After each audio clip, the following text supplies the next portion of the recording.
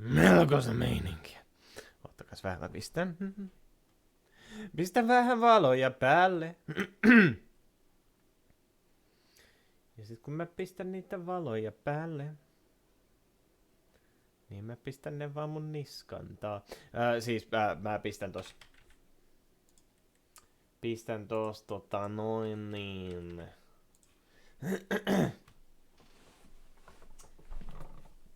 Op.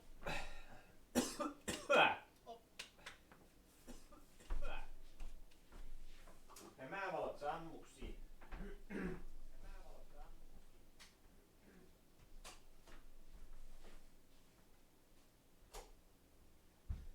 Ja savolaistun.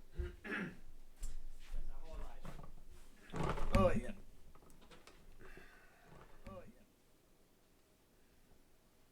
Todi. Mulla on pari Miksi mä kuulen oman ääneni? Hyi. Mitä vittua mun piti tehdä? Ai niin jo.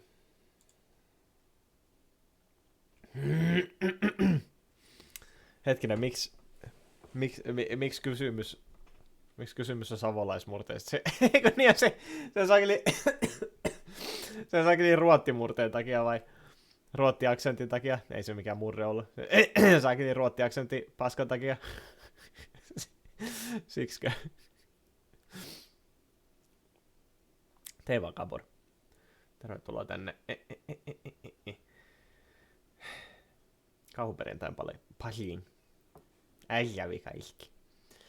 Kauhuperjantain pariin! Perkele. Noin. Me pelataan tänään yhtä peliä, mitä mulle on suositeltu, koska se on vissiin hieman samankaltainen kuin pelaamasi pelit. Siren. Jos muistatte jotain niin OG-striimiä mun kanavalta, niin oho, sieltä tuli taas mua maini. Kun tosiaan... Perkele, mikä takia tää nyt pakottaa? Mene nyt vittuun. Kukaan ei halua kuulla sun ääntäs. Okei. Okay. Kun sieltä vaan kuuluu mun rykäsy. Oi vittu, mikä elämien elämä tämä on. Mutta toi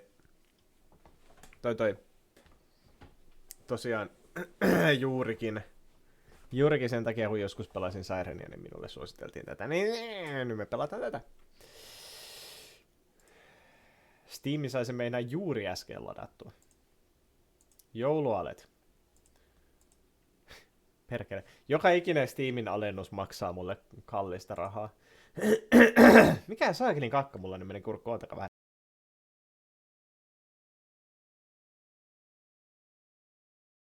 Pientä tukehtumiskuolemaa tässä nyt meneillään, mutta ei se haittaa.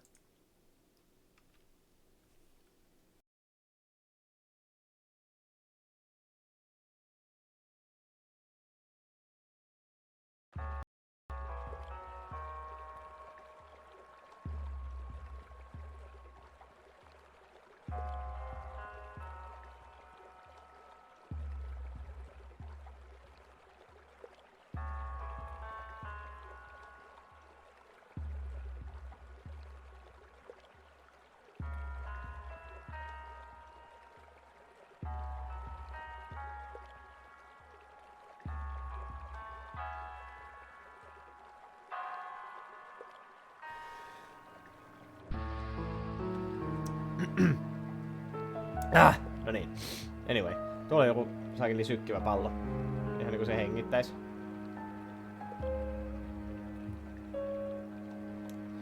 Tässä tosiaan on Atama. Jossain määrin Siren-like. En tiedä kyllä miten paljon. Jos tää on aivan kuin Siren, niin voi jehena, ei riitä tää päivä. Mut jos tää on vähän niinku sinne päin niinku temaattisesti, niin sit voi riittää tää päivä. Display tips. Okei. Okay. Film grain. Pistetään striimin takia. Ai saatana! Oliks toi piipaus teille jotenkin hirveen kovalla? Koska mun korvaa se särähti. Hirveä ääni.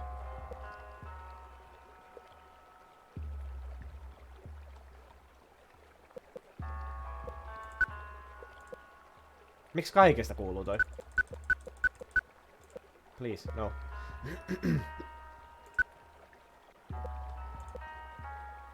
Ultra. Totta kai mä laitan vievin distaiseksi ultran.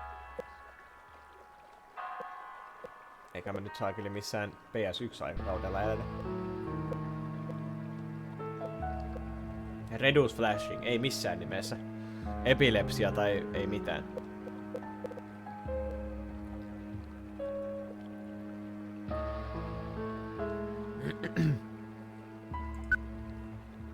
Niin tosiaan, onks nää game sounds, they assumedly are fantastic.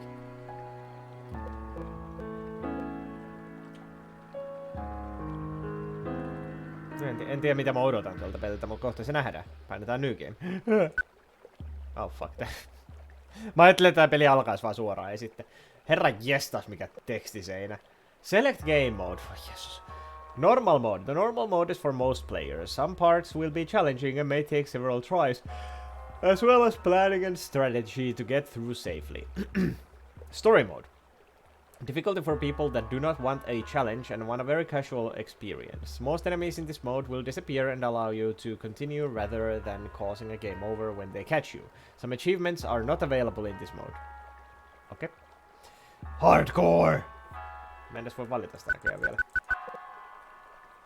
Mode for players who have beaten the game and want a challenge. In this mode, death is permanent, meaning you must start the whole game over if you lose, and there are some additional enemies and challenges. Kuulostaa aivan hirveältä, miksi ikinä mä pelaisin tolleen. Jesus fuck.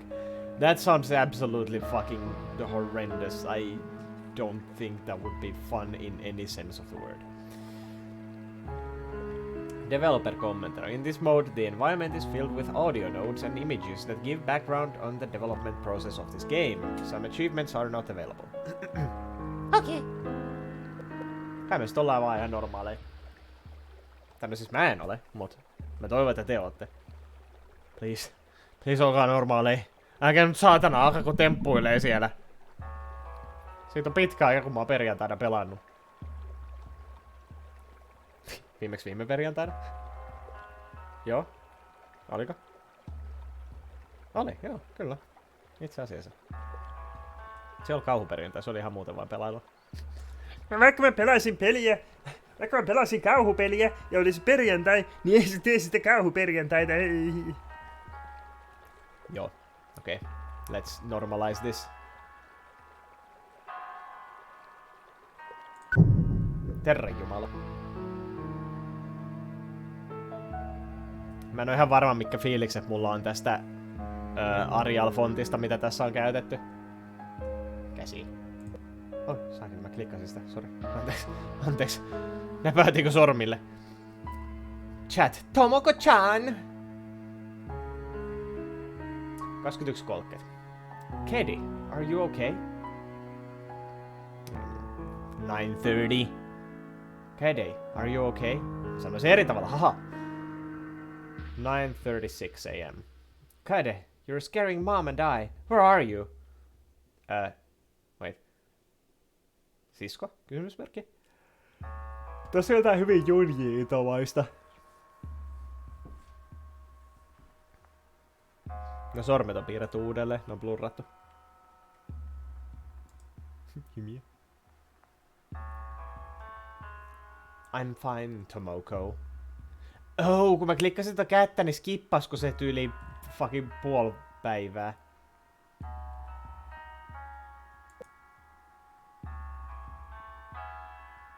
Wait, onks tää nyt... Tää on nyt eri henkilö. Onks tää niinku meidän hahmo? We thought you'd come home... We thought you'd come home after finals. Where have you been?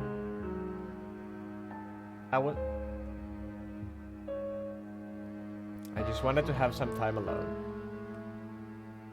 Okay, there was a lot more going on. We called the university. Your roommate said you were talking about going to Aunt Noriko's village. You didn't really go there, did you? Okei. Eli se on ihan sama, mitä kohtaa mä klikkaan. Se nyt vaan ei yksinkertaisesti vastannut. Mä ajattelin, että oli aika jännää, että tässä on niinku tämmönen vaihtoehto, että sä voit vain olla vastaamatta. I'll be fine, Tomoko. I'll be home tomorrow. It's just that. Finals didn't go well. I've been having those hallucinations again. Nope. I just felt bad. The last letter Noriko sent me was very weird and urgent. And has me worried. And she always writes us, and we never even see her. I thought I'd go there and surprise her. Melkoinen muori. Niin minkä ikäinen tää Noriko-täti oli? Herranen aika. Seriously? There's not even regular trains that go there.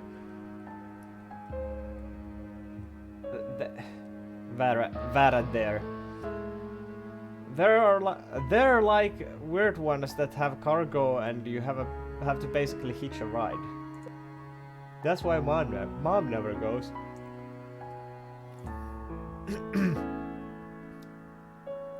I know mom thinks Noriko is crazy, but when I was little, when you were a baby, Noriko was nice to me and talked to me about things I can see. Guess I just felt like she always talked about the family curse, and it's stupid, but I wanted to talk to her, just to see her. You don't really believe in family curses, do you? In before we are killed by the family curse.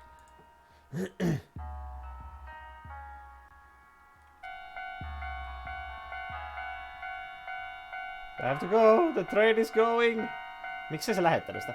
Is everything okay? And I know the heirloom Noriko mentioned probably isn't... Is there even cell phone service there? Will you even be able to get back? Kaede, are you there? I don't think she is. Well, I mean, me ollaan sieltä. We are here. Henkisesti jossain muualla. Harvoin, että tätä ei voi scrollaa ylöspäin.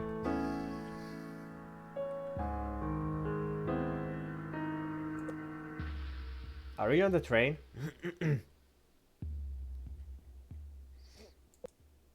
Please answer. Tää on niinku mitä, 2 tuntia myöhemmin?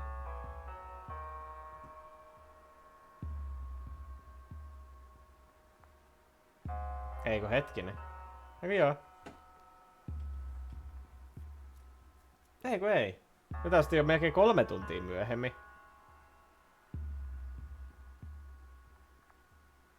Ei 2 tuntia. Mitä helvettiä mä sekoilen?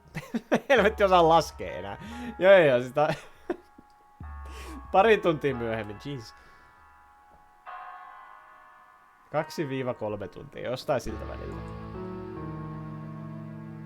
Ja mehen ei vastata. 5:23 p.m. Kaede, mom called the police. We don't know where you are. No, se sanoo lähtevänsä sinne tätinsä luo. Ei tarvi huolehtia nyt taas. Ei tarvi huutaa. Is it your graduation ceremony next week? Niin no, olettaen, että me ei päästy finaaleista läpi, niin tuskin. You didn't really go to the village, right? Did something happen at school? Mom told me to tell you... What? Mom told me to tell you to forget about Noriko and whatever she told you about the visions. Mom told me to tell you, please forget the heirloom and come home. No vittu sit se mutsi voi itse lähettää mulle viestiä. Kaede, please. Please answer. Okay, nyt on mennyt aika paljon aikaa. 10 tuntia myöhemmin. Please answer.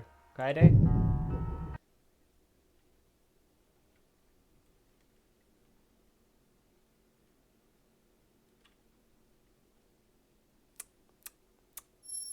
Ai saakeli, se oli kimeä ääni.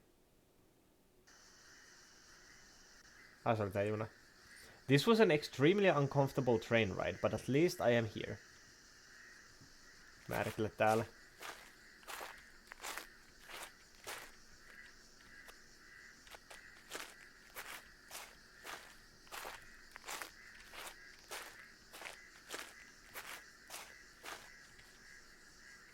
Onks jotain telttoja?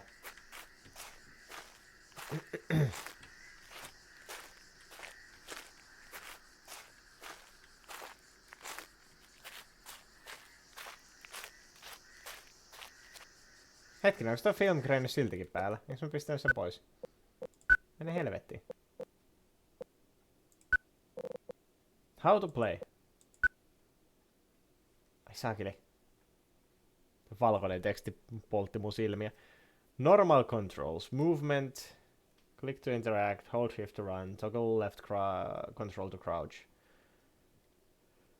Okay. Right click to begin or end remote viewing. What do you mean remote viewing? Onks tää nyt se asia, mikä liittyy Sireniin? Left click or scroll to cycle through remote viewing targets. Oh boy.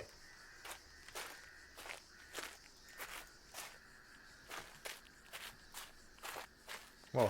Tästä tulee ihmeen fish eye-efekti, kun lähtee juokseen. Tää.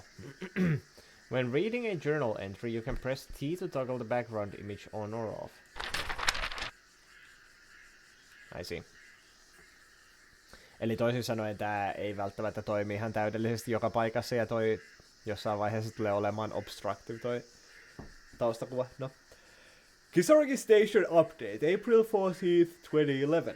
Attention!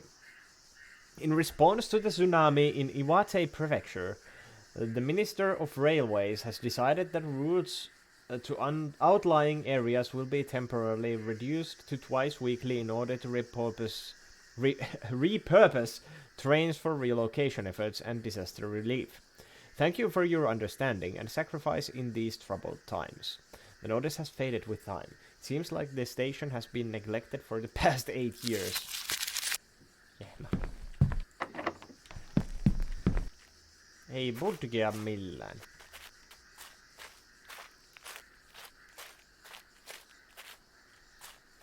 Muita ärsyttävän kuuloisia Finglish-lausahduksia. Onpa söpöä pikku auto. Hei! Sirenin alus on ihan samanmoinen.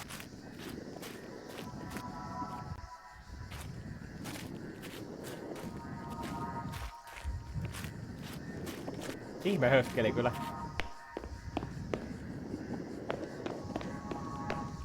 Okei, toi kivellä laukkaamisen ääni nyt ei ollut jotenkin semmonen mitä mä odotin. Tää ei muuten yhtään vaikuta sellaiselta paikalta mihinkä täytyy tulla piiloon. Mä en dikkaa siitä, että tästä tulee toinen sakeli fish eye lens-efekti kun sä juokset. Onks tää oikeesti näin huonosti optimoitu? Pistetään toi.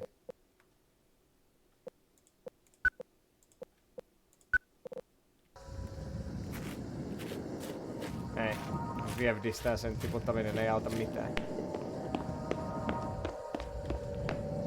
No, sen verran tehokas tietokone pitäisi olla, et ei tämmönen peli nyt jähi, mut... No. 30 fps experience on se mitä me saadaan tänään. Jopa tää... It's happening again.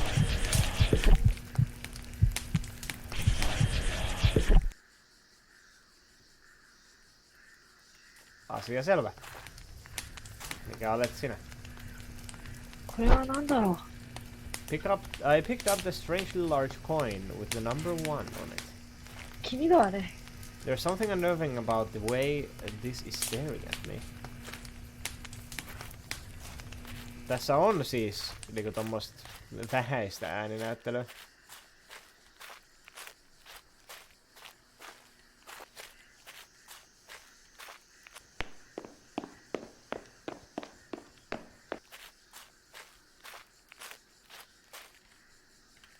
Nahkatuoli. I don't have time to rest. Mä haluaisin nyt joku statistiikka. Kuinka monessa kauhupelissä on joku random tuoli, jota sä voit interaktää ja sit se sanoo, että I don't have time to rest tai jotain muuta vastaavaa.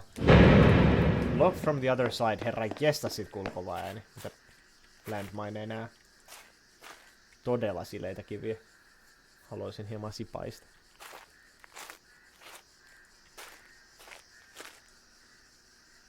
Drift.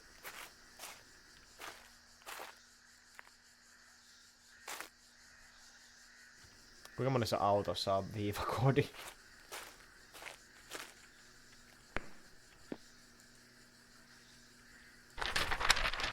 Groundskeeper's note. I'm so sorry, I lost my spare key. I must have dropped it somewhere around the other side of the main gate. I promise to replace the locks to make sure no one can get in as soon as I can. 鍵が必要だわ。Elikkä sit puuttuu avaa joka tapauksessa. Darn.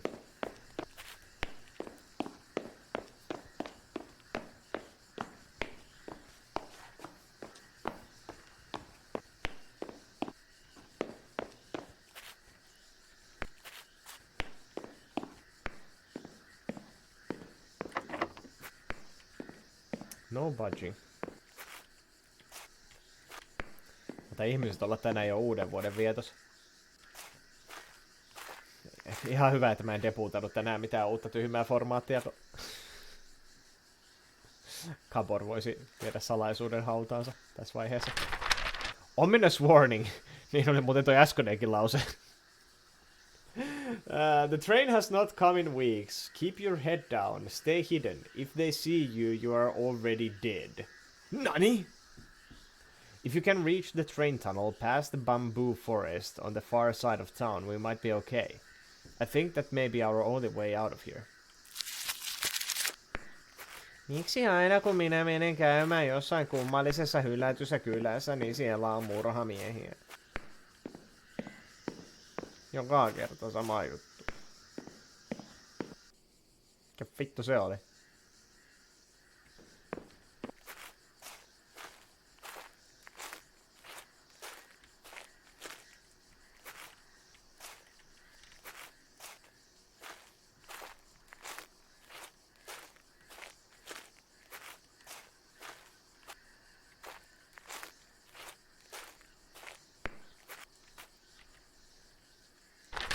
Here.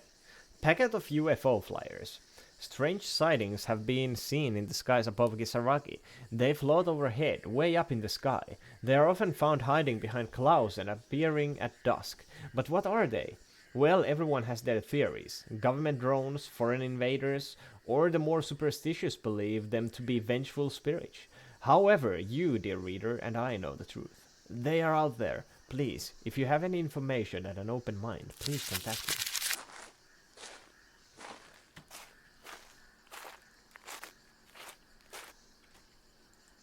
Numero, johonka juuri yrititte soittaa, on poissa käytöstä. Olkaa hyvä ja älkää soittako uudelleen. Siis ihan oikeesti, onks tää ollut joku spurkukylä? Täällä on mitään muuta tällaisia ihme peltihökkeleitä ja jokaisessa joku yksi tuoli. I'm getting another vision!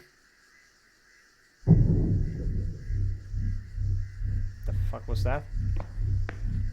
Mä en tiedä, mutta peliä ainakin talleet. Voi pojat, mikä sänky! My back wouldn't last one night sleeping on this.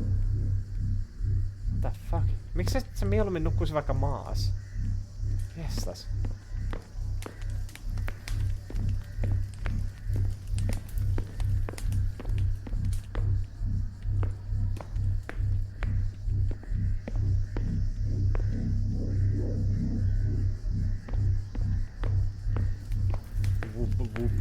Whoop.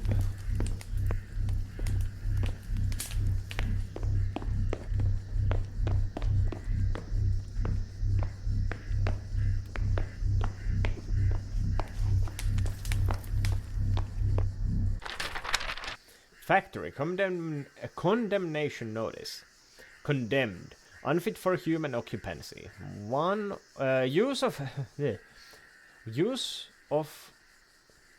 Use of or occupation of this building is dangerous and unlawful. Trespassers will be prosecuted to full extent of the law. April 5th, 2011. Jeppis, Jepulis, joo.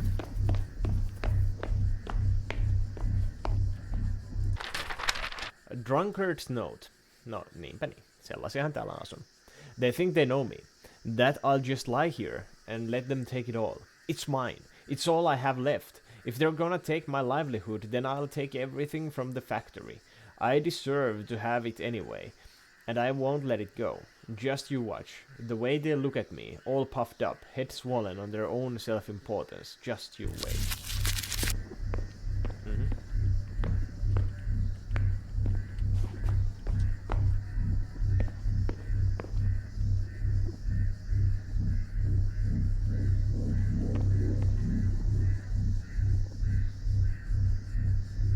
Okay.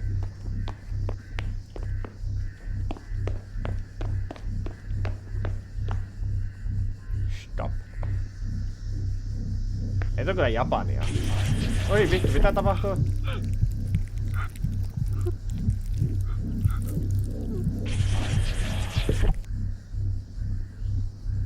Aha! Jaha. Hevaakin on.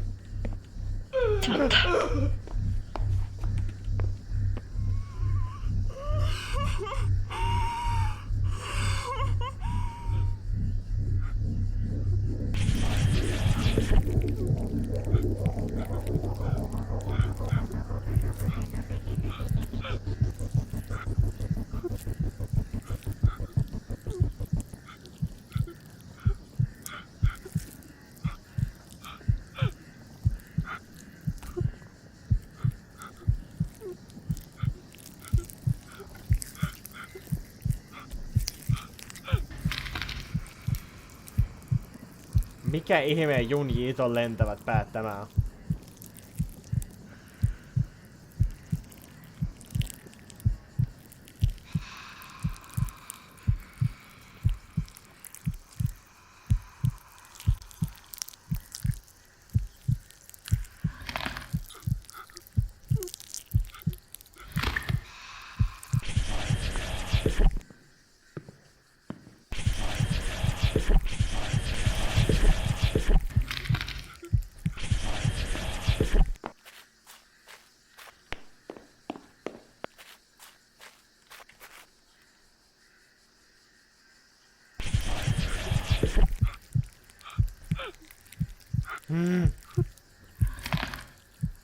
Sitä toinen vetää. Uh-oh.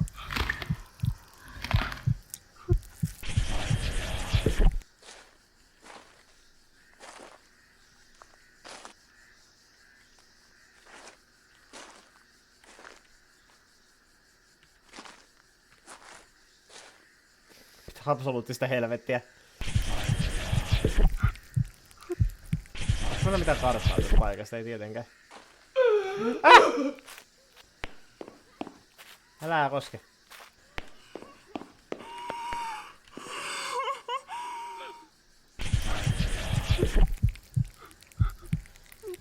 Wow.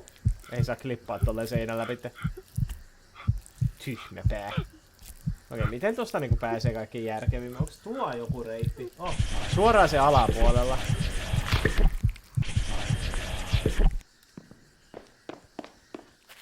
Ei! Perhana, mä luulen, että se kattelee toisaalle. Eikö sä nyt mennä huutaa johonkin muualle? Spinnaa vaan kovasti. Ja toi käy vilkaisee siitä viime reuna ylitte. Tää Mr. Babyface. Pitäis näkyä pikkuhiljaa, joo, tässä tulee.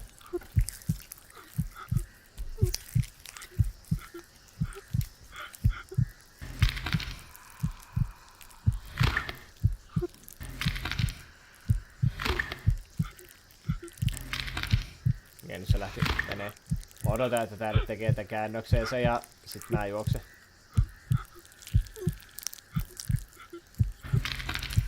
Tällä kestää omaa aikaansa, että se tulee tullut takaisin.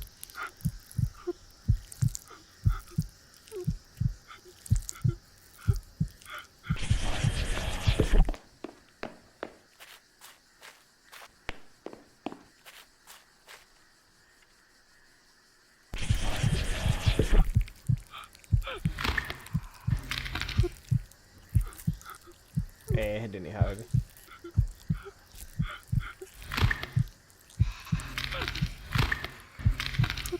Tuo se lentelee tuon takana.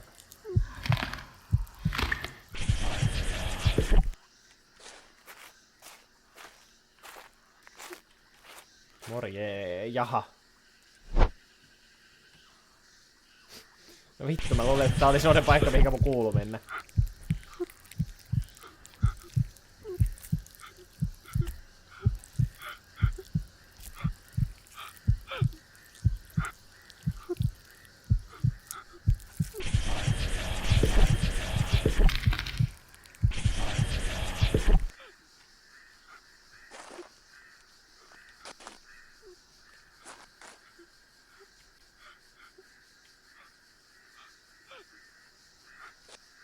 Mitä helvettiä?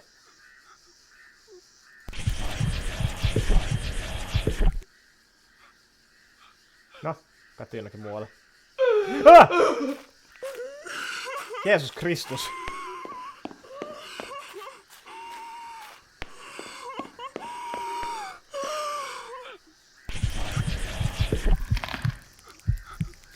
Vittu, kun se vaan yhtäkkiä kääntyi kattoo mua. Herra Jumala.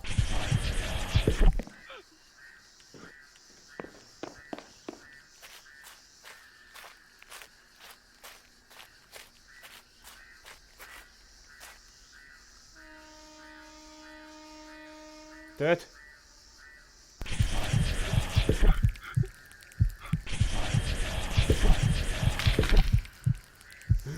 Okei, mikäs tän tyypin diili on?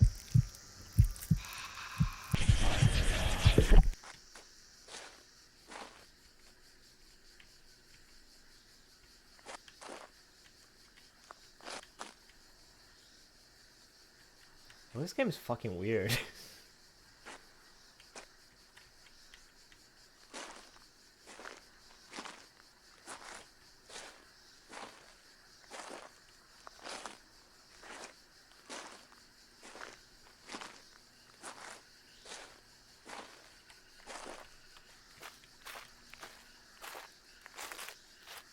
Kyllä äsken enää päätä. Kuinkahan pieniin koloihin ne mahtuu.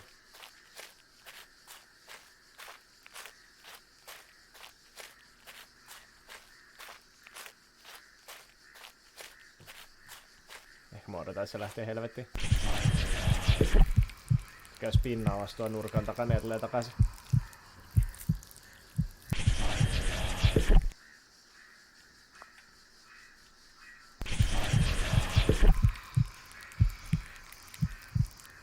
Ja mä oon niinku tossa kopissa siinä oikealla ja nyt saatana katso tänne. Cool. Näiden tyyppien peripheral vision ei ole mitenkään erityisen tarkka.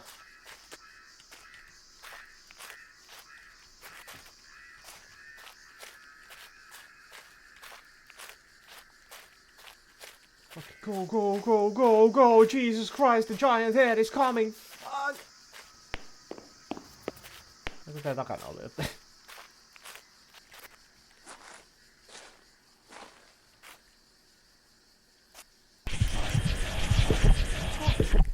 Verda. Verde.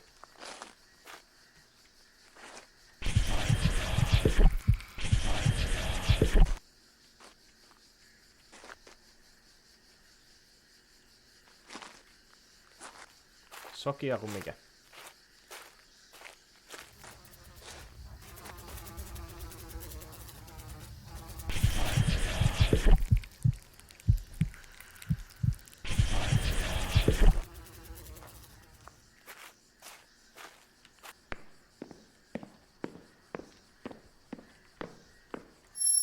Ai saakeli, kun oli kimeä ääni. Miksi sen täytyy olla noin kimeä ton äänen?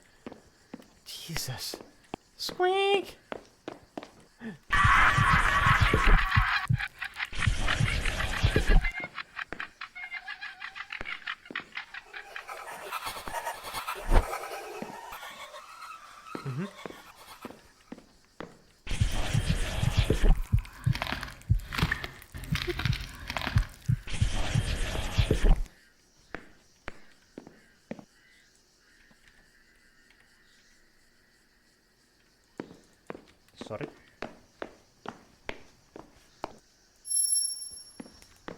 week.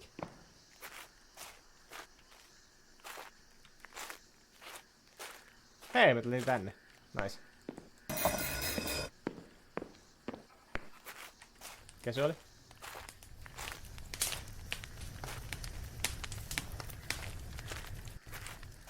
Sitten joku toivomuskaivo. Tähänkö mä käytän ne kolikot? Joo, ei. Ehkä. Never mind.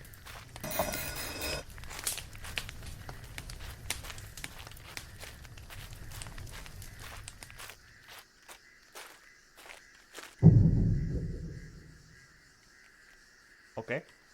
If Kaede gets a vision, it means she has gained a new list of eyes to gaze through. Aha.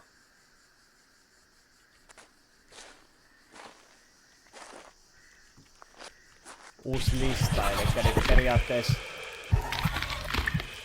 Mikä tää on jumis? Aha.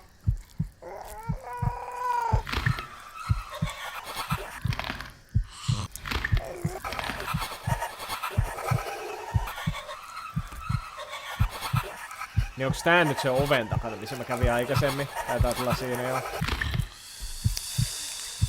Tää nukkuu. Okei.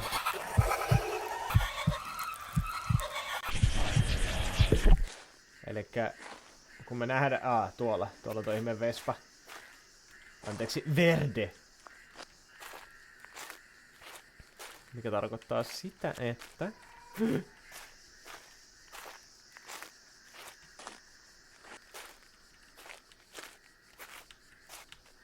Siellä kopissa on vihollinen. Mutta, halutaanko me se kirves? Tuo kirves näyttää melkein niinku...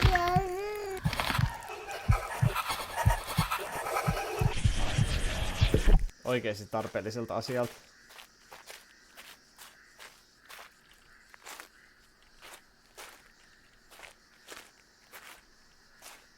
Mut se ei oo lähdös yhtään mihinkään. Se otus, joka on sen kirveen luona. Se on niinku tossa kopis.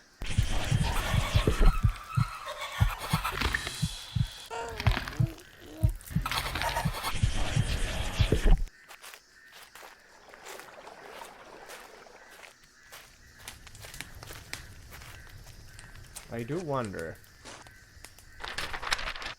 Crumpled letter to blacksmith from carpenter. Daichi, I understand that you are still in mourning.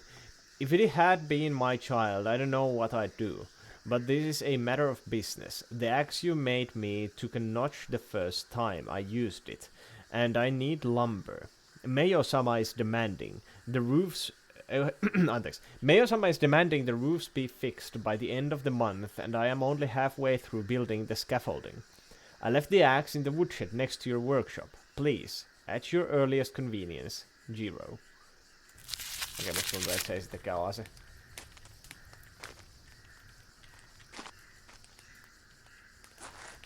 Baby. Blacksmith's response. You never even had children, you goddamn outsider. What would you know? To hell with you and to hell with your axe. I have sharpened it now, and if you really want it back, just show your face to me, and I will show you how sharp it is. Aggressiivinen meininki tää kyllä. Jiro's Journal, May 22nd, 2019. There's something wrong with this place. Just something off about the way everyone acts here. Just something off about the giant heads floating in the sky. I know beggars can be choosers, but everyone here just freaks me the hell out. I'm supposed to be fixing the roofs for Mayo-sama, but if I confront Daichi about my axe again, I think he really might kill me. I'm boarding up the hole in this shack for my own safety. I'll stick to my tent and my space and do the best I can for Mayo-sama, and just forget about everyone else. Ihan vaan niinku, just a thing to note. Nää tyypit ihan oikeesti on asunut näissä saatanan peltikopeissa. Näissä sakille aaltopeltilaatikoissa. Nää tyypit on asunut näissä jo valmiiksi. Jet meillä on täällä ympärillä niinku ihan tämmösiä valmiita jotain ihmeen... Onks toi niinku pagoda-tyyppinen vai mikä toi on, mutta tommosia kuitenkin... Tommosia hyvin asialaismallisia rakennuksia. Täällä on kivisiä seiniä. Täällä on niinku ihan selkeästi... nyt saatana näe sitä tänne. Okei, hyvä. Täällä on ihan selkeästi niinku jonkinnäköistä arkkitehtuuria, niin minkä takia nää on asunut jossakin saakeli aaltopeltikämpissä?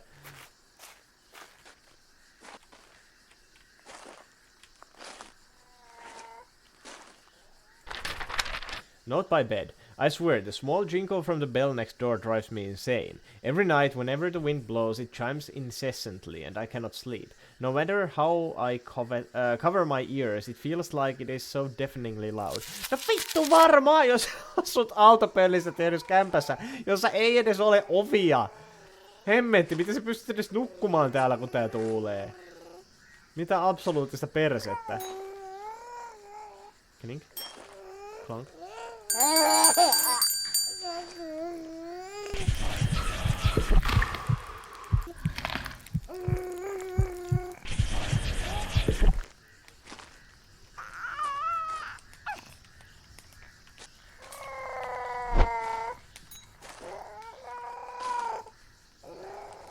Got the axe. For some reason I can't stand holding it.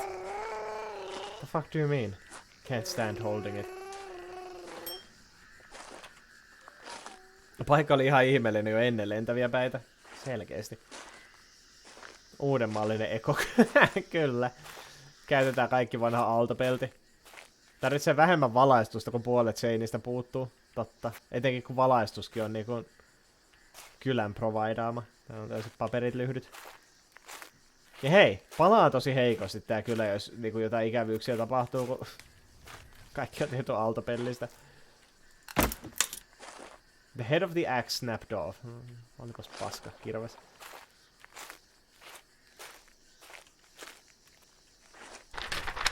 Jiro's Journal, May 23rd, 2019. I cannot take this anymore. Why did I ever come here? I tried to board a train and get out, but there was not a single person at the station. And yet I still felt like something was looking at me. I have never felt anything like it.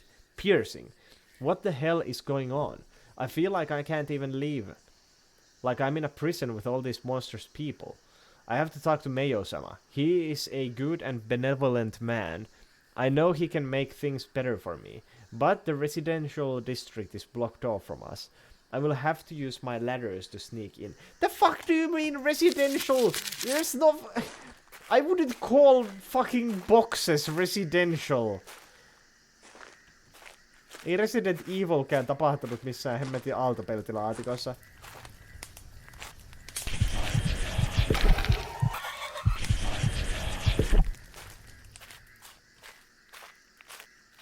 Vielä katsoa, että oliko tästä auton lähellä Doors are locked, but I can see that the fuel gauge is extremely low. Ja mä ajattelin, että tässä on pakko olla joku juttu, kun tässä on valot, mutta ei sitten.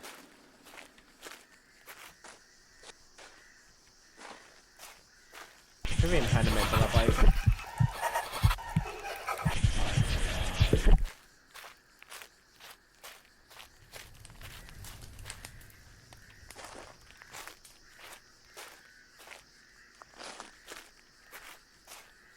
Ja sit näin niinku asuu oikeesti tää, että...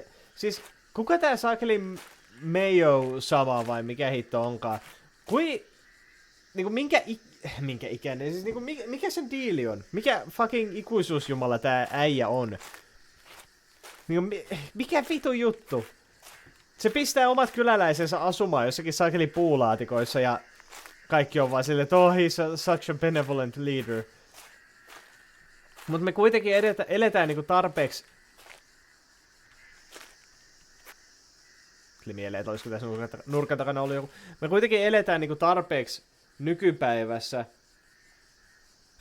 että meillä on autoja ja kaikkea. Ja maailman isoin harava, herra jestas.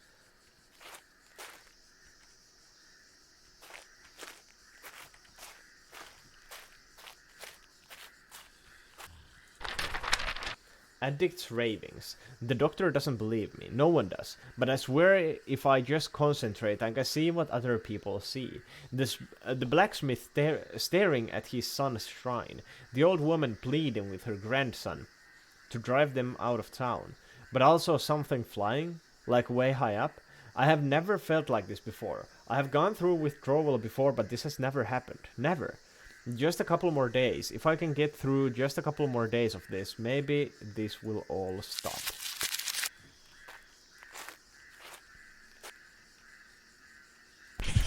Mä kuulen sen nukkuvan tyypin.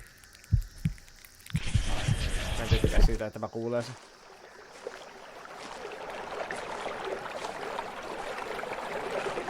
Se paskaa.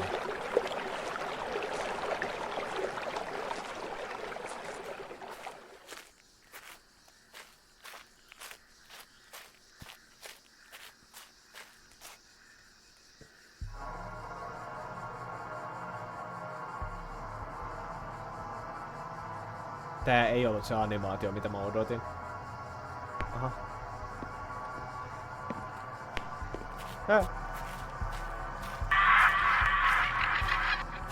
Mä en tykkää siitä, että sä katsot mua tolleen.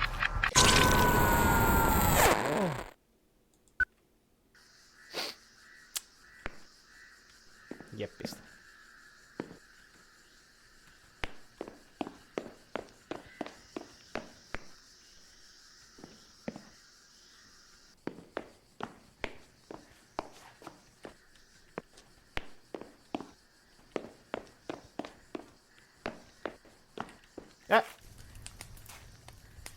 Voi hitsit, olin tulessa.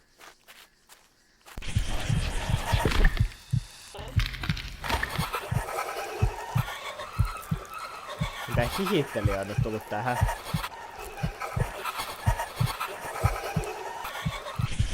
Eihän nää mua, jos mä vedän täältä alta. Sokia paska. Pidä kätteen. Ei! Aha, okei, never mind. Mä en tiennyt, että sillä on silmä perseessäkin. Onko sillä perse? How does it poop? Nää on näitä kysymyksiä. Jota kenenkään meidän ei kuuluisi koskaan joutua kysymään.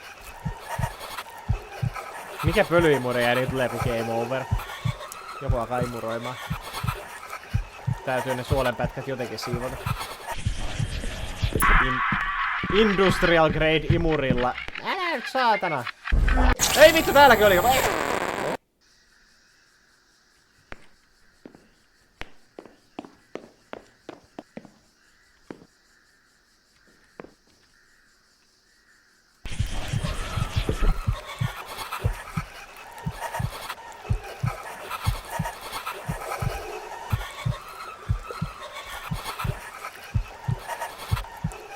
Miten se käyty?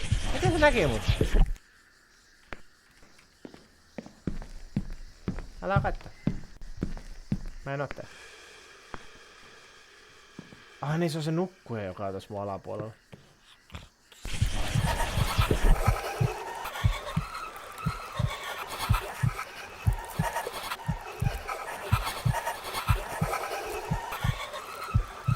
Katso kuinka paljon noita päitä pyörii tuolla toisella puolella, että saa kyllä aitaa. Jehna.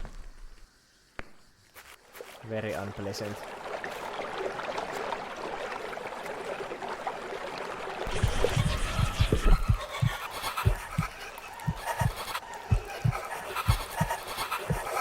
Ja hauska, kun mä pystyn niinku positioimaan itteni silleen täydellisessä kulmassa, että se ei just se saatu katsoa. Eikö se käynyt tuonne oikein päin? Joo. Okei. Mä odotan sitten, että se kääntyy vielä kerran.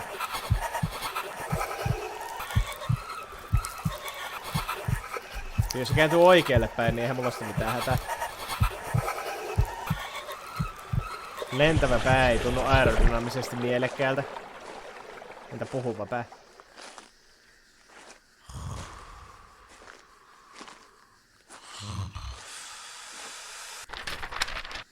No niin, kannattaa tulla tänne. Timeline of Kisaragi. 1883. As part of the Meiji government's efforts to spread Shinto, Kisaragi Shrine is constructed and humble town forms around it. Ja ne by the way, mutta kun se edellinen viesti oli se, että se äijä höpisi, että täältä ei edes junat lähde enää. Se viesti oli kirjoitettu 2019. Se juna-asema suljettiin 2011, ainakin sen lapun mukaan, mikä se juna-asemalla oli. Heliumia täynnä olevia ilmapalloja, kyllä. Vähän niinku se Junjiiton tarina niistä lentävistä päistä, joka tappoi ihmisiä, joka näytti niiltä. 1938. Ongoing efforts to expand the railways lead to the creation of Kisaragi Station. 1939 to 1969. The railways lead to various industries coming to Kisaragi and opening factories as well as a mine. 1970. Young entrepreneur Mayo moves to town and makes plans to create a large manor right in the middle of town. Määrittele kyllä jälleen kerran tässä tilanteessa. 1978. Mayo Manor is finished and becomes a tourist attraction. 2005. Mayo purchases additional land including the mine which was shut down in 1998. 2011. The earthquake and tsunami lead to substantial damage to the railways and result in resources being diverted to other places. The town population plummets to less than 1,000 as the factories close and those with the means get out. 2011 to 2015. Many that remain in the town live in destitution and the factory district becomes a shanty town. Well, shanty it is, holy shit. 2015, Mayo reopens the mines, bringing us back to prosperity. Määrittele prosperity, mitä helvettiä.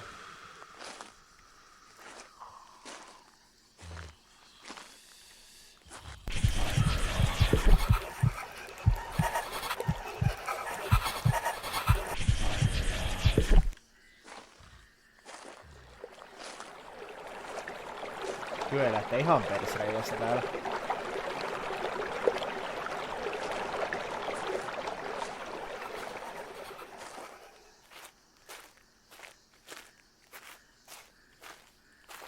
Eli kun mä olen nähnyt slummikyliä, mutta tää on jotain ihan muuta.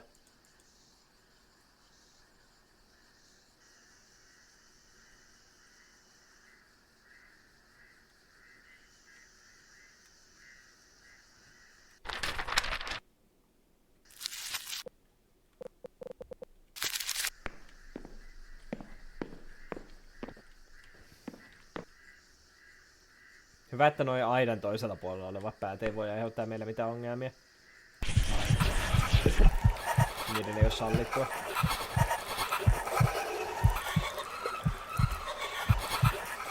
No, mitä mä diilaan sen nukkujen kanssa?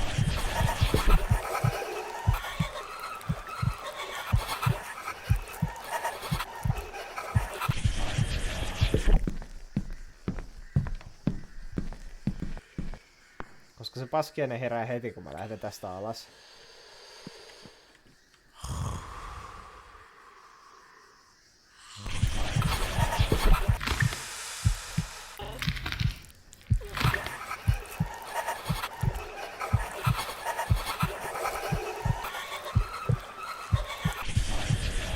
No tosta ei oo enää meillä mitään ongelmaa, mutta...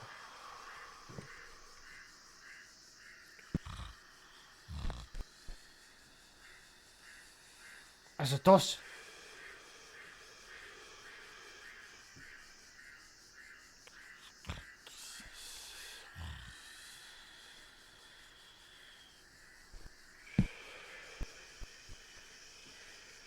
Well, isn't this a fucking pickle?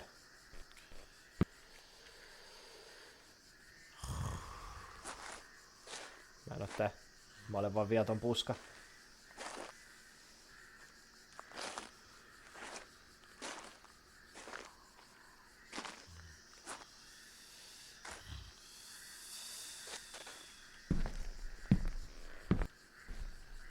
Koska tää peli tallentaa jo.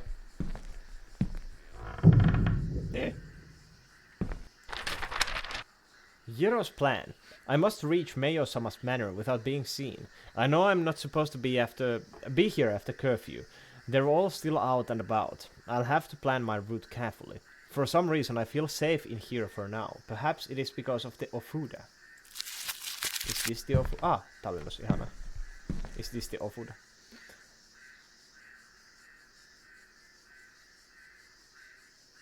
Ah, okei. Okay. Numerot. Antaa mus kykilehden nopeammin noista läpi. This Ofuda makes me feel safe. Maybe this is a good place to hide and plan my next move. Höpefylli söy. Montaks näitä on? Okei, tää hengailee tosta. Okay.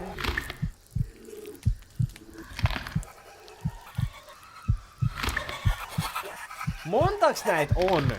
Jessus.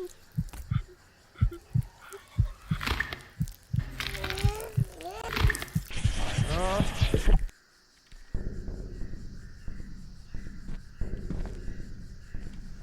Oi jehda.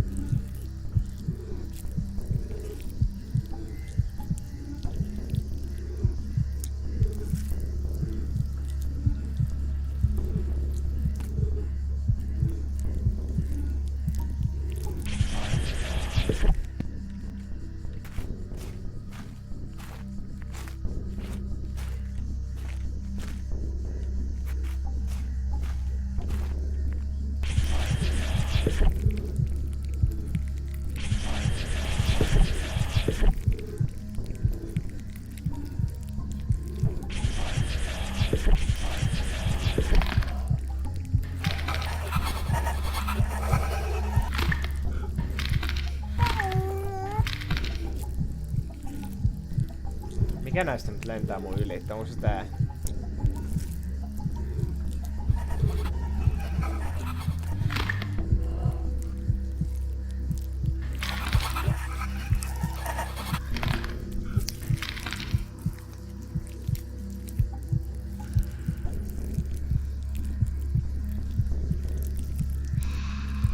Tää taitaa tulla se, johon menee tästä ohitte.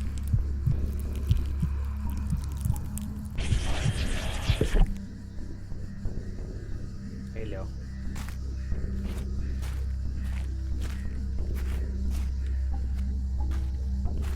Noin iso pää silti ei kuule, kun mä vaan tallustelen tää.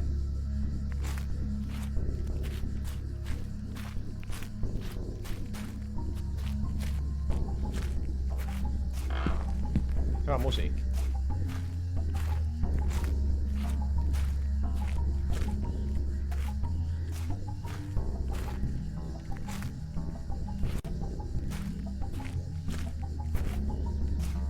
Kuin ovela, jos tässä pystyisi menemään tommosen pään takana.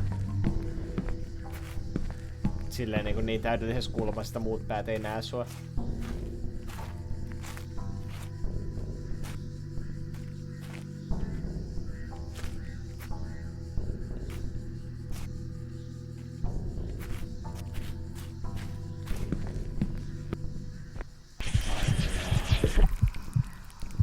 Ja tää nyt vaan kiertää tää pihaa. Se menee nyt tosta mun ohitte justiinsa. Onneksi ei käy tuossa sisällä. Kukas tää on?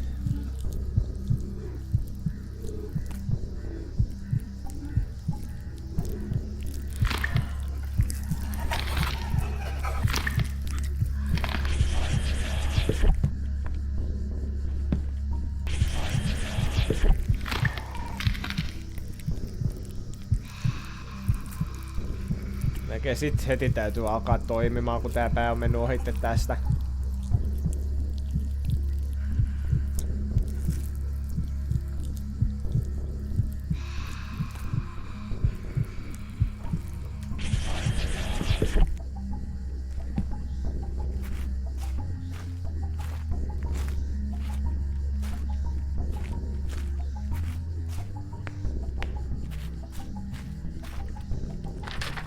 Doctor's Clinical Follow-up, March 28th, 2019. Toivottavasti sitä peliä ei pyöri tuolla taustalla.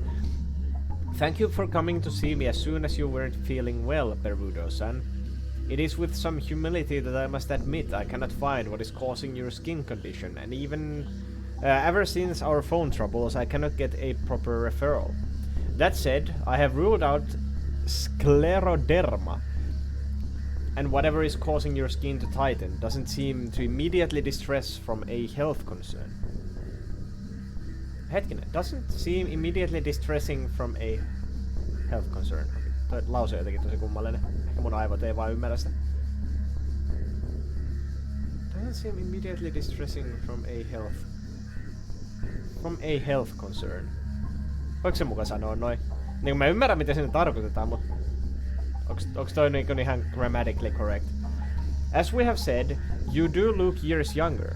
As soon as the train arrives, which it doesn't, I think a consultation in the city hospital might be warranted. Try not to worry, I think it will be all okay.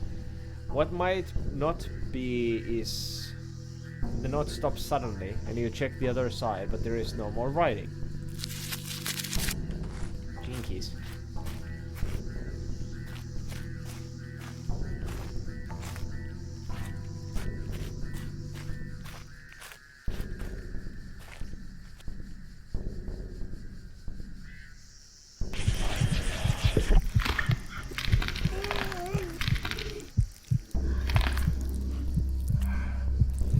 Mikä teistä on se, joka kiertää tässä mun luona?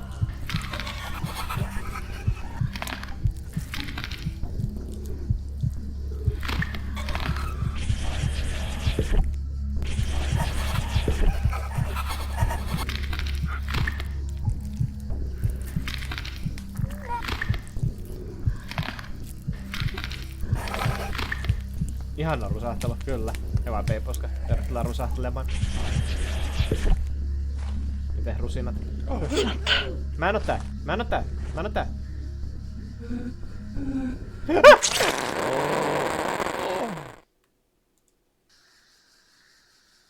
Missä vitus mä olen? Mikä tämä paikka on? Ei jaa, on tää se. Sä et saa nähdä mua, mä oon turvassa. Alkaako vituttaa?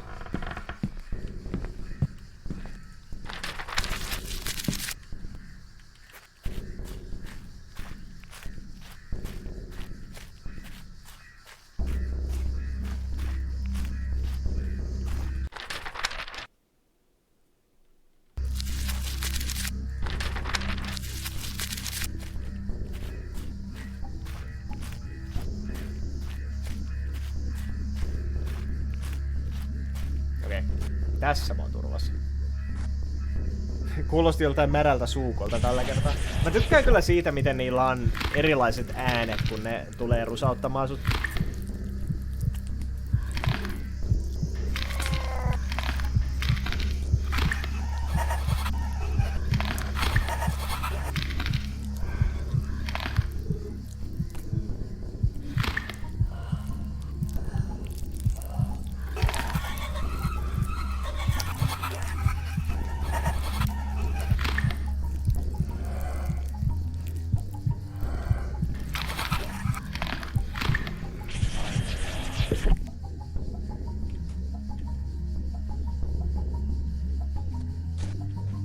Odotin sound designin kannalta jotain japanilaisempaa. Ehkä tää on modernia japanismia.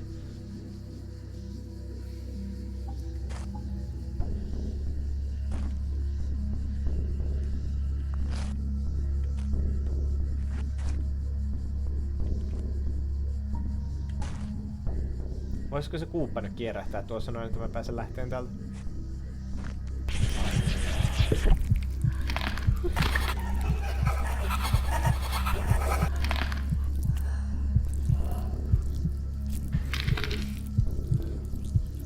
Lentävät päät näyttää länsimaalaisilta. Eihän näytä.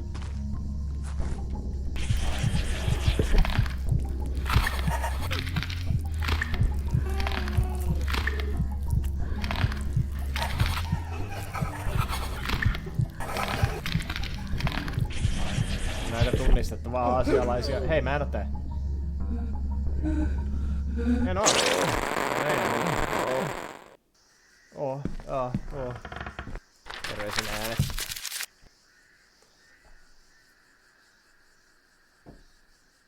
Kun toi aika aasialaiselta näyttää.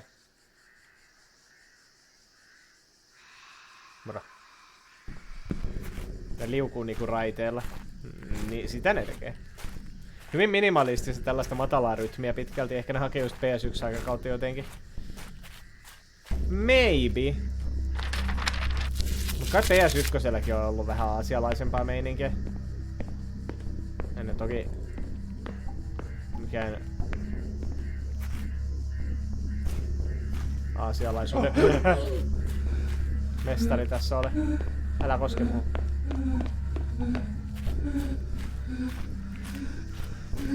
Tää on nyt hyvin ikävää. Mä olisin juossut sinne ihmeen turvahuoneeseen, mutta toi... Naama päätti lentää suoraan päin. Tai suoraan just tosta.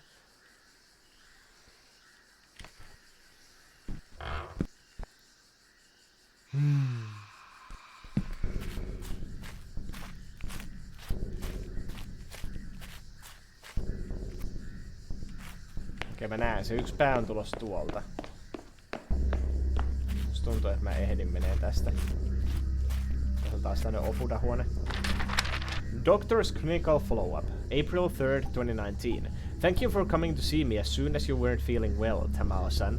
I must humbly apologize and say that I've been going through my textbooks to no avail. Whatever is causing your facial discomfort isn't something I'm totally familiar with. I know that's not what you want to hear from a doctor, and I know it's not what I'd like to tell a patient, but I don't see a cause for serious health concerns, and if the blasted phones come back or with the next train, you might want to take a trip or make an appointment with a licensed dermatologist. Regrettably, not stop suddenly and you check the other side, but there is no more writing.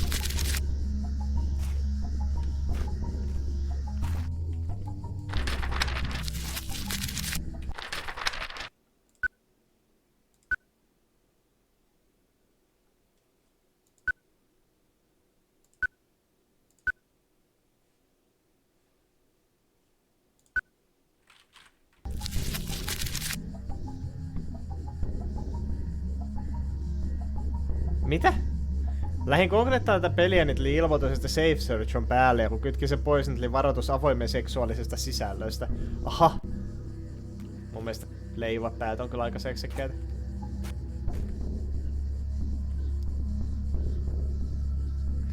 Devaajat olisi voinut ottaa enemmän vaikutteita Sirenista ainakin äänisuunnittelun tasolla. Joo, tää on kyllä siis todella minimalistista. Tää sound design tässä. Sitä ei käy kieltäminen.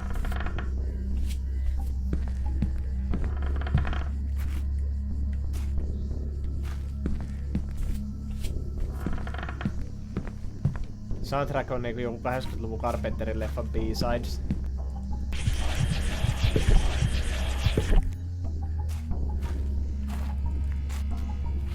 In a sense, joo.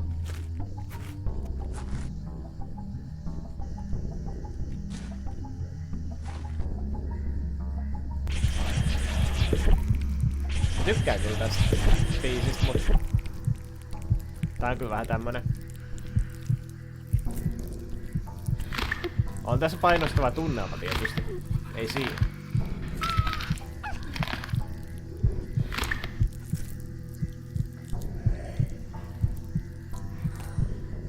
Okei, tää nyt menee tästä muohitte.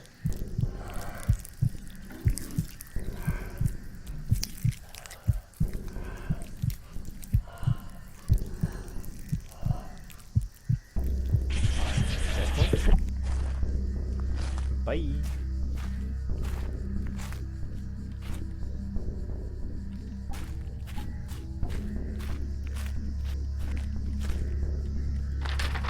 Doctor's Clinical Follow-up April 9th, 2019. Thank you for coming to see me as soon as you weren't feeling well, Tokugawa-san. Eri henkilö. I hope you don't mind me saying, but I look forward to examining your body in detail again. Your skin condition, I shouldn't say this, is not unique, and many of the people in the village have talked to me about it. Some kind of epidemic, but everyone I've seen is in good health otherwise. Nothing to fear, it tightens the skin. It makes you look young and beautiful. You know it never... The text stops suddenly, okay.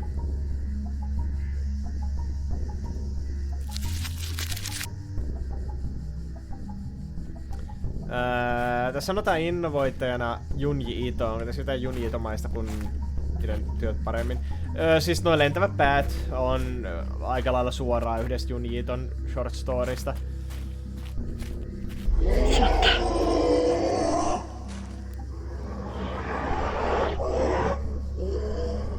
Hello! Ah, fuck me. Ja sitten tässä näkyy hahmoja tässä pelin alussa, kun ne hahmo keskusteli, niin ne oli piirretty hyvin Junji Itomaisella tyylillä. Hello, Snowku. He's playing a 2008 game again. I think this game is from... what, last year? No, this year. 2022. Yeah. Very current.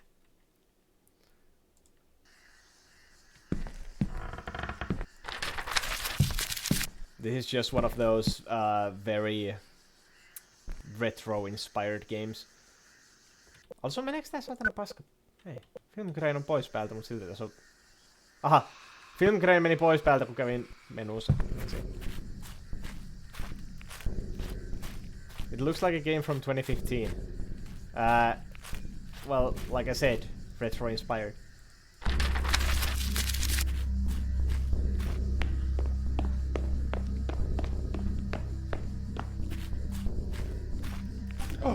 Ah.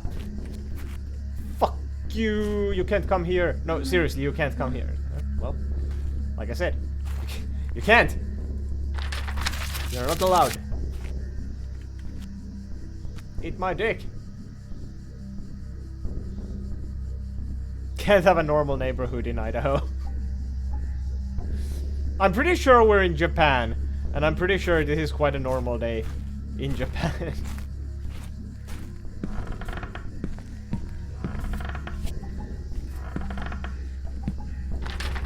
Delivery notice. Going forward, whenever you make a delivery, put it behind the barricade around the corner of the yard. Then ring the bell. I see. The fuck does that mean?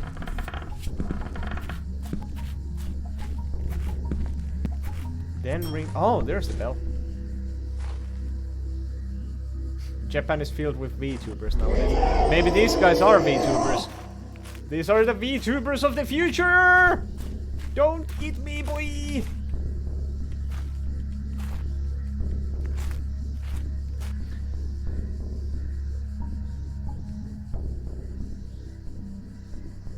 Sellainen ihosairas, että pää kasvaa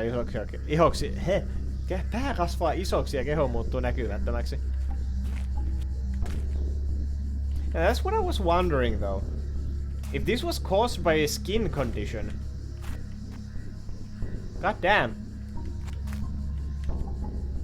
This disease evolved.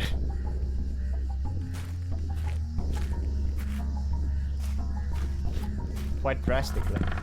So what if I ring-a-ling-ling?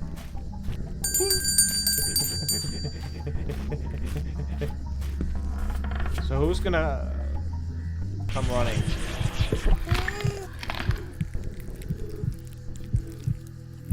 Oh, I think I was seen. I'm not here. Oh fuck, cocks, shit! Ring the bell!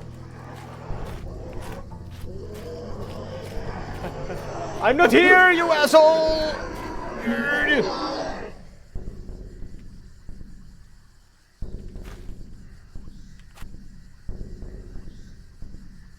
I don't like that he's trying to smile.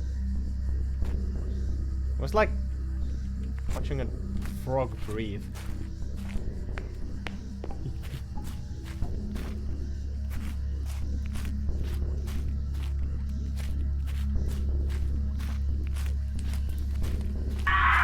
Oh, nope.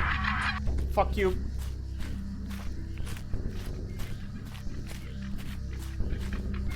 Oh. Jesus fuck! Well, that was fucking terrifying. Hello.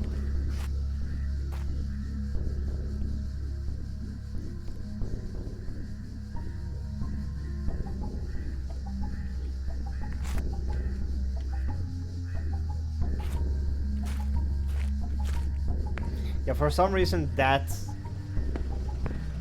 talisman is not letting them in.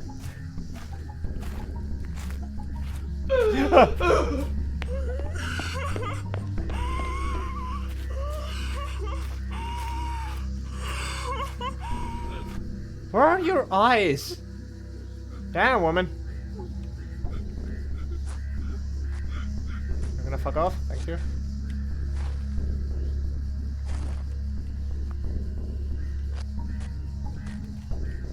They are all doing their rounds towards me, which is... I think it is a... slight problem. Someone is screaming at me, so that means I can just not deal with this. Too bad the talisman is attached with super glue. Yeah. I could just wrap these around myself.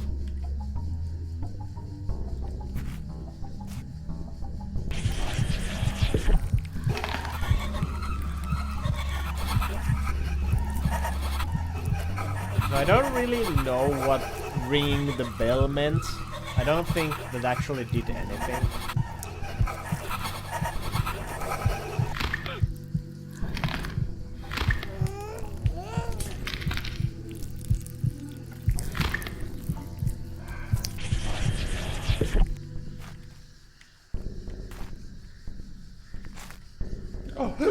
Oh my fucking god.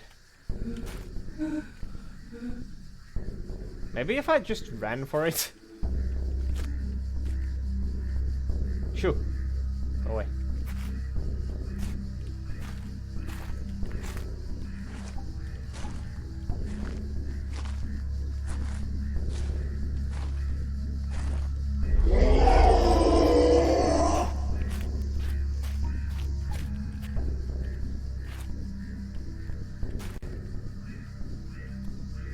I don't know how much good it would do if I, you know, stabbed one of them in the eye.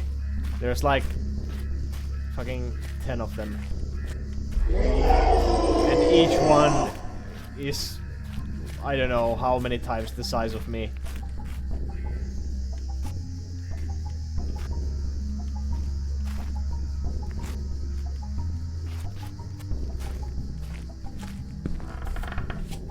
And they can fly.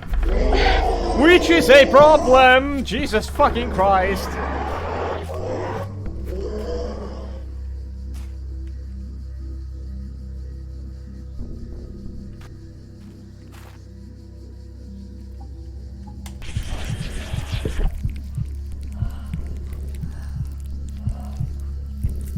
I don't know where this guy is hiding. There's the car. There's the dead guy. So at least I am not supposed to go through the main, you know, path here. Because there are heads sitting inside these houses. So they would see me immediately if I just walked through.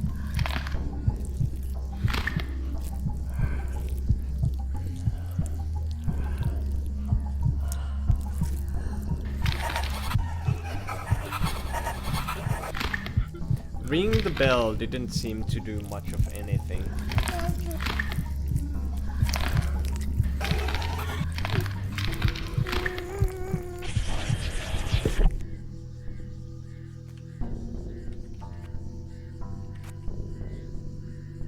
That goes that way, that goes that way.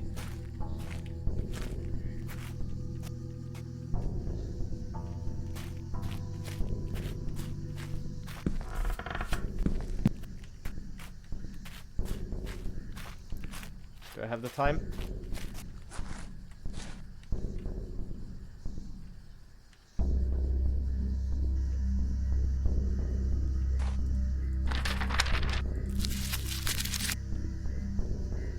The moment the guy goes past me, I should go for it. Oh my fucking god.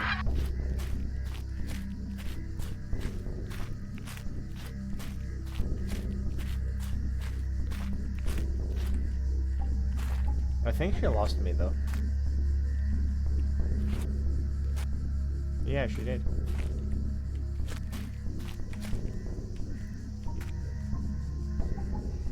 Plan my next move, she says.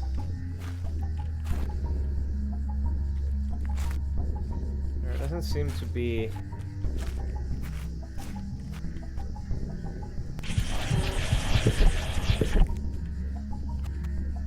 too much leeway between these heads. Okay, she goes behind the corner. They're all going this way around, not this way.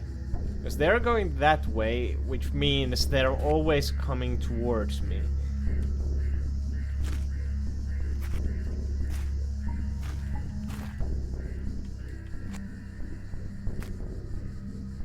Okay, I'll try through that side.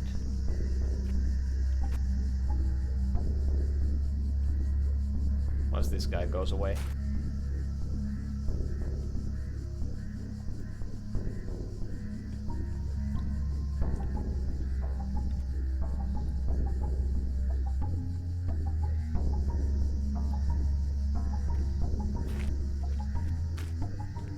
Okay.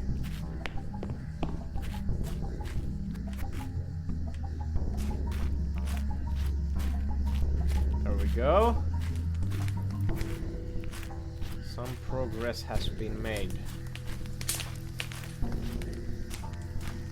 Now, if I could just find a clear hiding spot.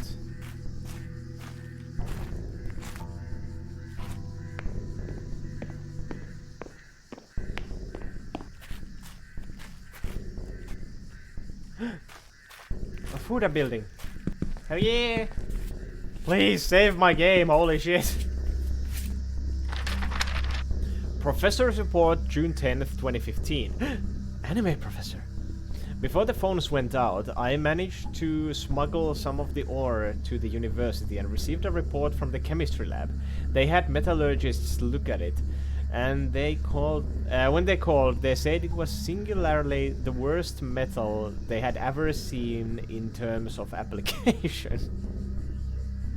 Well, that's something. You figure out, hey, this is a new metal. No one has ever found this kind of metal before, and the scientists just tell you it's the worst. You're an idiot for finding this. Fuck off. It was soft like gold, but not particularly conductive to temperature or electricity. It is dull, heavy for its volume, and it's just not good for engineering or any purpose. I was told even tin was worth more in terms of use. Oof. To that end, I cannot fathom how Mayo-san is profiting off of this. Oh, that's what the mining thing was. But somehow it is mined and made into tools here, and somehow Mayo ships it off and funds the town. Totally stopped. Military purposes?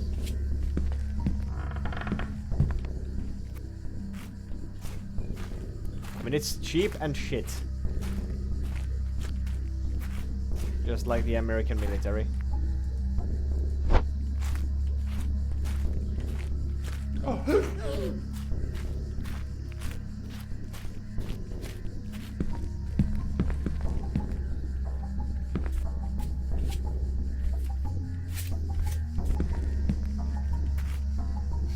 Just kidding. American military is not cheap.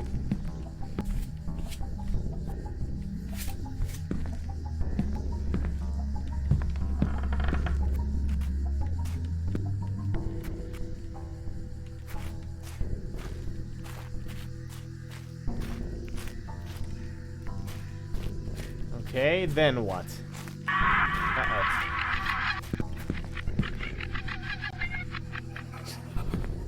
Bye. Okay, where is this guy? Where's the baby?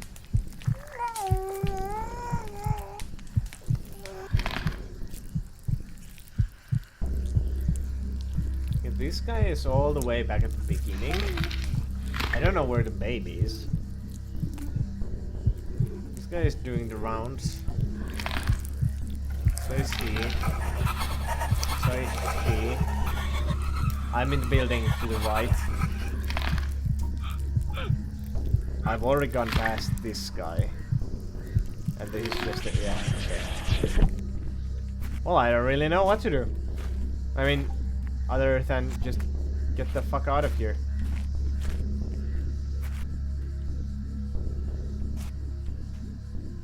Well, I'm gonna wait for that guy to go away. Oh my fucking what?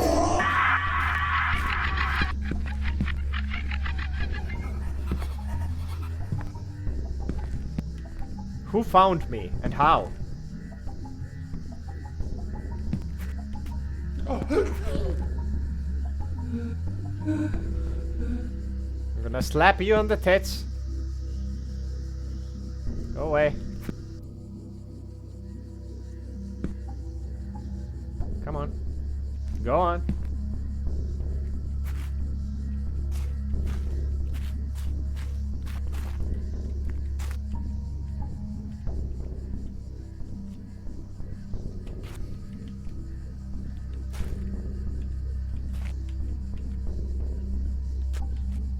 Yeah, there she is. Then there's the other guy, who should be coming around any minute now. There he is.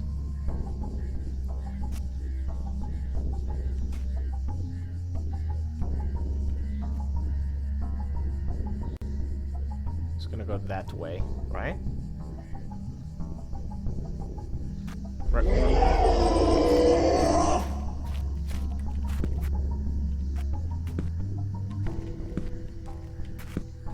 Cool. How? Where's the bald guy?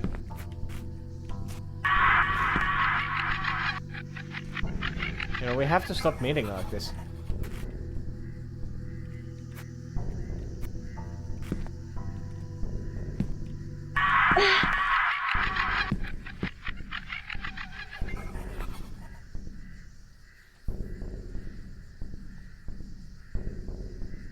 I kind of wish they had taken more inspiration from Siren other than the ability to do this.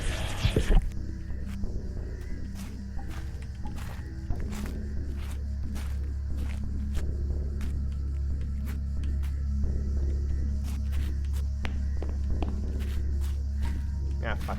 Ah, fuck. Ah, shit. Ah, fuck you. I'm not here.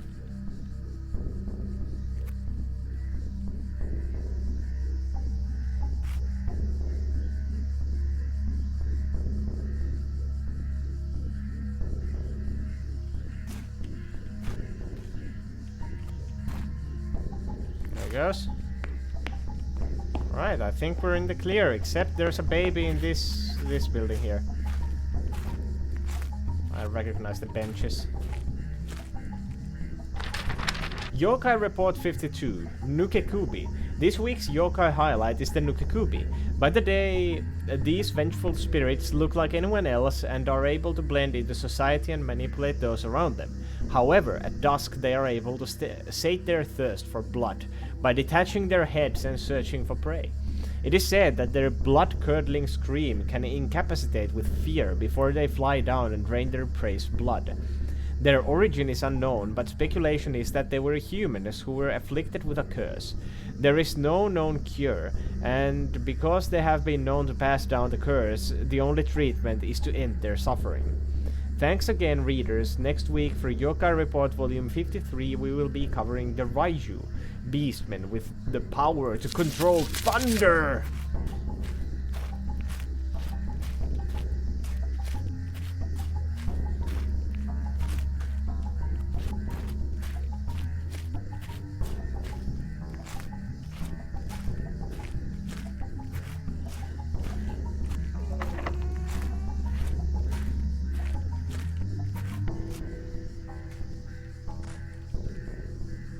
Is that a head?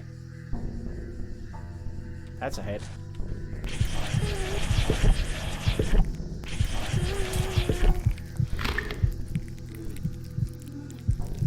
The big head is going away, I think. Yeah, the big head is going away, which means I should be safe. Huh. Why do you know?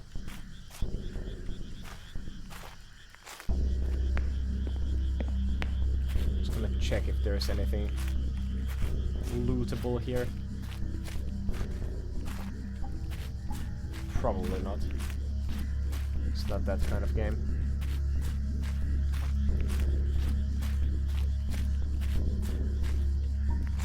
Then again, there's this huge area inside of this place. Doctor's clinical follow-up, April 13th, 2019. Thanks for seeing me. Methadone is not something we administer in a town like this. I don't think the apothecary even has it on hand. But in the meantime, I recommend Librium to help with opiate withdrawal. It could work. It does for liquor. I know your hallucinations are vivid, but that is common with withdrawal. I'm surprised health is any concern of yours whatsoever, given the life you've led. I have written you a prescription, but if you are serious about turning your life and work around, get to Mayo-sama and get a job digging up or working the ore. There is still hope for you, but not for long. So what, is Mayo-sama like just a giant floating head? It's absolutely enormous, planet-sized.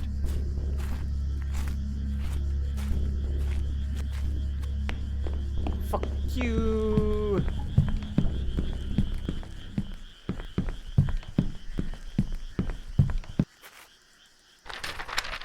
Doctor's clinical follow-up, April 14th, 2019. Thank you for seeing me, Noriko. I know our examination was short, and I have administered analgesic. Analgesic? Analgesic? The fuck is analgesic? For the headaches. Wait, what? Analgesic. Analgesic. Analgesic? For the headaches you get looking through the eyes of the Ascended. It is so wonderful, and maybe this is psychosomatic, but I think I am seeing it too. The blood vessels in my eyes are strained, and it could cause a blood vessel to burst. A doctor needs his eyes, but it's so beautiful. But a doctor needs his eyes, but it's so beautiful. A doctor needs his eyes, but it's so beautiful. The note continues on like this, including the backside. Sitä kaikki on symbolinen kertomus siitä, että pailuissa, missä kaikki muut on ottaneet ruohaa, paitsi sinä. niin, että olet pailuissa, jossa kaikki muut on ottaneet ruohaa, paitsi sinä. Joo, no. Joo. Kaikki muut rippaa palleja ihan täysille ja sä oot vaan silleen, mitä helvettiä. Ei varoiseni.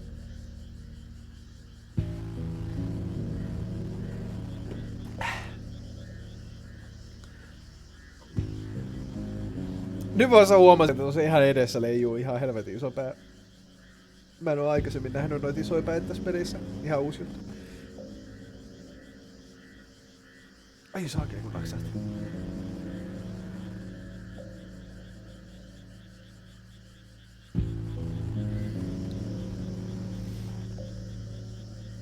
Ai. Miltä vuoden taitto alkaa näyttämään Viroissa? Onko siellä yhtä loskainen keli kuin täällä?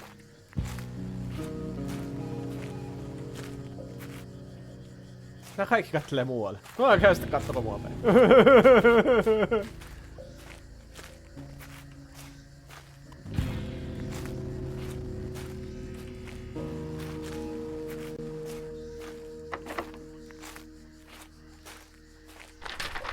Engineer Kentaro's diary, January 6th, 2019. I want to trust in the new order, the new way.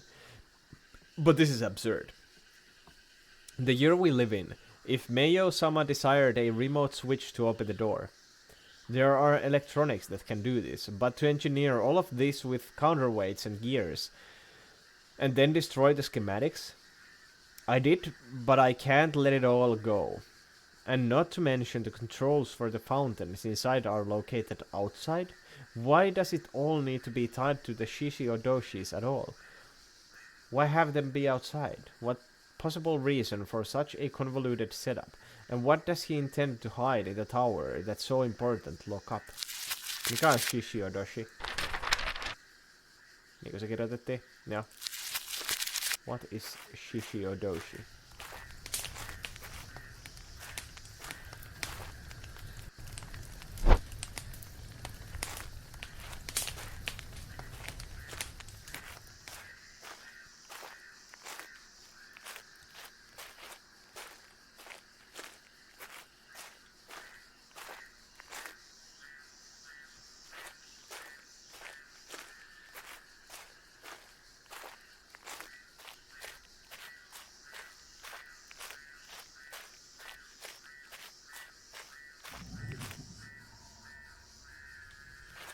Halo? No, kaivossa kuuluu ääniä.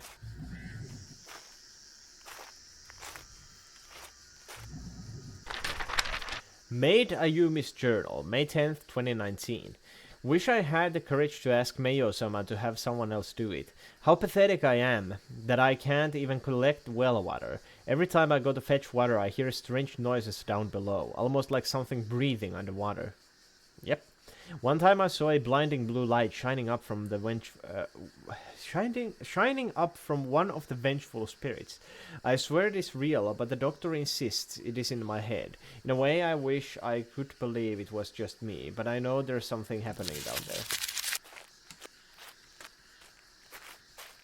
Se on vaan murrosikä. Japanin leffoissa se vesijuttu, mistä valuu vesi sellaiseen bambuun ja se kolisee. Joo. Yes. Sekö on Shishiodoshi? Okei. En ole ikinä varmaan kuullut sen vehkeen nimeä.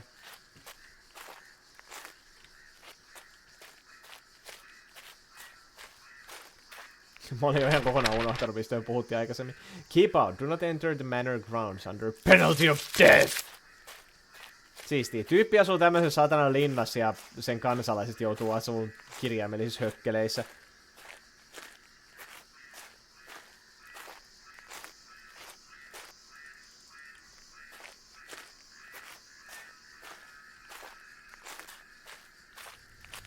Meille paljon suuntia on tällä hetkellä, kun se yksi pää vahtaa sitä isoa tietä tuolla.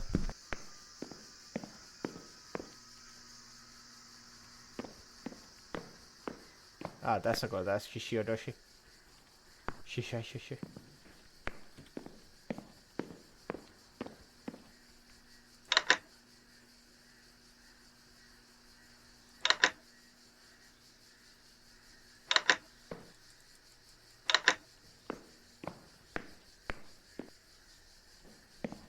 It does nothing!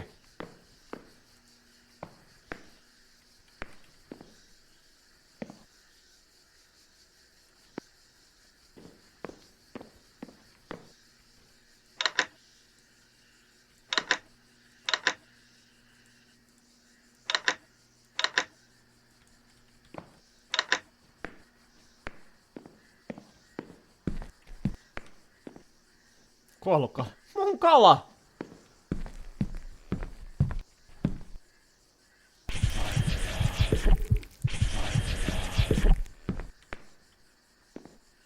Mun verisesti teksturoitu kala.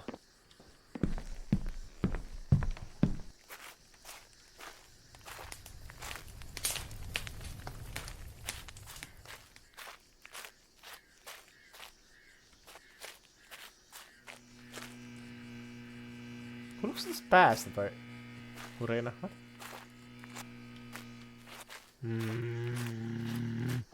Ei vitsit. Tulee kyllä semmonen pieni kaipuu noista sireenin kurkkulaulannoista.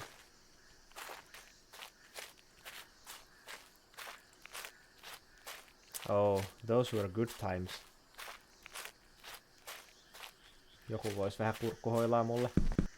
Ei helvetti. Jos mä tipun tonne veneeseen, niin onko mä jumis ikuisesti.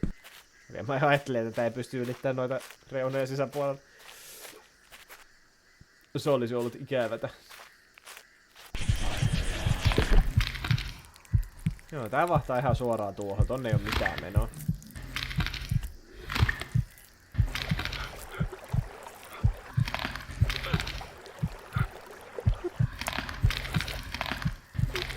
Wait, tuollakin on tommonen.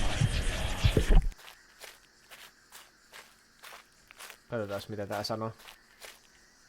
Varmistaa vielä.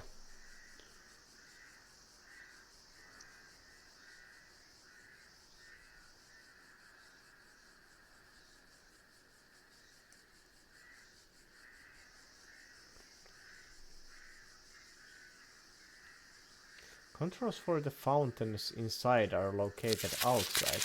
Okei. Toi kattelee tuota Shishiodoshia tuolla sisäpuolella. Eli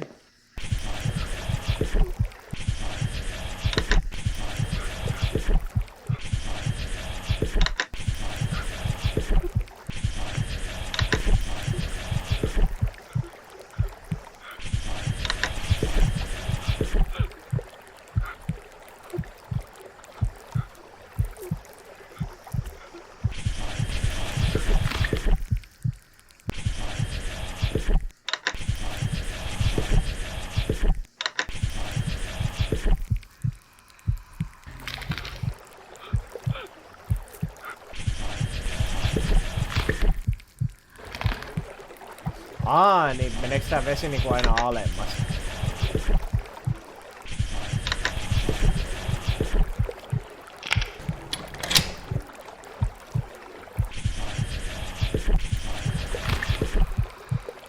Toi meni automaattisesti oikein. Nähtiin. Avasimme oven.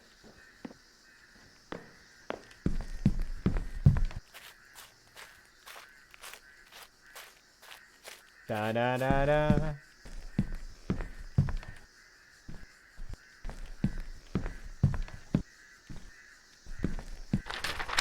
Blacksmith Daichi's report, October 6th, 2018, sorry. Sissisossi putsle, kyllä. This ore is terrible, if we are being frank. It's soft. I mean, not the worst, but I can't imagine it being used in a machine or anything. It doesn't seem safe. It makes me dizzy and nauseous to work with.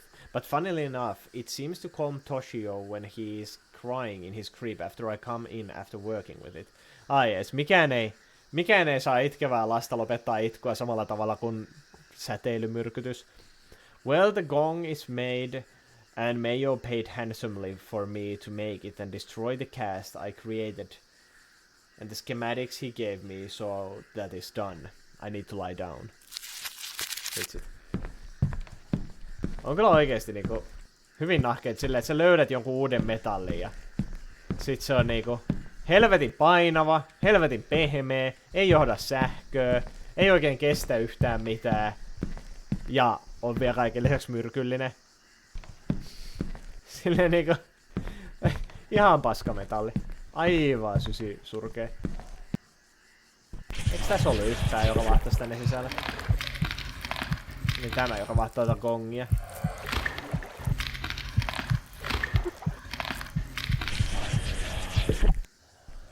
Säteilimyrkytys, kloroformitavat on monet. Moro. Vituttaaks? Ollaan nuija. Gong!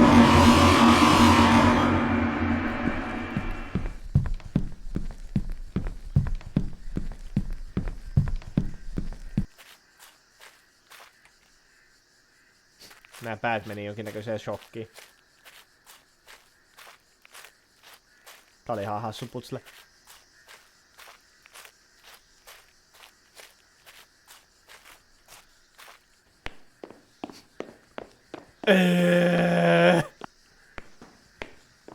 Vituuttaako nami?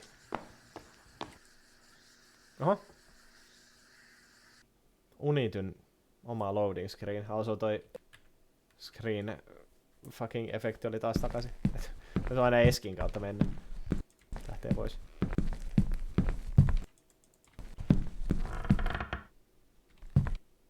Sliding doors can be opened and closed. Thanks. Gardener Yamato's musings. I do miss being able to tend to the courtyard whenever I want, but I know Mayo-sama will let us out again once the betrayer fesses up, and personally, I have my suspicions. Regardless, it is nice to always have Mayo-sama by me when I am in the courtyard now. That said, he does often make me leave for a few minutes, and then I hear a strange noise, and then nothing until he comes back sometime later, before allowing me to return to my work. I hope to someday earn his trust to the point where he will not need to hide this from me, but I understand that I am not worthy of it yet. Käykö se niinku välillä lyömästä kongia, että ne päät lakkaa tappamasta sen sakli butleria?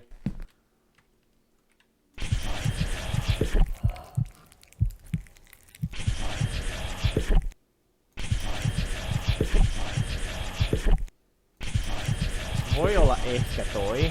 Maybe. Okei, täällä on kiertävä pää. Tuossa on avain tuossa pöydällä. Vittumainen huone. Aika moro.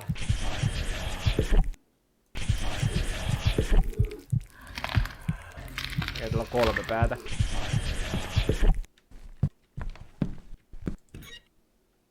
Hei!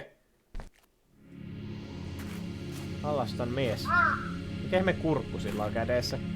Mä katsoin ensin, että se piteli omaa slaivaansa, mut Siellä on joku ihme kukumper.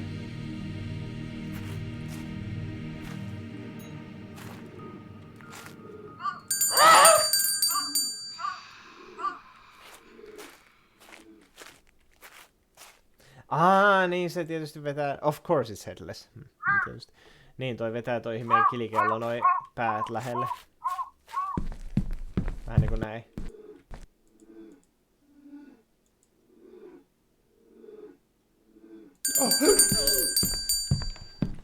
Innostuu heti.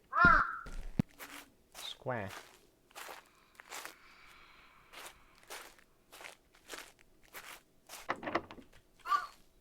Pysyyks noin nois? Okei, cool.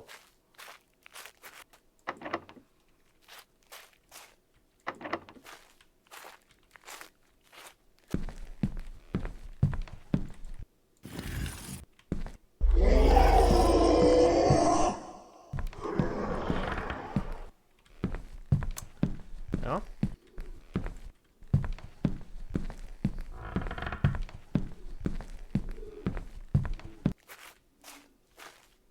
Tuo kuulostaa melkein joltakin saakeli hyvin omituiselta lastenlelumainokselta. Oma slaiba on kiva pitää kädessä, nyt myös patsaana.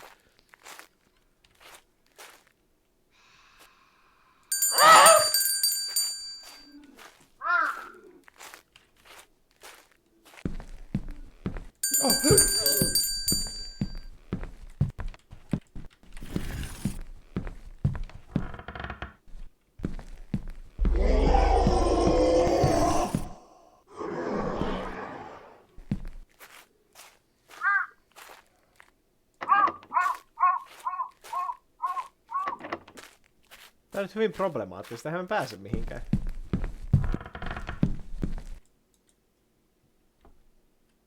I can't leave without finding out what happened to Aunt Noriko and the heirloom. Not after all this. To be honest, mä olisin lähtenyt täältä kylästä niinku aivan saman tien huitsiin helvettiin, kun ensimmäinen leijuva päätlee kohti. Siinä vaiheessa olisi ollut jo semmonen, että juu ei, kyllä tää reissu oli tässä näin, voi täti pitää munkkiinsa. Aha. Ups.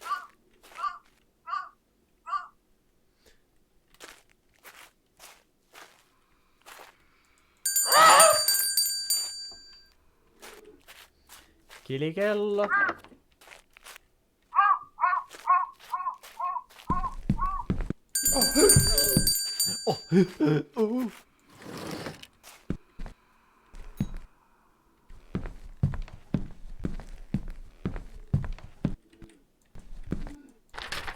Notice to Mayo-sama. My lord, I regret to inform you that I found Jiro, the carpenter from the slums, sneaking around the outside of the manor last night, long past curfew.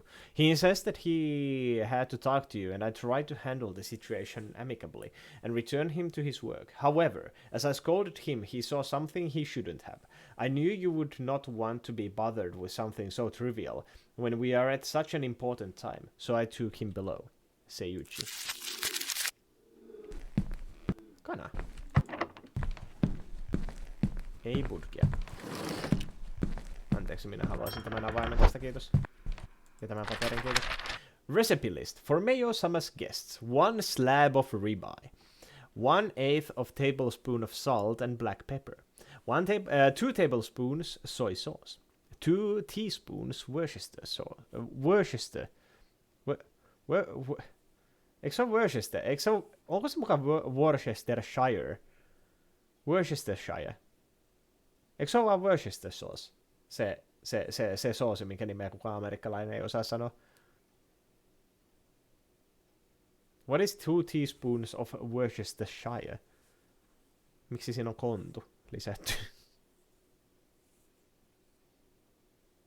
Toi on sen koko nimi, okei, cool. Mä oon kuullut vaan niitä meemuja siitä aina, kun joku yrittää sanoa sitä eikä osaa. Britit lyhentää Worcesteriksi. Ahaa, I see. Tuostakin puuttuu, by the way, se H, toi on vaan Worcester. 3 tablespoons white wine. 2 garlic cloves. 1 tablespoon butter. 2 tablespoons olive oil. 2 teaspoons of a special ingredient. No perhana, ei tästä saatu kunnon ohjetta, kun meillä on joku special ingredient. Se voi olla mälliä, for all we know. For servants, half a cup of rice, 3 tablespoons special ingredient. No ainakin ne saa sitten niinku ekstra annoksen mälliä. Siisti. Kannattaa olla työskentelijänä rikkaassa taloudessa.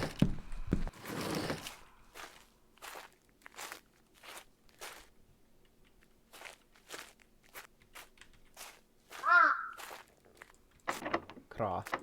Key doesn't fit the door. What? Tuuppasin tuon hanuriin. No mitä vittu?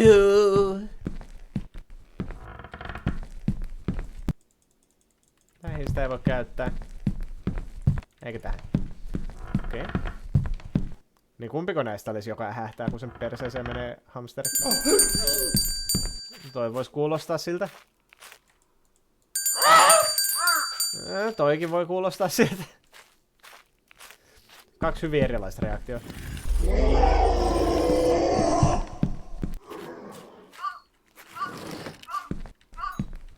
Eikö niin, tässä oli tää ovi.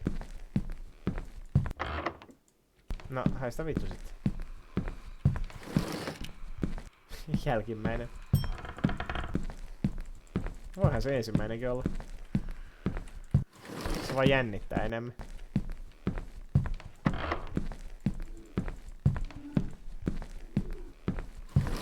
No.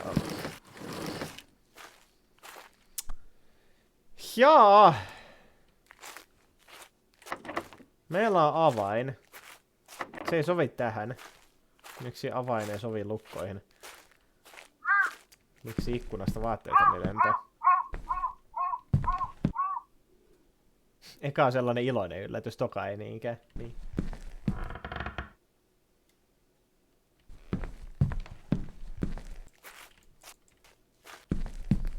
Siis jos mä olisin oikein legenda, niin mä pystyisin ehkä jukettamaan ton tuolta tänne ja jotenkin saisin sen tähän huoneeseen ja paettua niin, että mä saan nää ovet kiinni. Onks mä niin kova jätkä?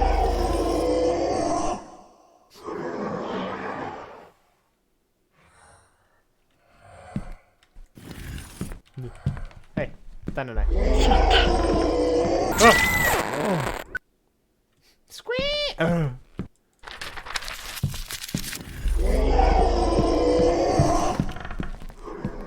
Tänne.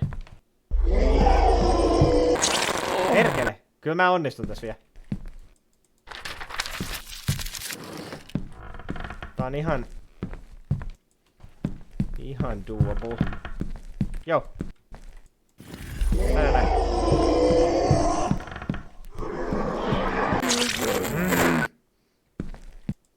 It is fucking doable. Just watch me.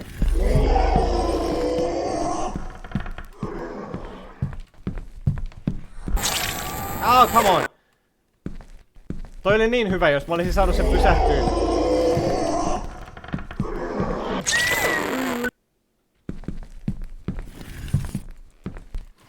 Tuu tänne näin.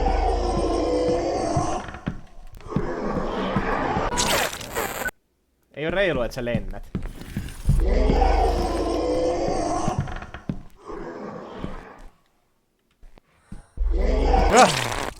Perkele.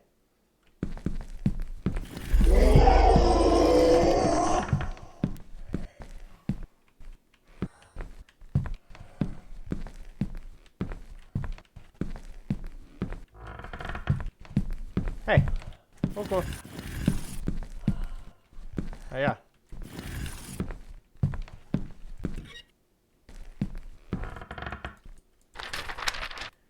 Chef So's diary page. I have never been so angry, disgusted and ashamed. After everything Mayo-sama has done for us, to think that one of us would betray his trust makes makes me want to throw up. And the fact that I don't even know who it was makes me distrust all the other servants. Years and years of service, and now I have to now I have to be grouped with the sort of mongrel who would steal the key to Mayo-sama's tower. That being said, I cannot deny that I feel the great deal of pride that he has chosen to still allow me to leave the servants' quarters and still cook for his guests. He even entrusted me with the servants' quarters key to come and go as I please. I hope he knows that I am not like the others. One of these things is not like the others.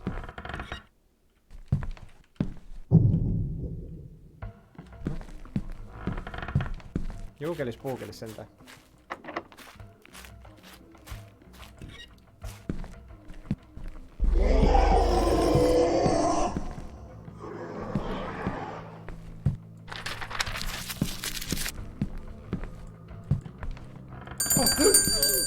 Oh, you.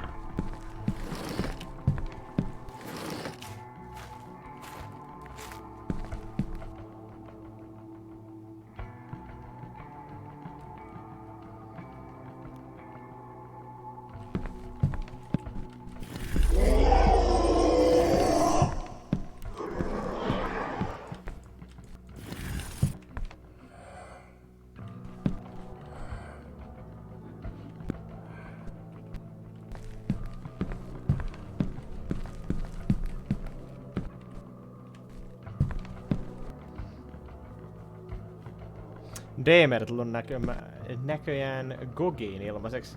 Niin, siis se ensimmäinen vissiinkin.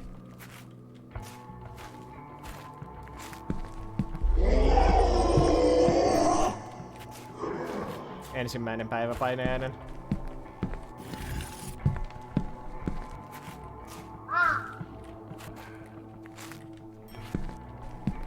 Ah!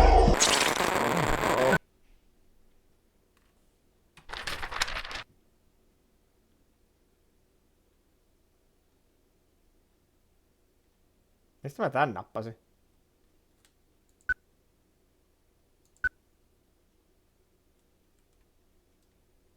Onks tää niinku ollut mun journalispeli alusta asti?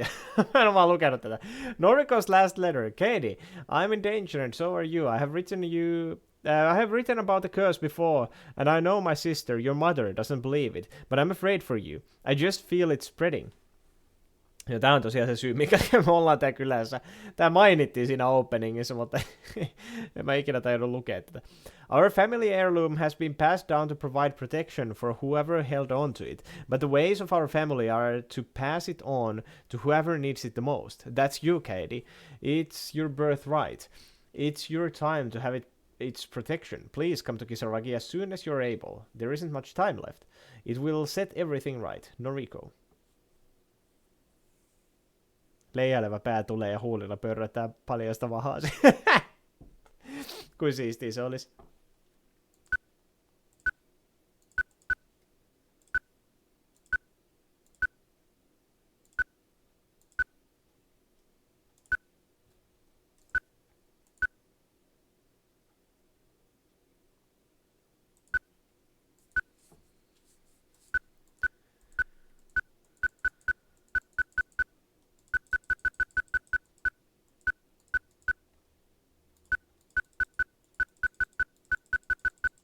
Aha, me ollaan missattu yksi.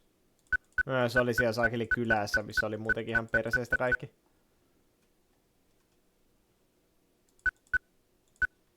No täälläkin missä se näköjään pari.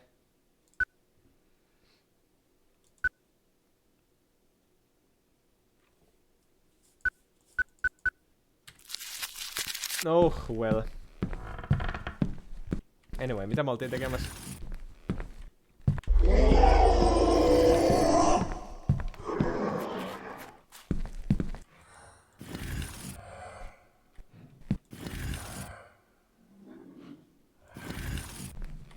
Haluaisin vain hieroa tuon avaruuskaljua.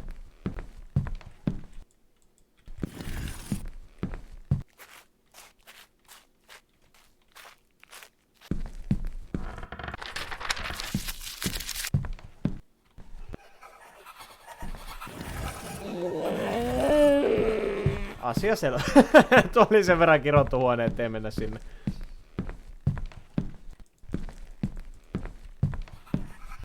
meillä ei hirveästi vaihtoehtoja näköjään.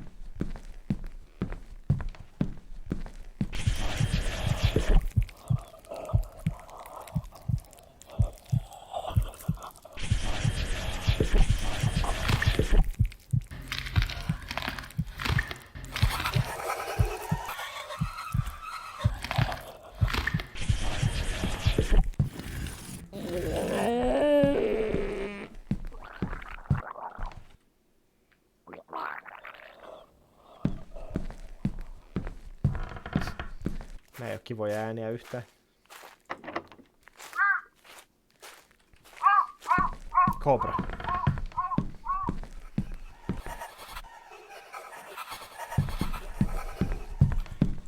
Olisiko näin mennä hihittelemään jonnekin muualle? Tässä mekmaa tässäkin seinällä. Meillä ei hirveästi ole vaihtoehtoja. Meidän on pakko mennä tästä. Mut se on ongelmallista, kun sieltä tulee toi ihme kurlaava paskakasa.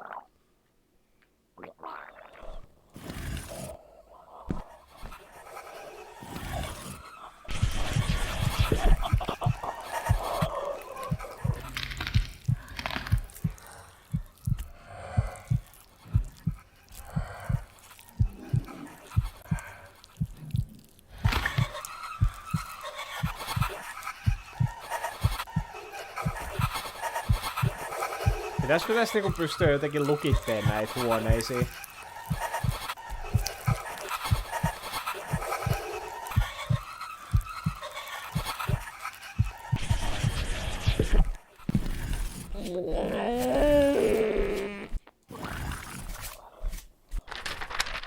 Note from the apostate. Months, years, and for this, the ascended, they are huge, they are imposing, but they aren't even animals. They are mindless. This is what Mayo wanted. Them. Look upon them, you fools. They are not gods. They are not enlightened. They are monsters. The ones in the mines are even worse. What were we even working towards all this time? Sitä, että tommonen iso pää tulisi pörröttää sun mahaa. Okei!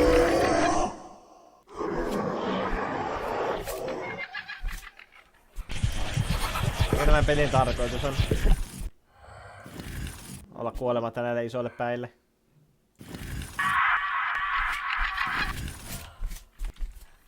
Ovi kiinni nyt, saatana!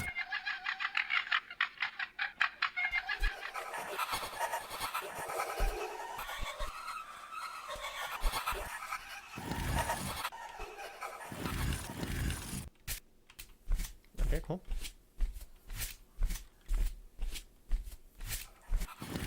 Voit pysyä siellä. Okei. Okei!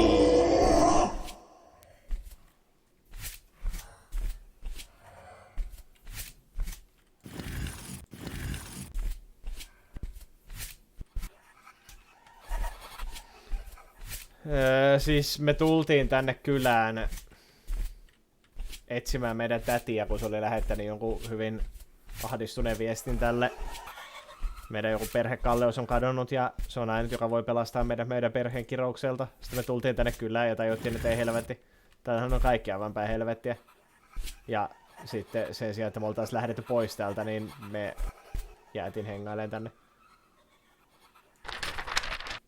Thieves' Journal, March 26, 2019. If I had known that bastard would lock us all in here just because I stole the key, I would have run away. Of course, I wanted to steal from his tower before I break away and start anew. Who cares? Look at this manor. He has more wealth than everyone else that I've ever met combined. They all act like us being locked here is normal. I cannot explain the hold he has over everyone. Is it really just their greed? At this point, I genuinely think I might die here. He's giving us less and less food, and I can't even tell that there is something... And I can tell there is something strange in it.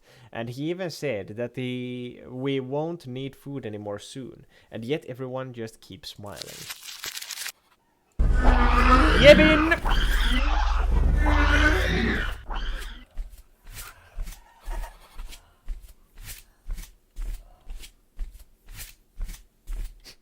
Pahuus, jonka voi päihittää hataran paperioven sulkemisella, kyllä.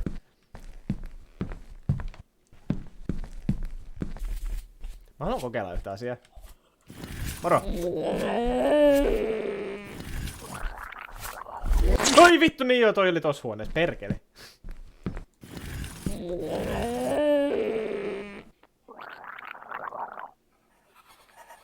Hei, speedrun strats. Kun mä sain sen avaimen ja kuolin. Joo.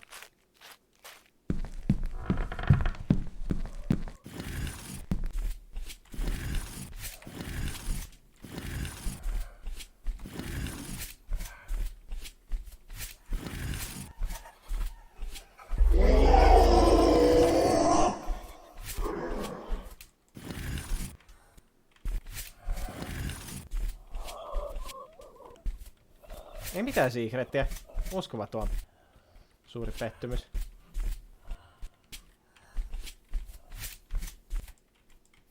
Juukelis, puukelis, moro. Hei, tänne. Sä oot väärässä huoneessa. Mä haluan päästä eroon susta.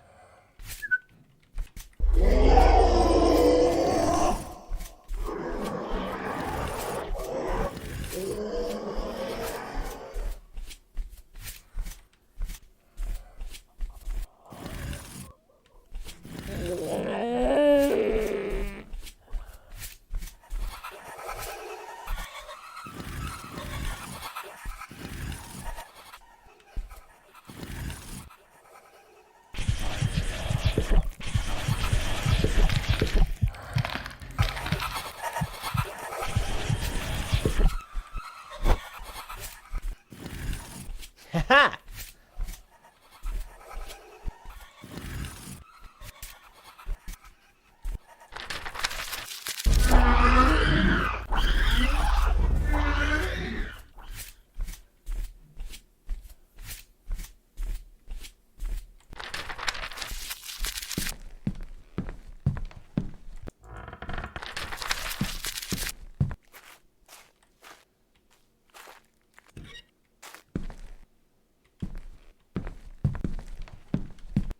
Mulla on nyt kaikki avaimet, kaikki kolikot, mitä tähän mennessä on ollut.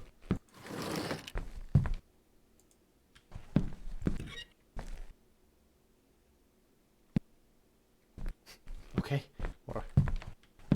Se vaan vahtais mua.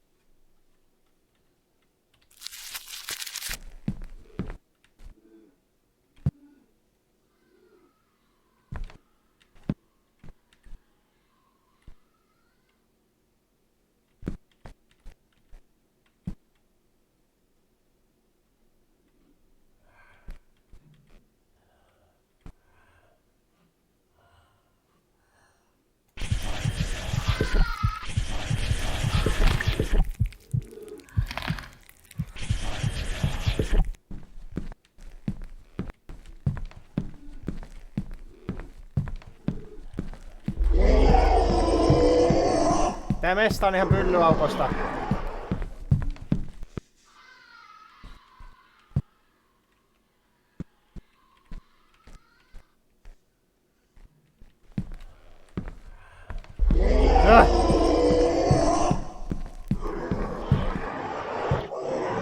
Moro!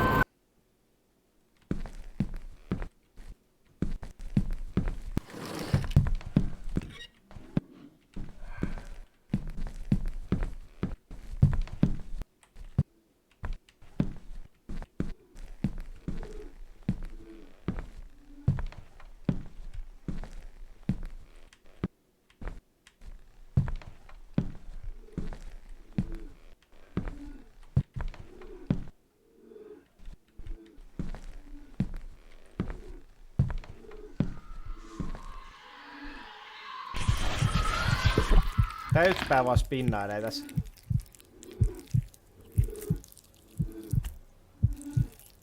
Ja kuka tää on? Tää on toi ylemmässä kerroksessa oleva vissiinkin.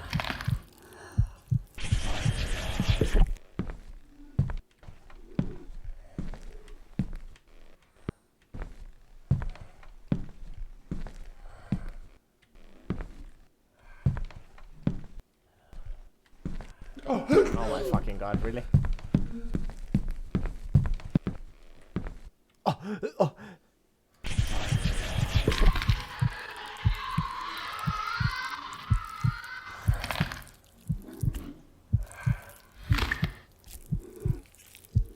No niin, mä nyt helvettiin sitä portaiden yläpäästä. Laiton piilopaikka.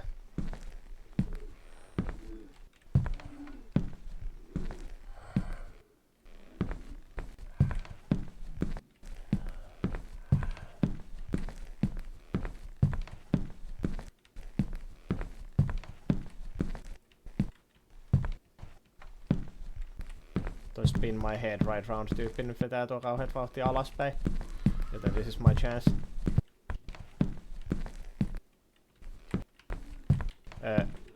Okay.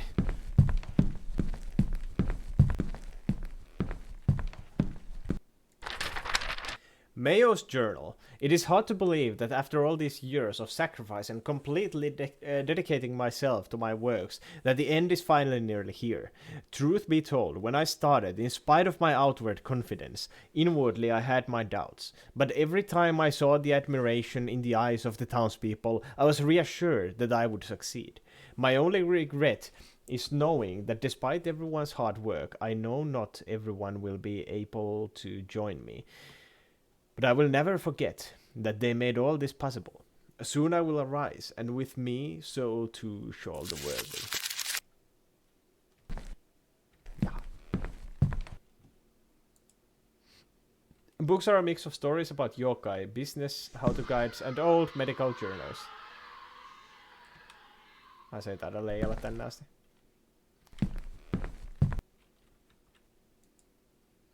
I'm exhausted and this looks comfy, but I'm not about to stick around here. No, okay. Then what? Saavutimme ylimmän korkeuden. Oh my.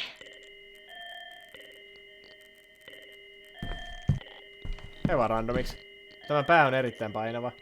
Löysin sen.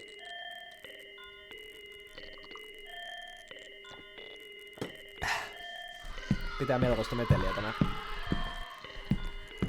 kuupelsön.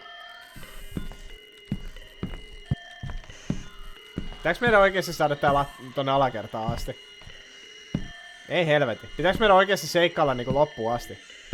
Niinku loppuun asti, kun siis alkuun asti. Mihin se yksi pää vetää? Siellähän se.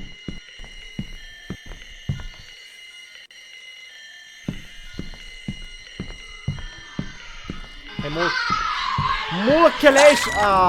Mä jostain syystä sä et pysty juokseen ton kanssa, koska se on painava, obviously. Fug. No mitä helvettiä? Joo, tän kanssa ei voi juosta.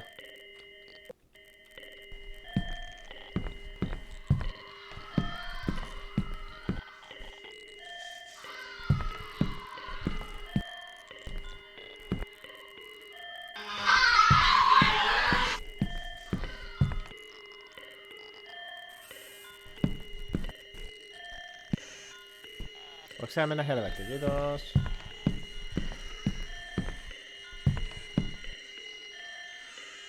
No. Hos.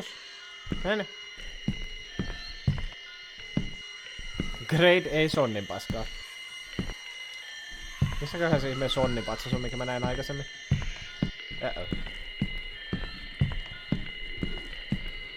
Okei, tutkitaan ton tyypin patterni. Miten se vetää? Siellä on pakko olla joku paikka, mihinkä se ei näe.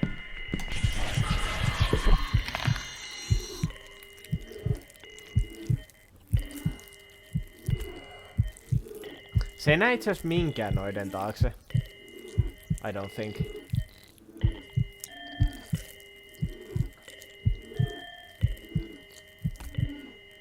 Paitsi tuon. Tuon taakse se näkee aika hyvin.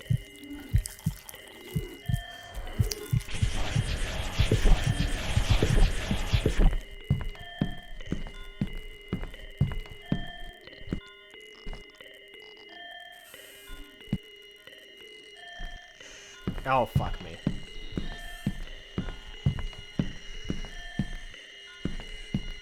Tietysti mä olisin voinut vaan jäädä äsken tuon taakse, mutta... No...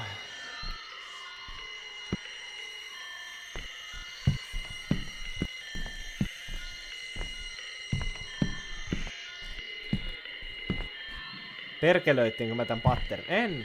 Välttämättä. Nyt me päästään aika hyvin menee tästä.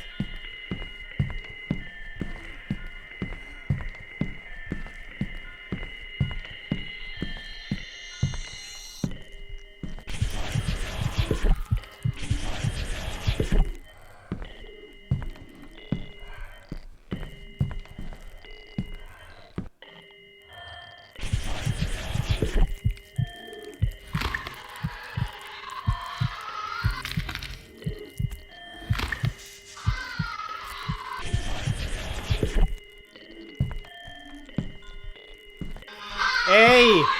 Juman kautta!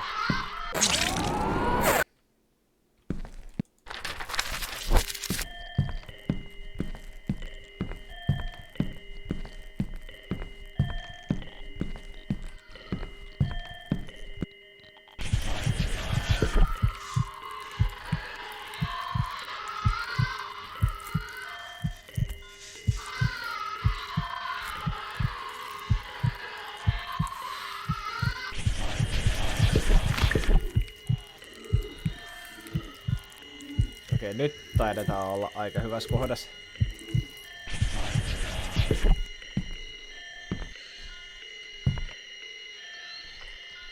Meidän täytyy vaan alkaa seuraamaan kahta vihollista yhtä aikaa.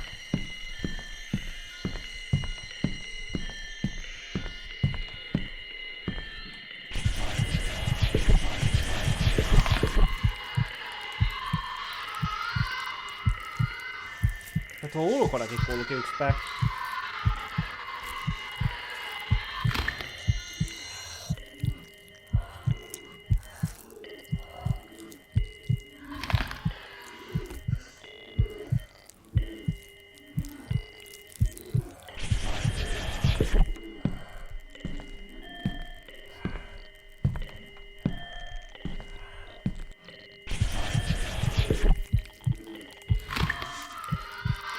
Taas tulos ylös.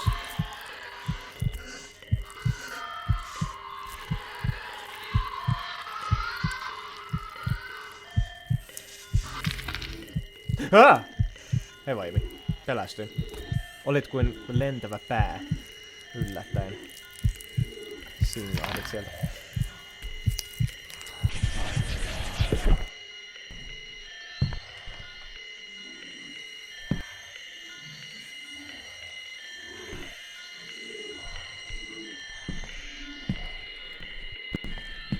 Hei!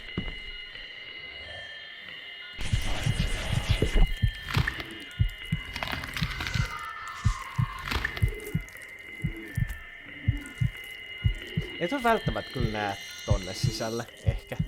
Toivottavasti ei. Jos tää on ohjelmoitu järkevästi, niin se ei näe sinne.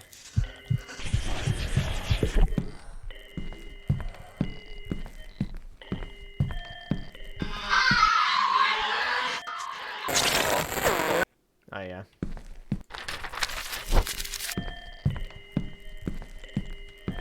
Kuka mut bongasi ja mistä?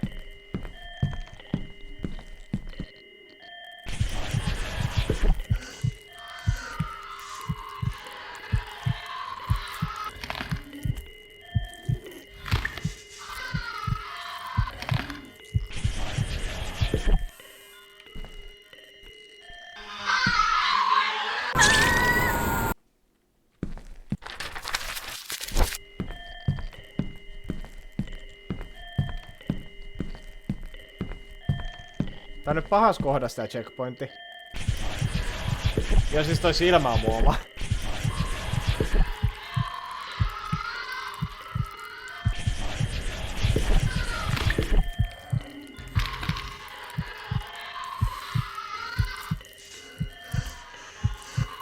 Toi lähti vittuun.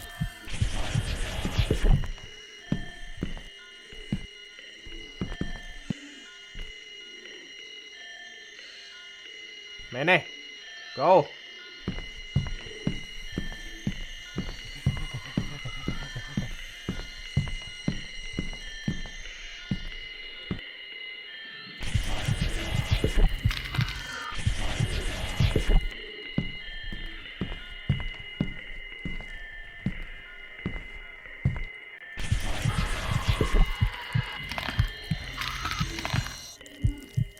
Okei, nyt toi menee. 8 aivan juuri.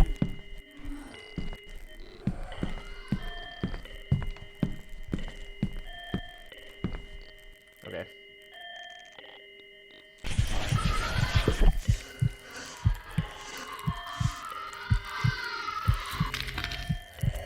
Nyt meidän täytyy olla vaan varovaisia tästä.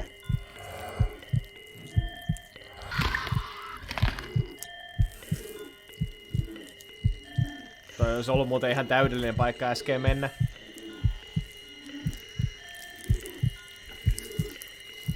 Mä joudun odottaa kokonaisen loopin.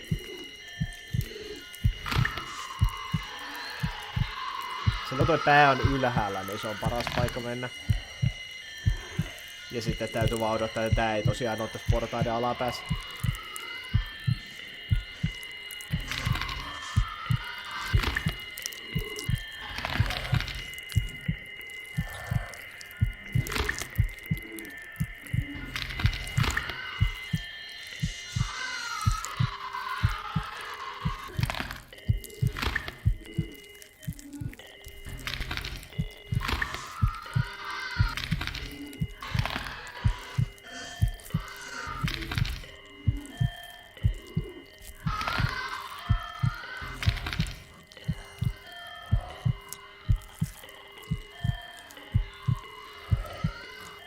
Okei, nyt se menee tästä ohitte. There it goes.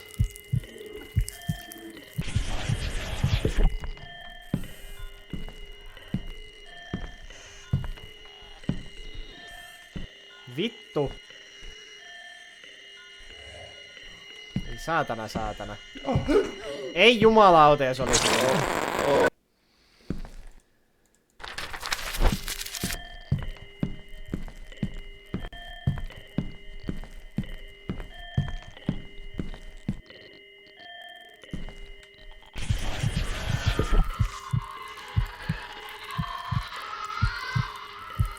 Vapauttaa pääse kattoo. Pops.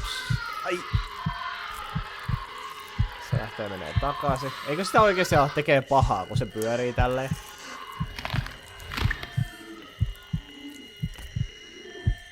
Alkais vaan oksentaa pyöriässä tosta.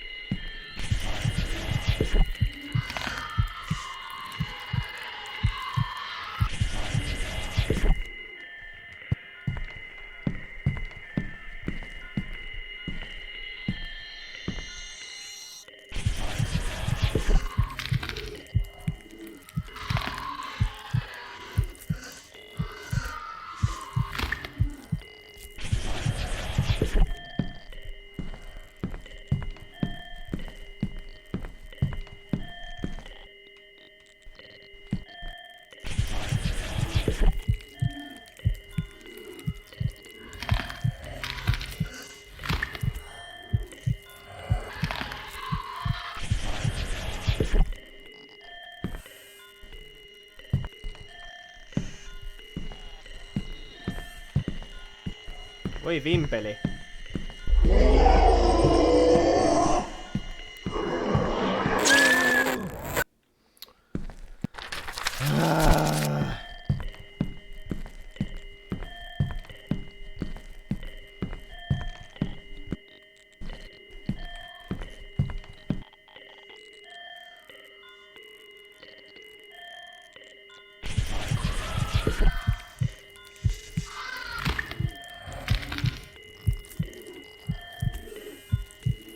Voi vittu, missä kohdassa tämä vasta vetää.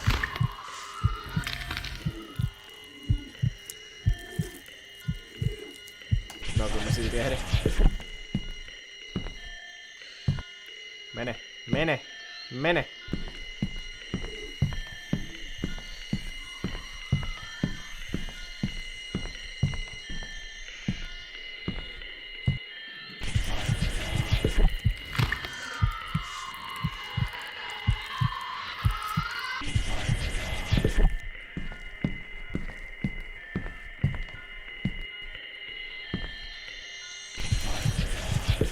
Tähän kohtaan pääseminen ei ole mikään ongelma.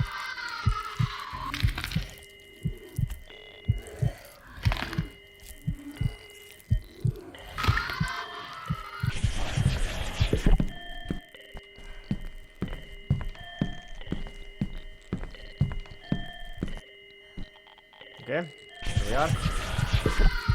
No, sitten mun täytyy vaan ajoittaa nämä kaikki 3 oikein, voi perse.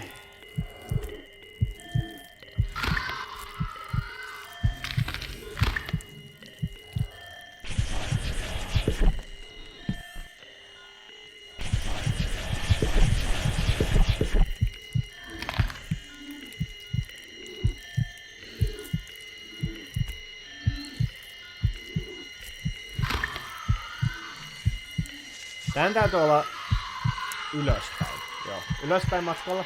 Se on ainut tapa, mitä me saadaan tästä. Onnistunut kohta. Joo. Sitten tää tulee just sopivasti tietysti täältä. Ne haistattaa vitut. Siisti. Ei päästy vielä tällä syklillä. Koska toi menee heti tohon portaiden alle sopivasti.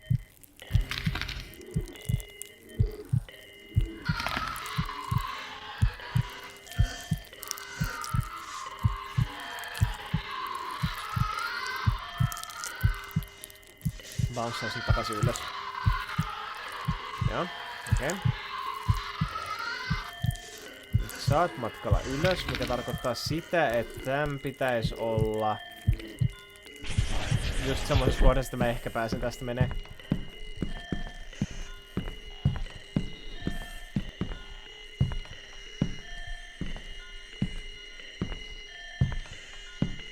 Kristus.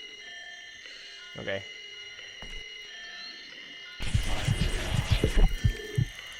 Toi pää ei tuu kieppuun tänne seinän taakse. Se vetää vaan edes takaisin. Mä täytyy odottaa, että tää lähtee taas helvettiin. Tulee makea hiipa, kun kuuntelee jolta karkkipaperin rapinaa. Krons.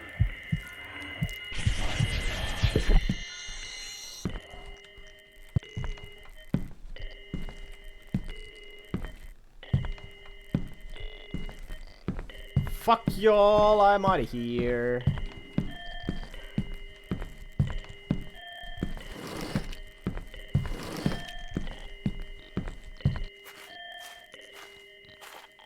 Moro. Ennen kuin taas se... Tuosta oli toi käsisymboli, kun mä olin lähellä tätä patsasta, niin silloin kun mä sanoin moro, niin taisi vaan nostanut... Moro. Hello. Moikka sillä vielä kädellä.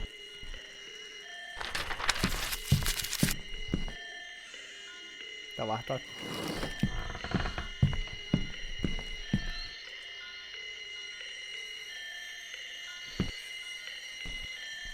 Hei kun Jaani taas pää! Totta kai me laitetaan tää pää tälle patsaalle.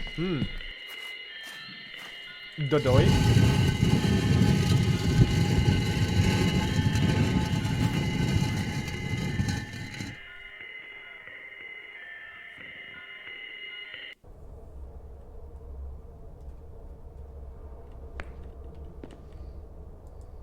It's stuck, but I imagine it's used to control the statue and ladder. Aha.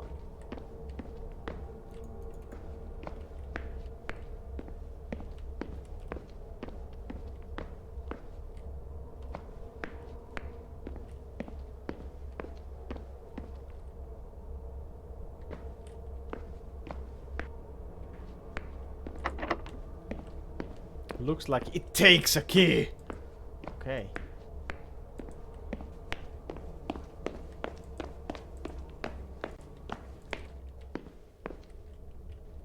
Wow. Luurankoja ja verta. 2 asiaa, mitä pelkään eniten. Ja niitä molempia on minun sisälläni. Aaah!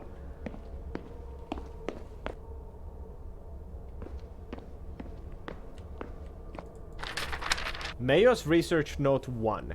Even before the transformation takes hold, it would seem subjects tend to develop a fascination to certain noises, in particular chimes and any form of metallic clangs. They have a sense of childlike wonder and obsession over these sounds. For this reason, I had a gong created from the sacred metal to test their reaction to the metal's vibrations. It was a beautiful sight to behold, as the sounds of the gong brought about a jubilant exultation. Unfortunately, the state of absolute bliss left them incapacitated, so I had to lock it away. Mä luulen, että niitä sattui, mutta kai ne sitten sai vain jonkun ihmeen audio-orgasmin.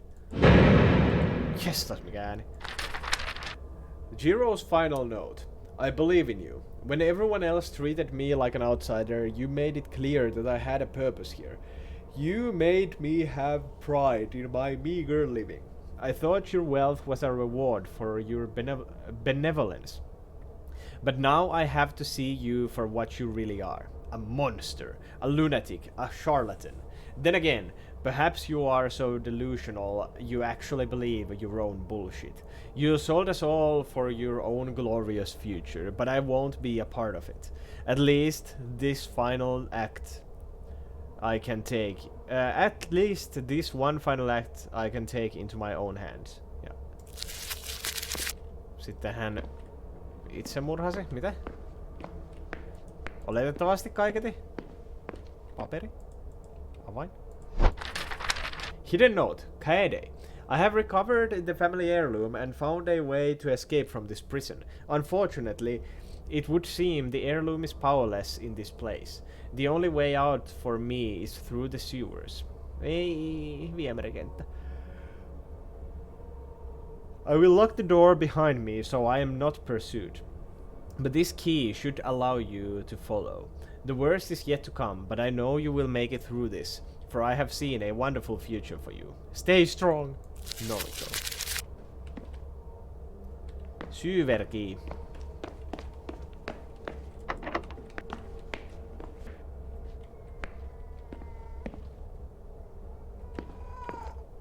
Hei! It's a baby head.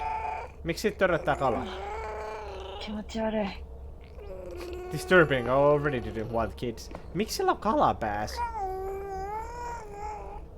The fuck's that all about?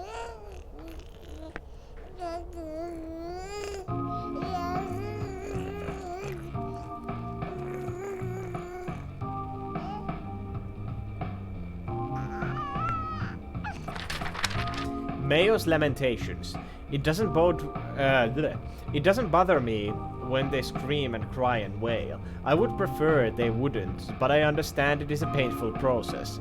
The one thing that truly breaks me is when they beg me to stop. The fact that despite all their posturings, when the time comes, they prove they are not really devoted.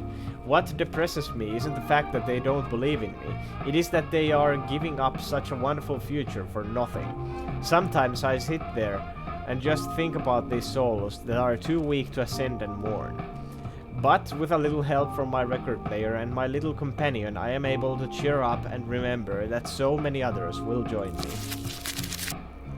Miksi helvetin sä haluaisit muuttua jättipääksi? Se ei nyt vaikuta niinku yleensäkään mitenkään, supersiistiltä kohtalolta. The rock feels unnatural to the touch. It vibrates slightly like something inside it is moving. Mayo's research note 2. The procedure appears to affect every subject in subtly or sometimes drastically different ways. Some seem to develop animal-like qualities, but I have not reached any definitive conclusions on why that is. From the extensive testing I have done using different quantities, it would seem the best results come from slow and continuous ingestion over a long period of time. I wish there were a faster way, but the results from the tests on my servants show they will not be usable, the worst of which I have moved to the mines below.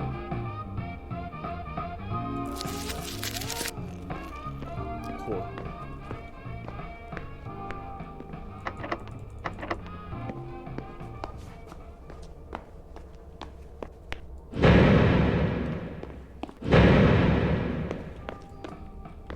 Mitä helvettiä? Mä saan se ihmeen viemäriä vai me?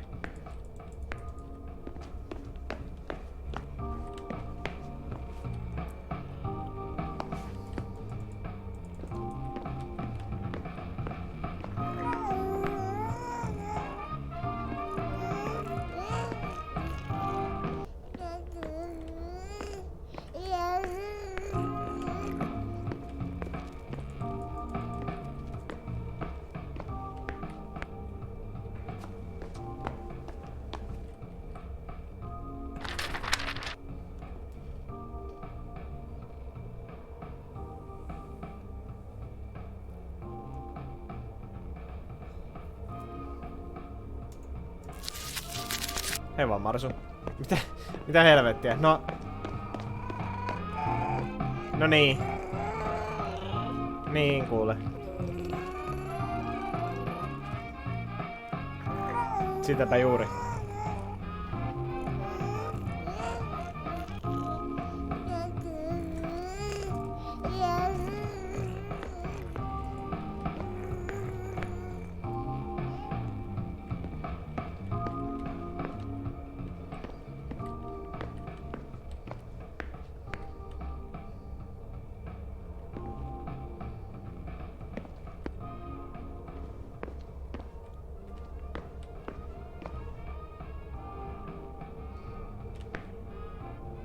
Pitäisikö tää olla joku salainen avaimenreikä jossakin?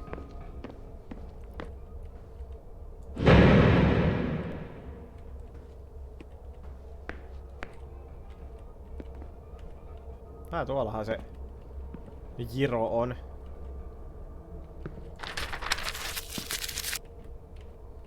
Helvetin paksulla köydellä se itteensä on kiikkuun pistänyt. Jestas. Tuo on oikein industrial grade kyllä. Toi on semmoista köyttä, millä laivat sidotaan satamaan.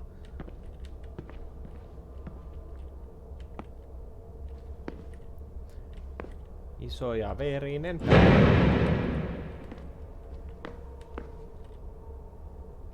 Miksei tää on yhtään helvetin iso pääkalloa?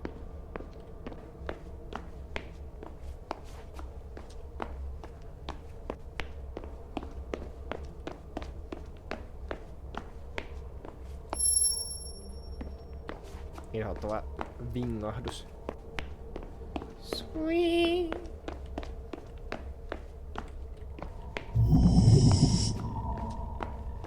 Se ei kuulostanut hyvältä. Ollaanko me siihen meidän viemärissä?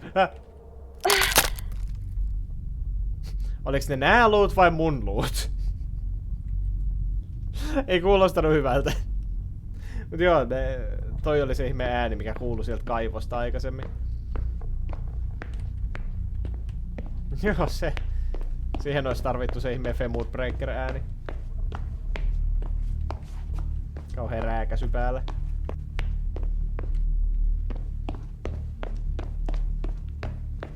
Eiks nää molemmat samaan paikkaan?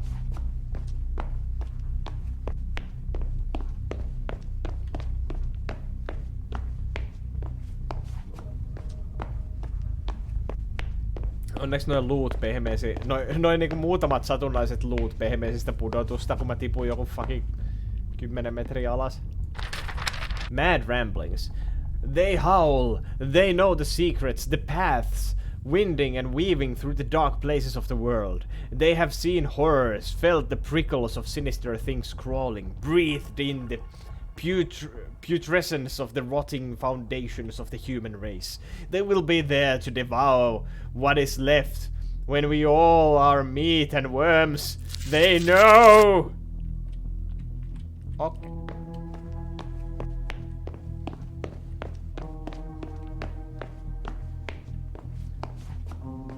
Niin, hajamattoi.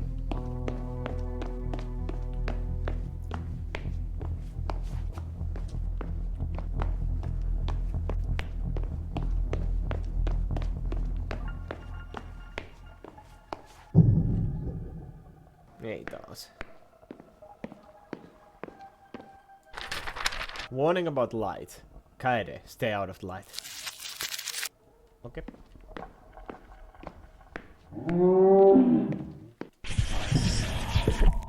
Oh no. Mikä fucking anglerfish of doom. Aha, selvä.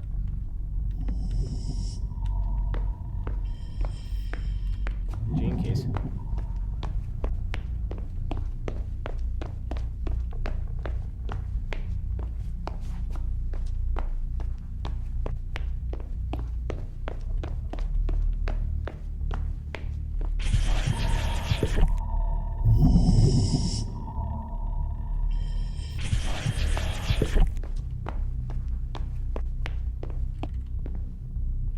Kuinka pitkälle sä seuraa mua?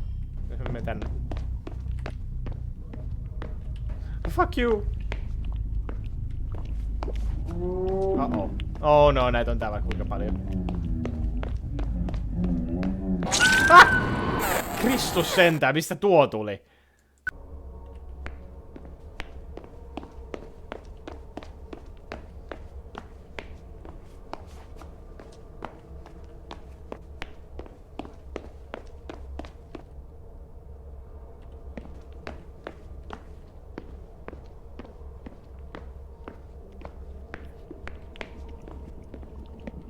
Joo.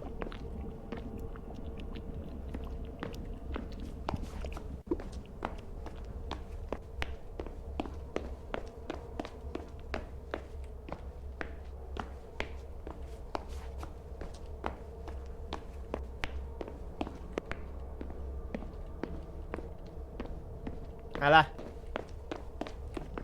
Ei. Ingen. Näin.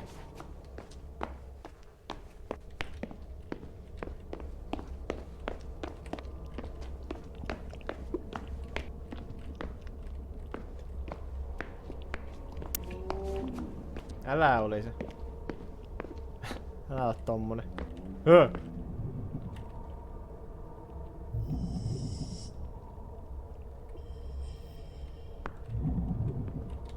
Okei, moro.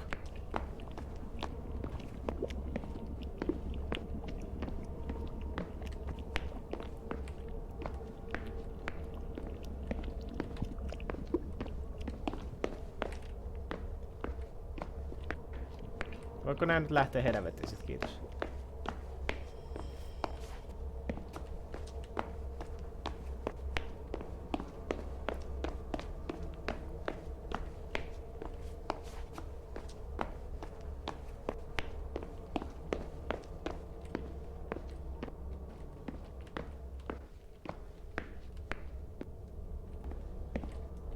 Aha. No, en mä jalkoja tarvi muutenkaan. Kauhea mäjähdys.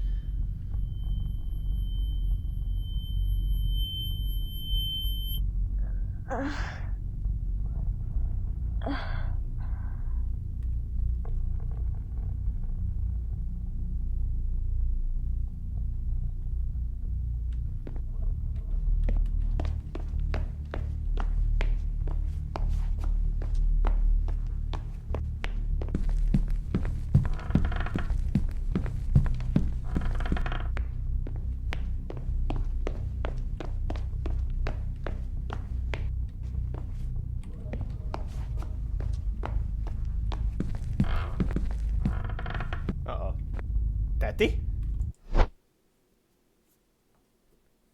Kaede. I knew you would find your way here and fulfill our family destiny. I know it is too late for me, and unfortunately Heirloom is powerless here. All you have to do now is get out of this horrible town. Once you are out of its influence, the Heirloom will protect you. I know you can do this. Farewell, my niece. Rippis. お願いだから、のりこおばちゃんだけはやめて。 Meidän vika bossi on Norikon pää.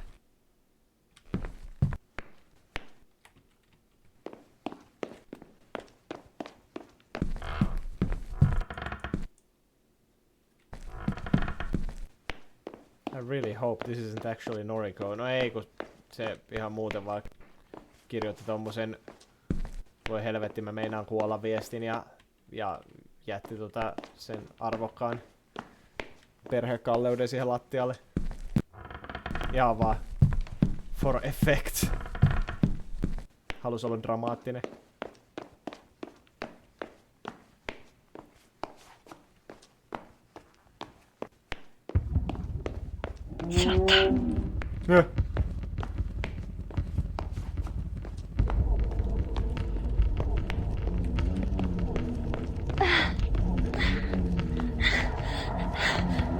Juokse, tyttö, juokse!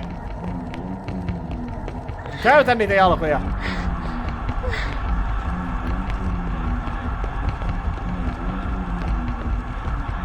Pentele!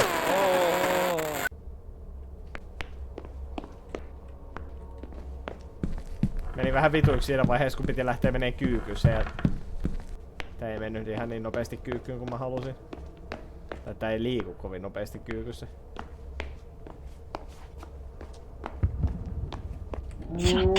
Yeah.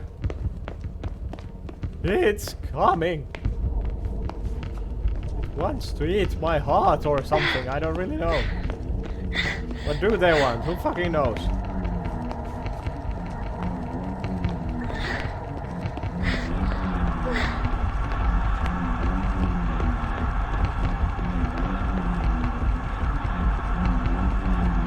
Hähä, läski. Mikä hymyilyttää noin, hä? Mikä on noin hauskaa?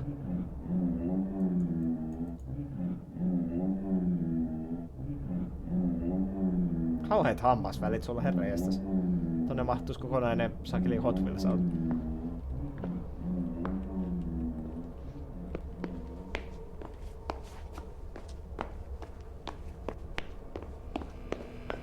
Onpa siinä kimalteleva hissi. Näyttää melkein siltä, niin kun se kipunois. En välttämättä koskisi.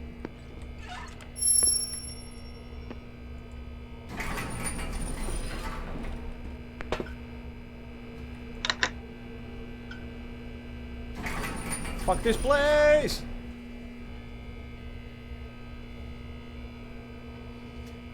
Ja voittaja olen minä.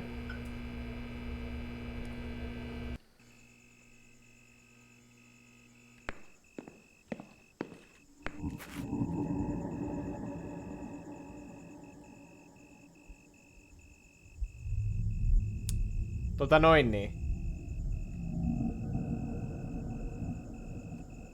Mä oon aika varma, että se näkee mut.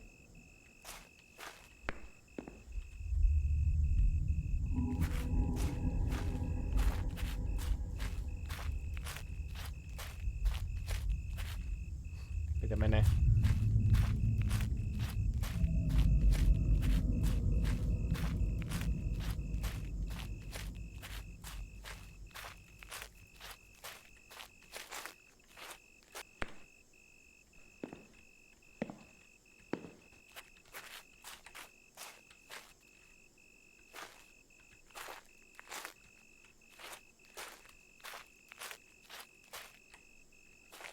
Se liikkuu, tai ainakin näyttää liikkuvan samaa tahtia kuin minä, mut...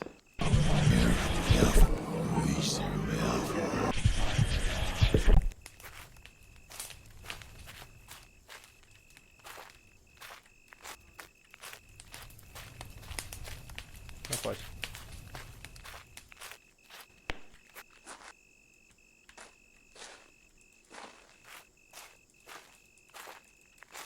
Tuolla on fillu, miksi mä saa lukea sitä?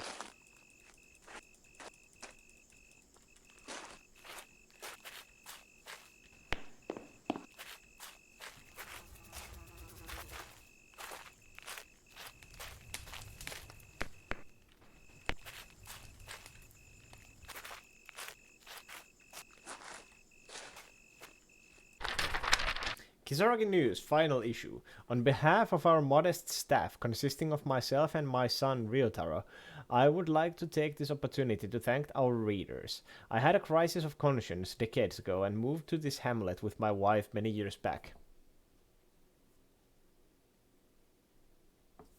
Jotenkin hämmentävä kuin decades ago ja many years back on samassa lauseessa.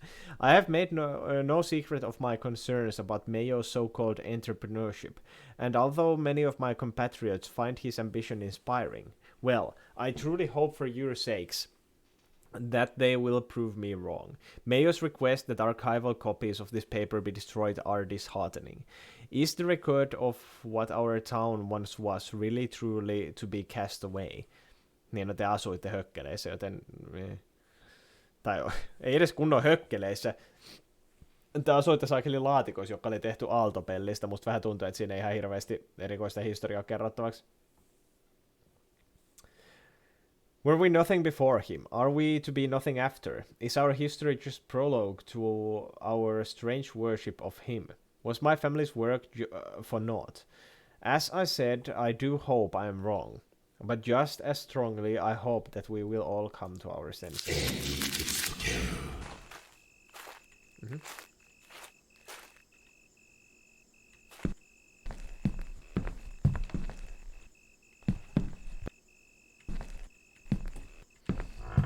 Tääkin tyyppi on asunut tässä näin silleen, että täällä ei oo kattoa. Tän ovi on irti. Täällä on kauhea kasa polttopuita. Pieni saakeli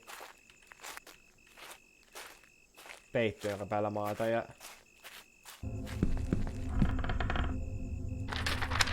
Mini-TV. Minor reprimand.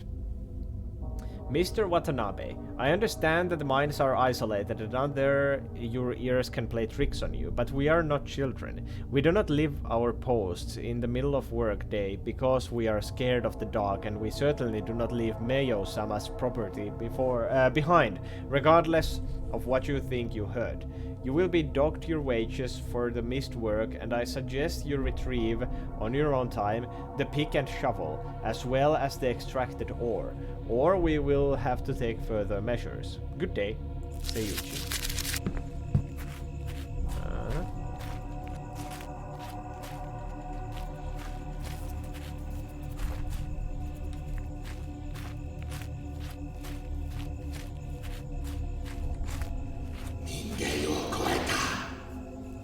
Mitä sä huuat mulle?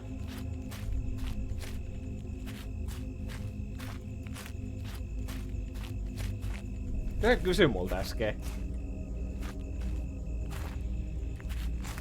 Kysykö se tyyliin jotain, että mihinkä olet menossa? Ei mulla on ihan hirveästi on vaihtoehtoja. Ai saatana mun silmät. Ei mulla ihan hirveästi on vaihtoehtoja. Oi villedong. Me joudun diilaamaan vielä noiden saakeli puhuvien päiden kanssa.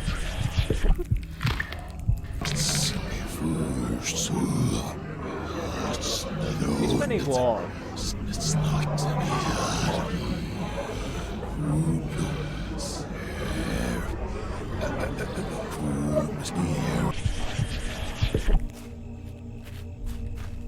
Oh. Mä oon niinku tossa.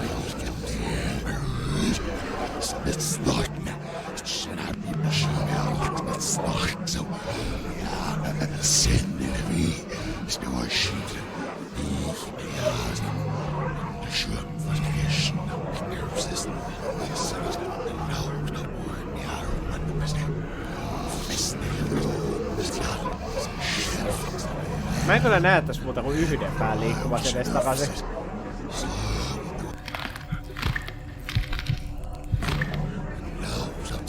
Tuolta tulee toinen. Okei, se kiertää tonne. Okay, I'll take my chances here. Mitä?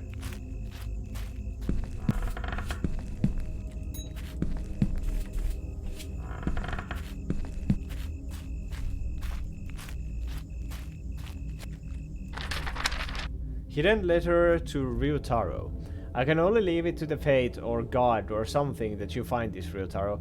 It was only later in my life that I decided a man needed to stand for something, and I set off from Kyoto to find a new home, a new start.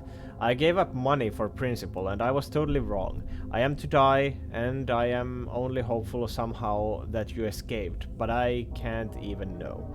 The only thing I do not regret is life. The only thing I do not regret in life is you, but I do regret not following the masses.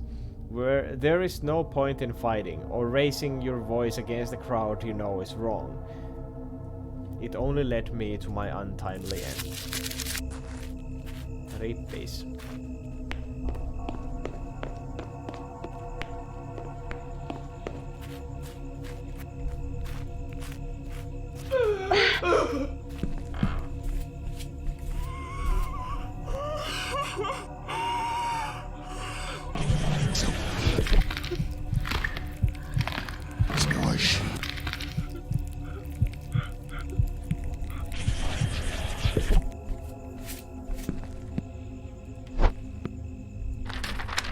Seiyuchi to Mayo. Mayo-sama, it hurts me to inform you that I have received evidence that there are traitors among us. Among us! I have intercepted an anonymous and incriminating correspondence from some mongrels. Although they did not reveal their identities and have tried to be cautious, the idiots have said they will grow out their left thumbnail to identify one another. Melkoista.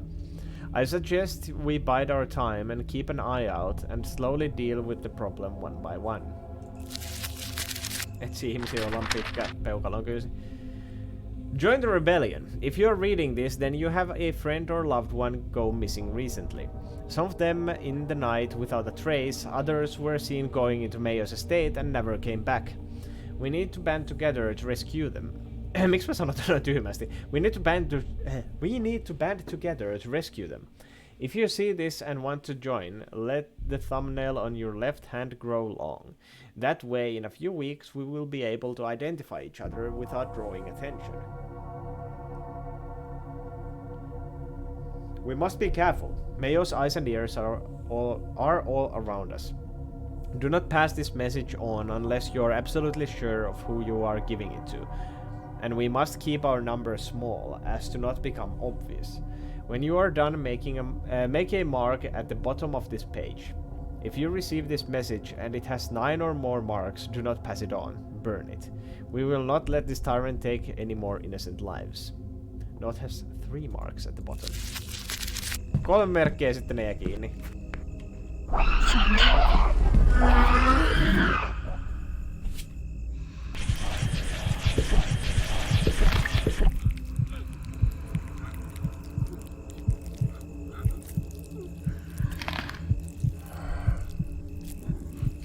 Ärtsyn näköinen tuo äijä tuo taivaalla.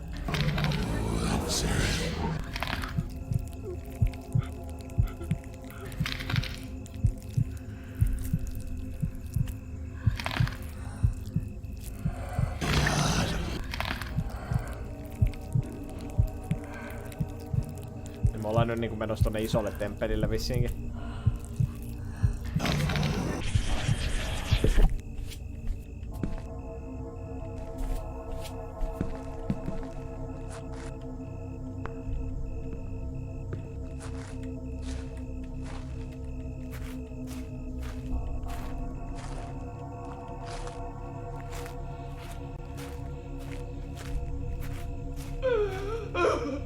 Uh-oh. Fuck you! Kisaragi Crazy Crab Contest. Luetaan nyt tää taas vähän.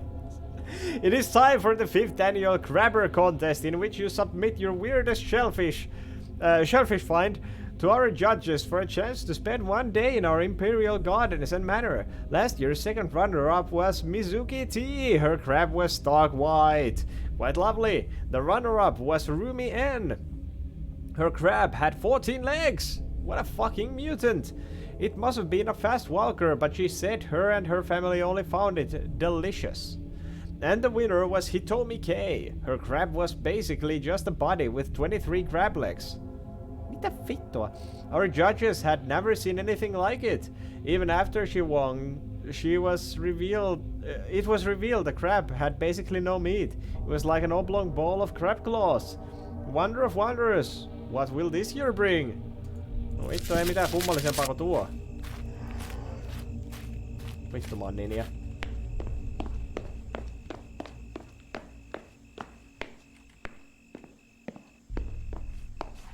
Tavallaan kyllä haluaisin. Mä tiedän, että tää on virhe. Mä niinku haluaisin tutkia näitä mestoja vielä. Ahaa! Kannatti. Uh-oh. Mä oon missannut 2 välistä. Well, shit. Kai tästä on joku semmonen, että et löytänyt kaikkia salaisia kolikkoja. Haista vittu, pelisi on nyt ohi. Bad ending, fuck you.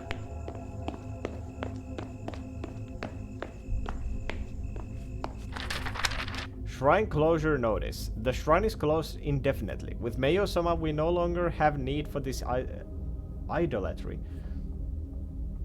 Ensimmäinen kerta, kun kuulen tuon sanan.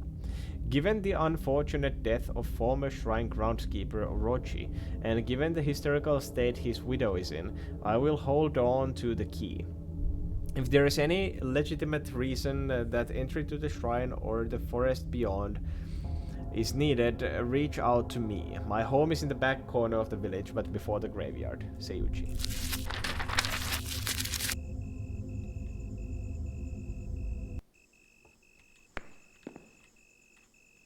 crane.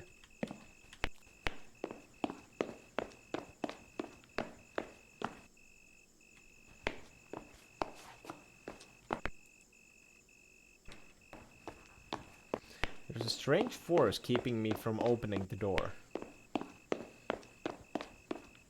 Nyt olisi hieno nähdä kompilaatio kaikista kauhupeleistä, missä tuo on käytetty lause. Outo voima estää minua avaamasta ovea. Oh my god. Backpacker's Draft. What's up, explorers?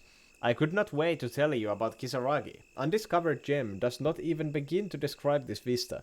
I have never ever seen such wonderful temples and shrines. There is a manor garden that is so huge I cannot believe this place is off the map. Part of it might have to do with the fact that electronics don't work well here. Could swear I had an extra battery pack charger, but my phone died and it's empty. So drafting this the old-fashioned way in my day planner, haha. Go into detail some of my findings as I go, explorers. Then we fucking die.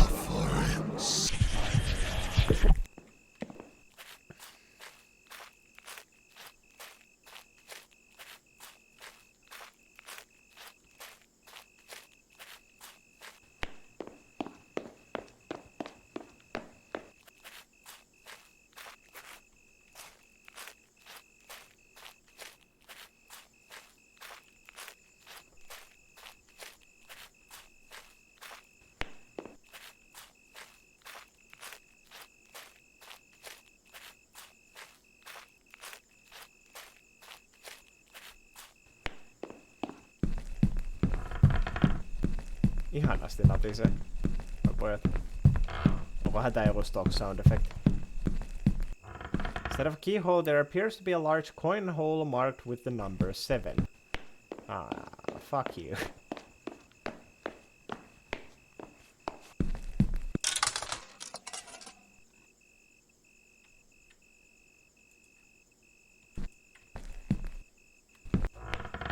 Really?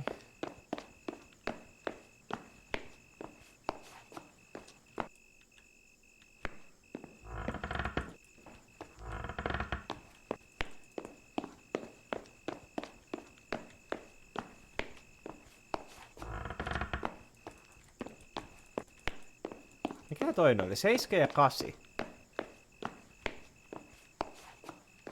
Mitä ne mun kolikot 1-5 sitten tekee?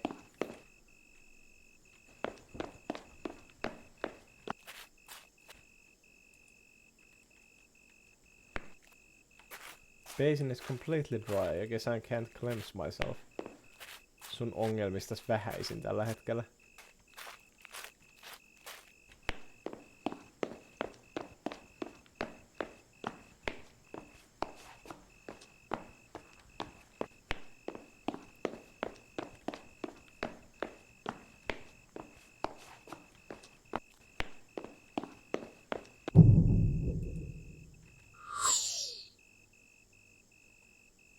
Heirloom is glowing brightly.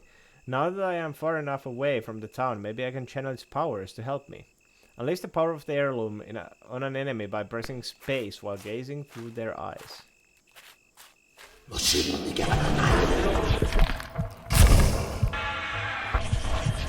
Oh god!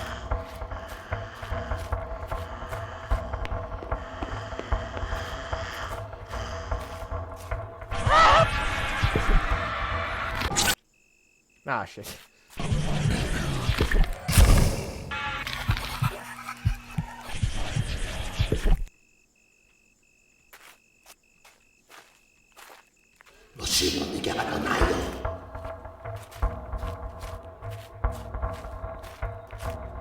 Olisi kiva, jos tää targettaisi automaattisesti lähintä vihollista.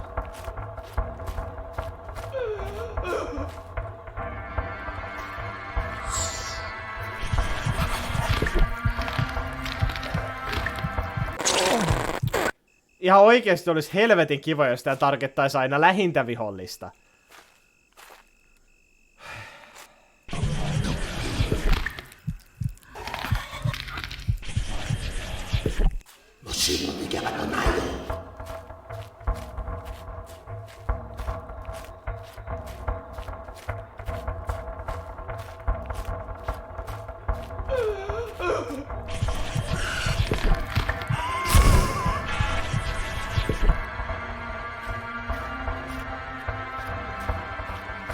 Sitä tuli ihan surullinen. Hihihi.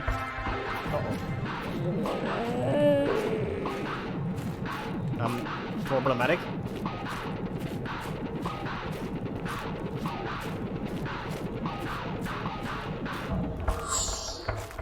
Se on musiikki.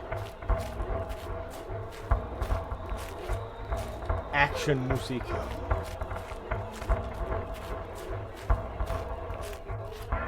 Se on paskaa!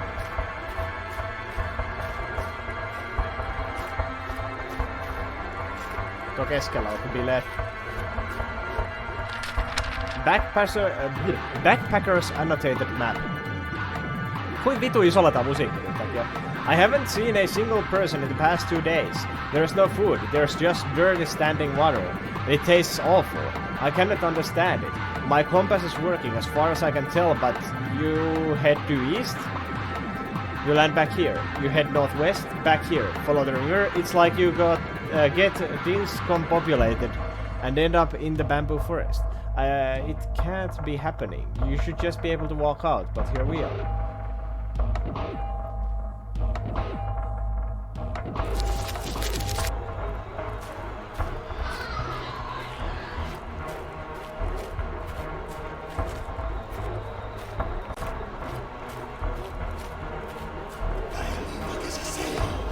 Jessus. Iso pää.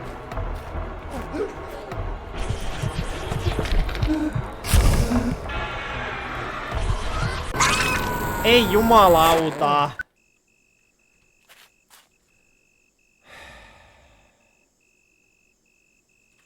Miksi?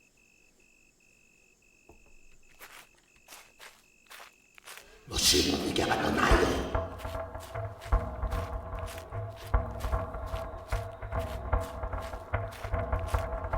No sinun ikävät on näin. Mä en oo tässä. Fuck you.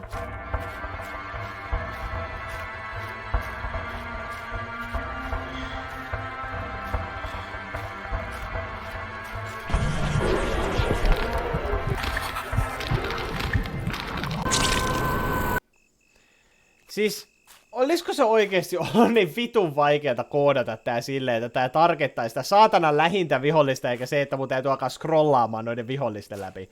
Joo, kyllä. Mä voin käyttää sitä saakelin numeronäppäimiä valitakseni sieltä tietyn tyypin, mutta en mä nyt saatana ala opettelemaan ulkoa, että mikä numero korrespondaa mitäkin näistä mulkvisteistä.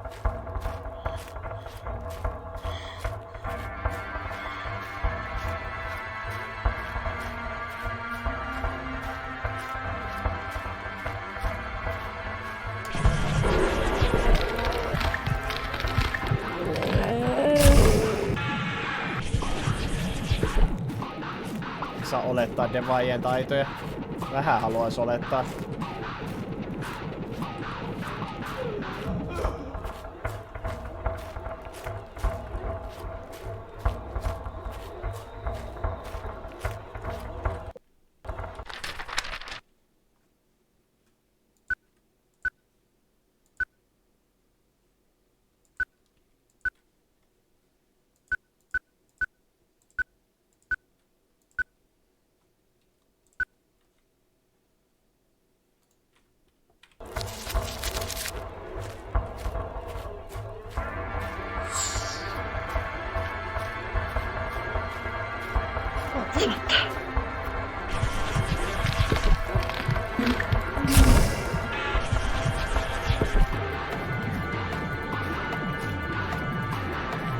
Ja heppa.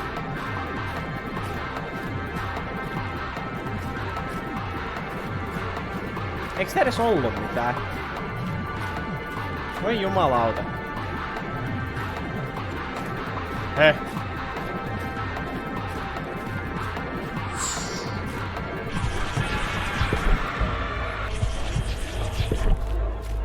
Pysyyks nää tyypit sohvalla? No ei ne pysy. What? No sinun ikävät on näin.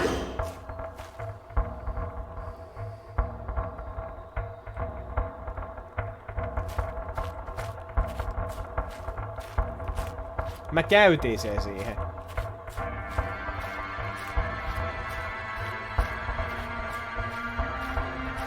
Nope.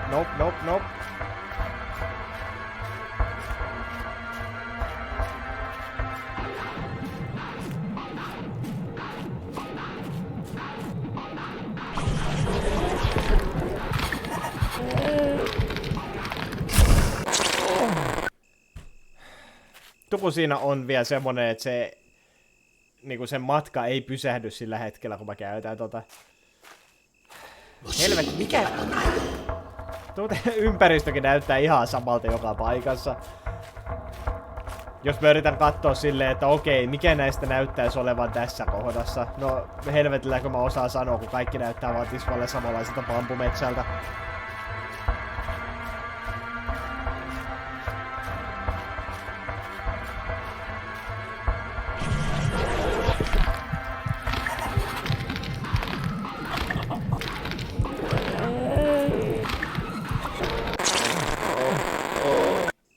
Scrollasin tommosen määrän niitä läpitti ja se ei ollut yksikään vielä.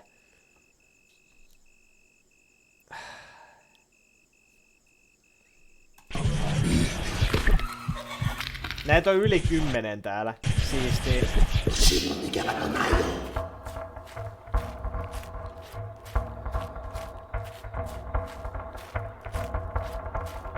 Koko saakelin numperi käytös. Joo, vedä käteen.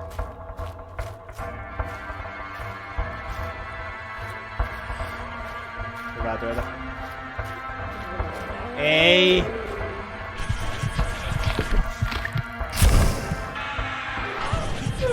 Sä et muuten pysty siitä lähtee karkuunkaan saman tien. Tosta ihmeen olet juuri katsomassa tämän henkilön silmin kohdasta.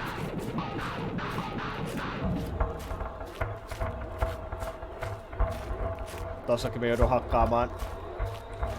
Ei jumalauta. Mä en oo tää.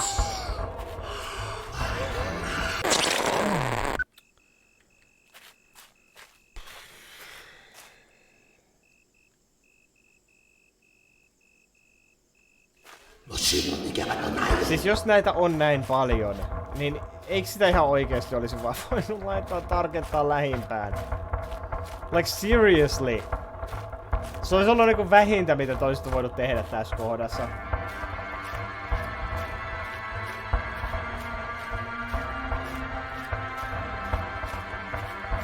No niin, mikäs puuttu tällä nyt näistä on? Onks tää ehkä? Ei. I don't know. Ja mä saakeli tunnistaa tätä ympäristöä ennen kuin siinä vaiheessa, kun se paski jäänyt tulos jo mua kohti. Joo, fuck you.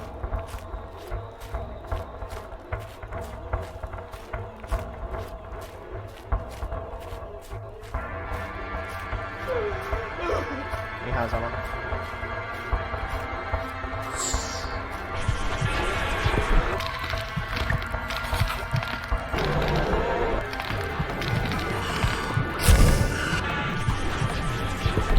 Ei.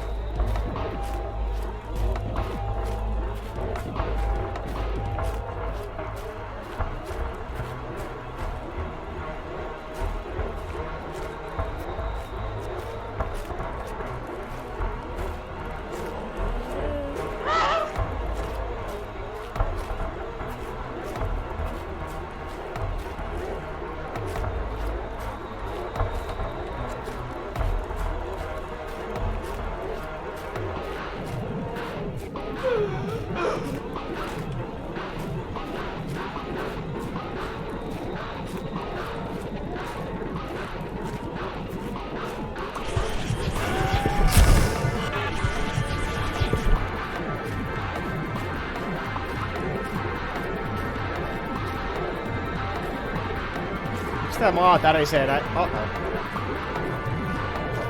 Onko se niinku syöksymässä tuolta kauheet saakeli meteoriittivauhtia meitä kohti?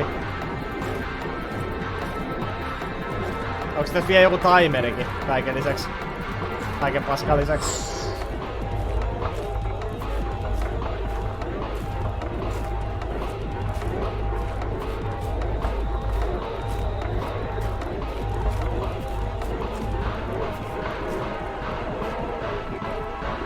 Mihinkä tästä se yksi äijän naama on kadonnut? Mihinkähän mä sen eksytin? Ai tuoltahan se tulee.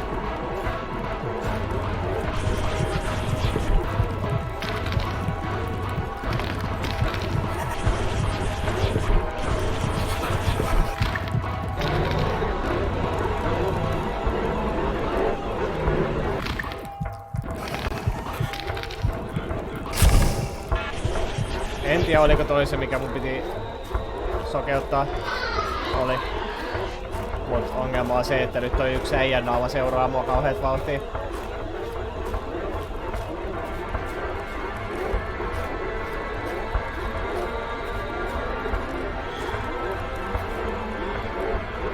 Jeesus sentään. Please. Stop. Can you not? For the love of everything.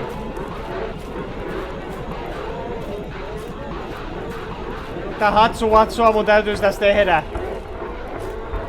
Ei jumalauta.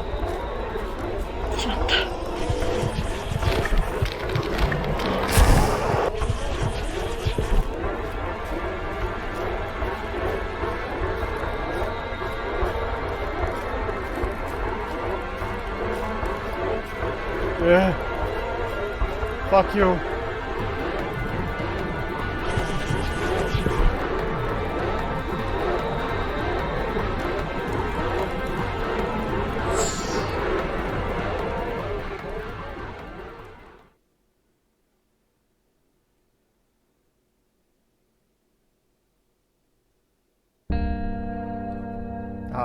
I can't quite say I woke up sometime later. It was like I was just there, outside, in a version of Kisaragi, with thin, hungry-looking people shambling about. In the tunnel one moment, outside the next. I wandered along the train track, shoulders slumped. My phone had no battery and I had nothing to eat or drink for what felt like a whole day. I looked back in the direction of Kisaragi and had a vision, the town once more filled with floating heads, all staring at that giant one above. But this time it was a woman. Noriko? Was it her? It didn't seem quite right, but the vision was momentary. I was near collapse when I encountered that neighboring town. An old woman saw me in my haggard state and invited me for breakfast and a nap on a spare futon. Futon? Thankfully, the ATM and phones in town worked, though no luck charging my dead phone. I got home. My family was worried but relieved to see me. My exams had actually gone alright. The truth is, I don't know exactly what I was so afraid of. I just had this overwhelming feeling of panic. My heart was racing. I was sure it was the curse. I felt I had to go to Kisaragi. Finally. And now I had gone. And I had survived. Wasn't that enough? I never had a clear picture of what happened there. I started therapy, got a prescription. The vision stopped for a while. I kept the heirloom. In Kisaragi, holding it had felt odd. Some part of it felt comforting, but another part of it felt wrong. Like a warbling in my head when I held it. It got worse as time went by, so I put it in a box and forgot about it. I learned to cope with the sense of dread. The visions would happen infrequently over the years, but I still never get a clear picture of the giant face in the sky. It looked something like Aunt Noriko, but colder, less like the kind aunt I knew and more menacing. I dreaded seeing her. And yet the visions returned despite changes in my life. Even as the years went by, even when my sister got killed in that accident, even when I got married, and even when my daughter was born. I loved my baby more than anything, little Tomoko.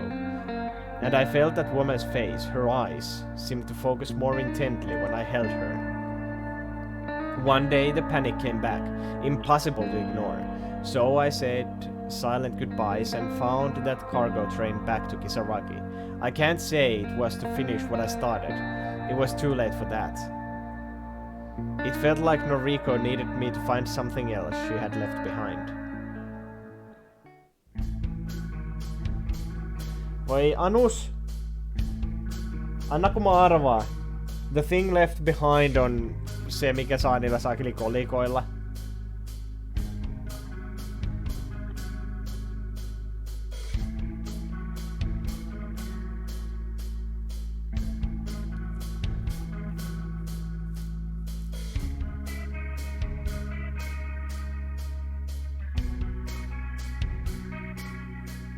Unity Asset Store.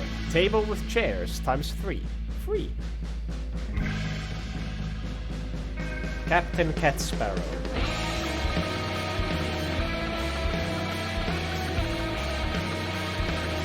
Tän pelin alussa ei tullut Unityn logoa, mutta mä tunnistin tän automaattisesti Unityn sit saakeli loading screenistä.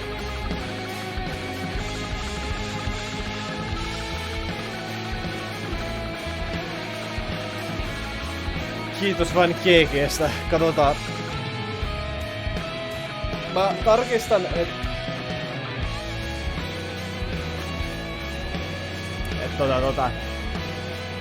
mitä tapahtuu, jos me kerään ne kaikki kolikot. Tässä on myös pelintekijän kommentar. Jos me pelataan tää speedrunina sen devaajan kommentarin kanssa.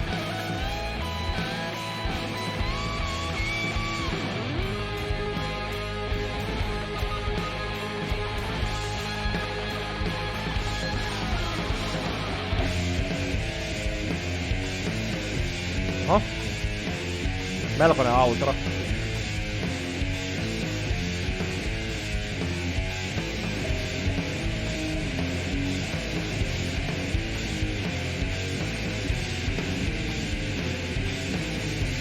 Mutta olisi tää nyt kyllä jotain muuta fonttia voinut... No, ei tää taida olla Arial, mut joku aivan niin most fucking basic fontti kun tää vaan voi olla.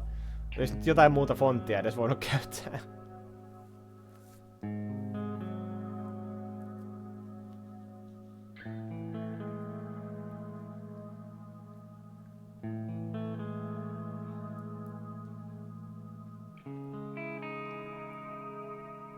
Kolme kuolemaa, herra ja aika. Drawn to Kisaragi ending. Aha, okei, eli tässä on endingiä. Useampia. Thanks for playing Atama and congratulations. You have now unlocked Hardcore and Developer Commentary Modes. Hardcore on by the way se, että kun sä kuolet, niin sä joudut aloittaa koko paska alusta. Ei kiitos. Hardcore, additional and more aggressive enemies and permadeath. Why? In a game like this, why? Dev commentary, audio logs, and more detailing the development process for Atama.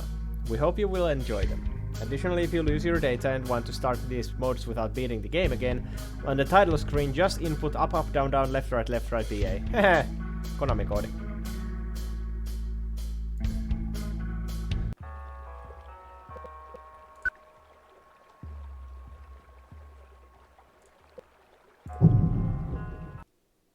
Mikä continue heittää mut? Aha, tähän, okei. Okay.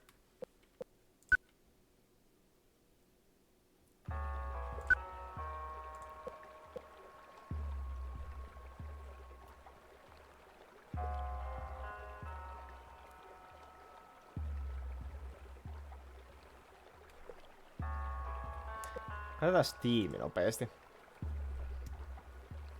Näitä kaikki saavutukset.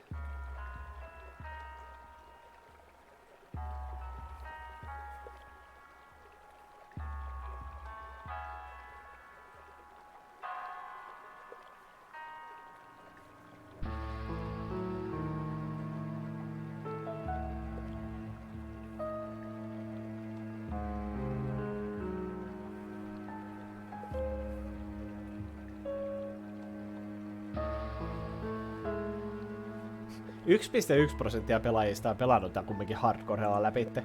Absoluuttiset hullumiehet. Hei, mä käyn nopeasti WC:ssä. Mä veikkaan, että tää developer-kommentaari pyörii tuolla story-modella. Elikkä ei oo vihollisia ja sä voit vaan runaa tän pelin läpi. Niin vedetään tolla. Kuunnellaan mitä pelin devaaja haluaa sanoa tästä. Mä koitan etsiä, jos saatais vielä vaikka se bonusending ja mä palaan ihan just tässä.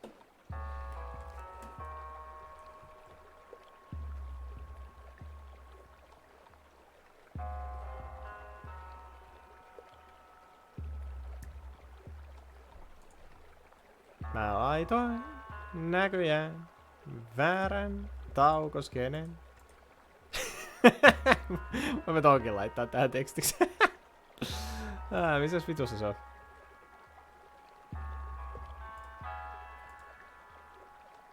Ohossa. Liikaa tekstipätkiä täällä. Minun OBS:ssä. Anyway, järpe.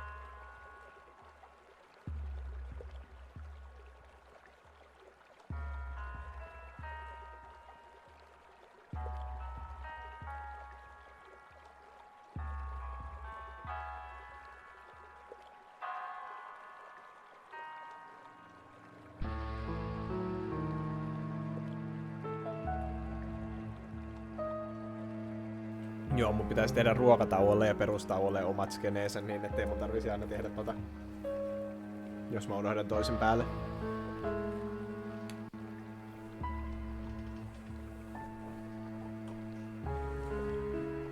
Niin ja tosiaan, katsotaan sitä bingoa sitten, kun on koko tekelles vedetty läpi. Ei tää huono peli ollut. Ei ollenkaan. Mut kyllä tää silti jätti vähän toivomisen varaa. Anyway, katsotaan mitä kommentaari kertoo meille. Pelikuva saadaan päälle. Noin.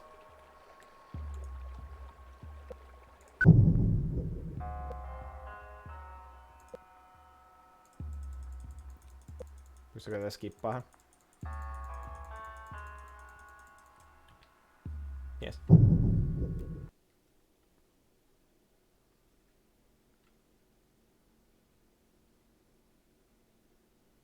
Tässä oli yllättävän paljon niin kuin, storya, mitä tää peli dumppasi sun päälle siinä lopussa.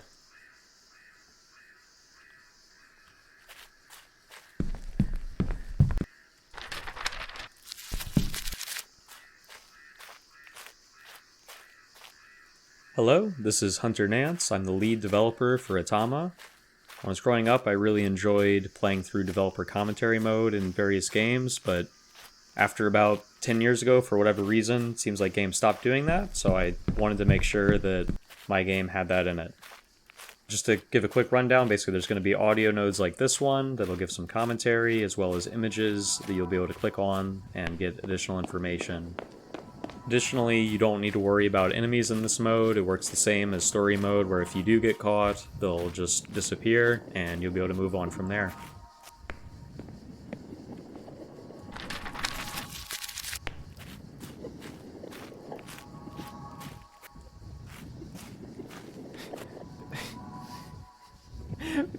This beautiful work of art is a drawn map of the first version of the alleyway and courtyard areas. Early on, there was going to be a segment where you would actually meet Aunt Noriko and she would introduce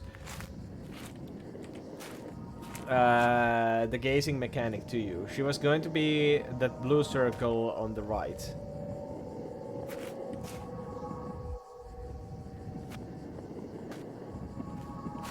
Niin siis tässä kartassa blue circle on the right.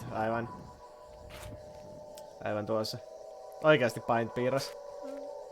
Taitaa olla joo.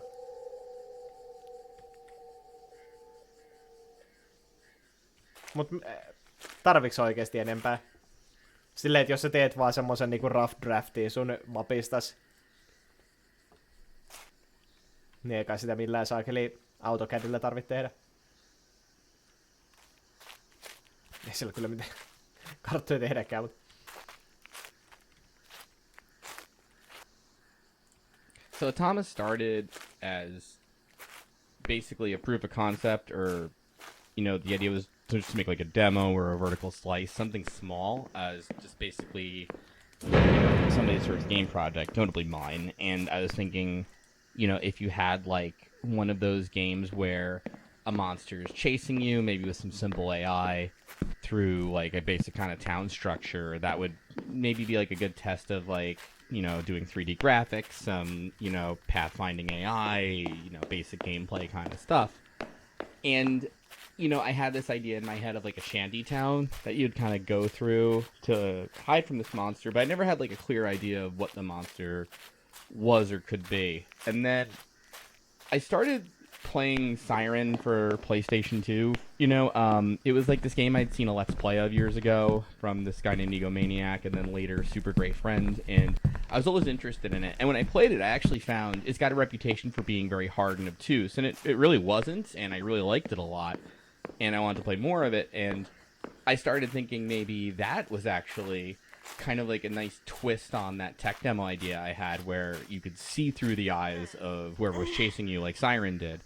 I started to think of like a VR version of Siren too. I was getting into VR, and you know, the one problem is that when you're looking through the eyes of like a monster that just walks and looks around, it kind of doesn't make sense, meaning that like when you turn your head in VR, you know, you'd I guess turn the monster's head too, or the zombies or the Shibito or what have you. So I was thinking you would need something that was like more freeform and easier to move around. You know, like I had that like idea in my head for like beholders or some kind of like floating monster with eyes all around. So that way when you looked around in VR, it kind of made sense, you know? Like you weren't actually moving the neck of whoever you were remote viewing through.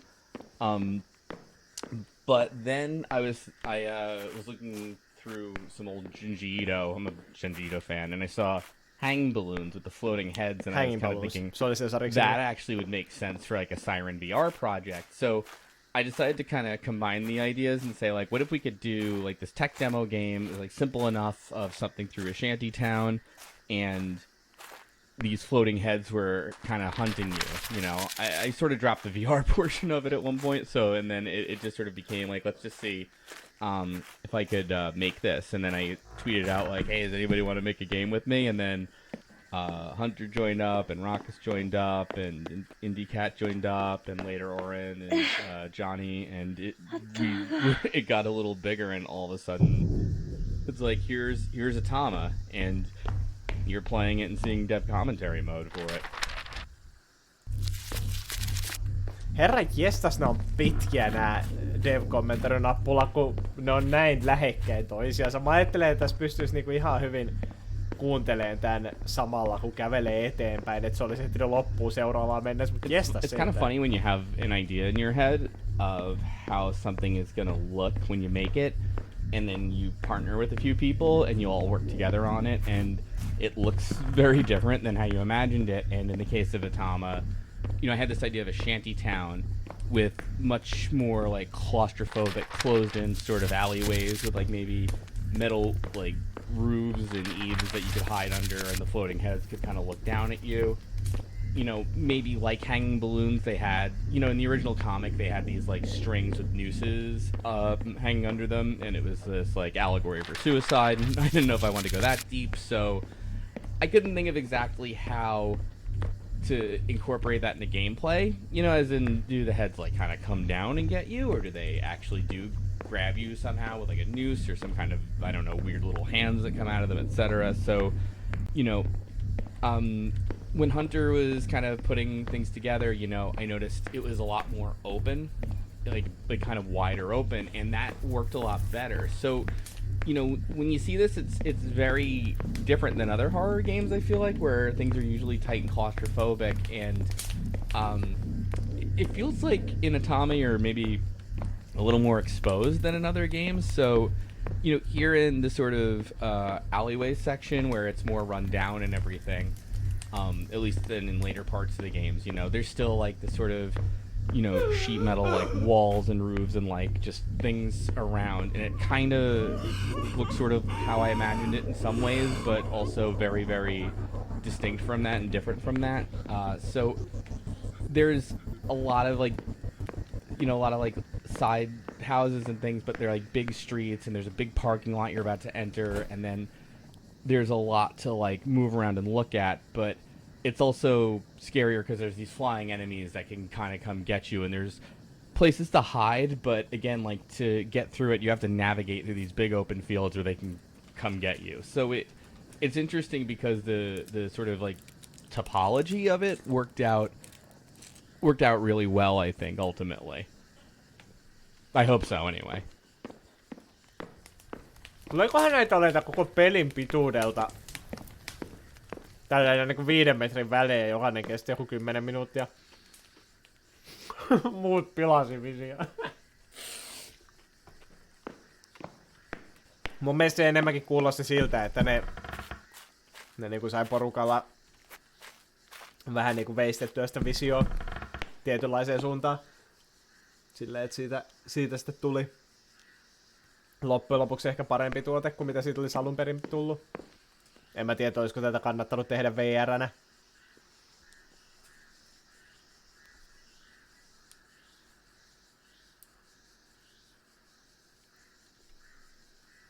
Et ei se niinku VR-tekele ei välttämättä olisi myynyt esimerkiksi niin paljon. Oishan se ollut ihan niinku mielenkiintoinen konsepti, mut olisiko se ollut vörtti. Players had a shockingly high amount of trouble with these first enemies, but one of the main reasons for this was players struggling to determine exactly where the enemies are when they were looking through their eyes.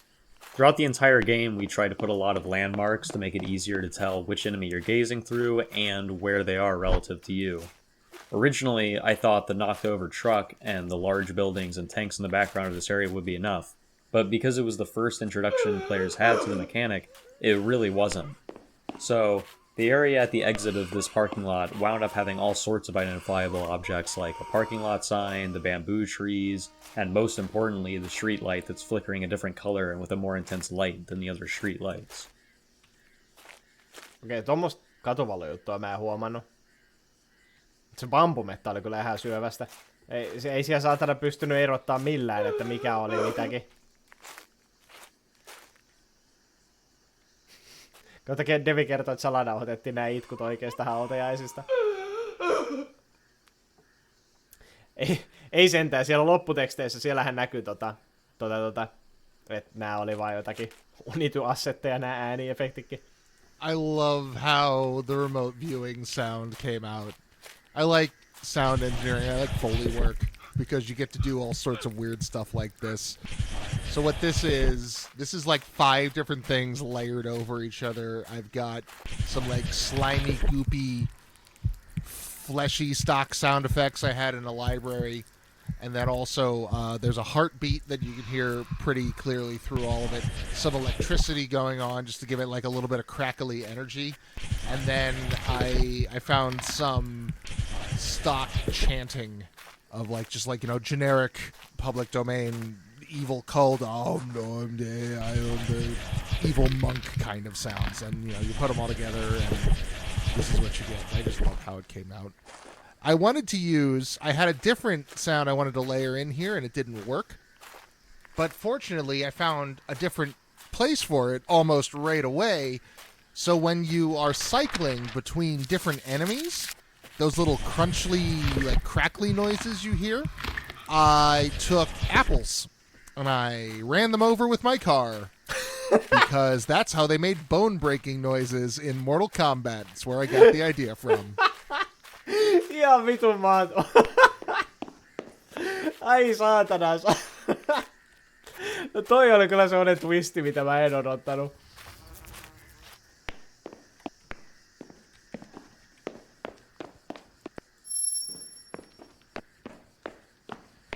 Oli kyllä aika 300 IQ.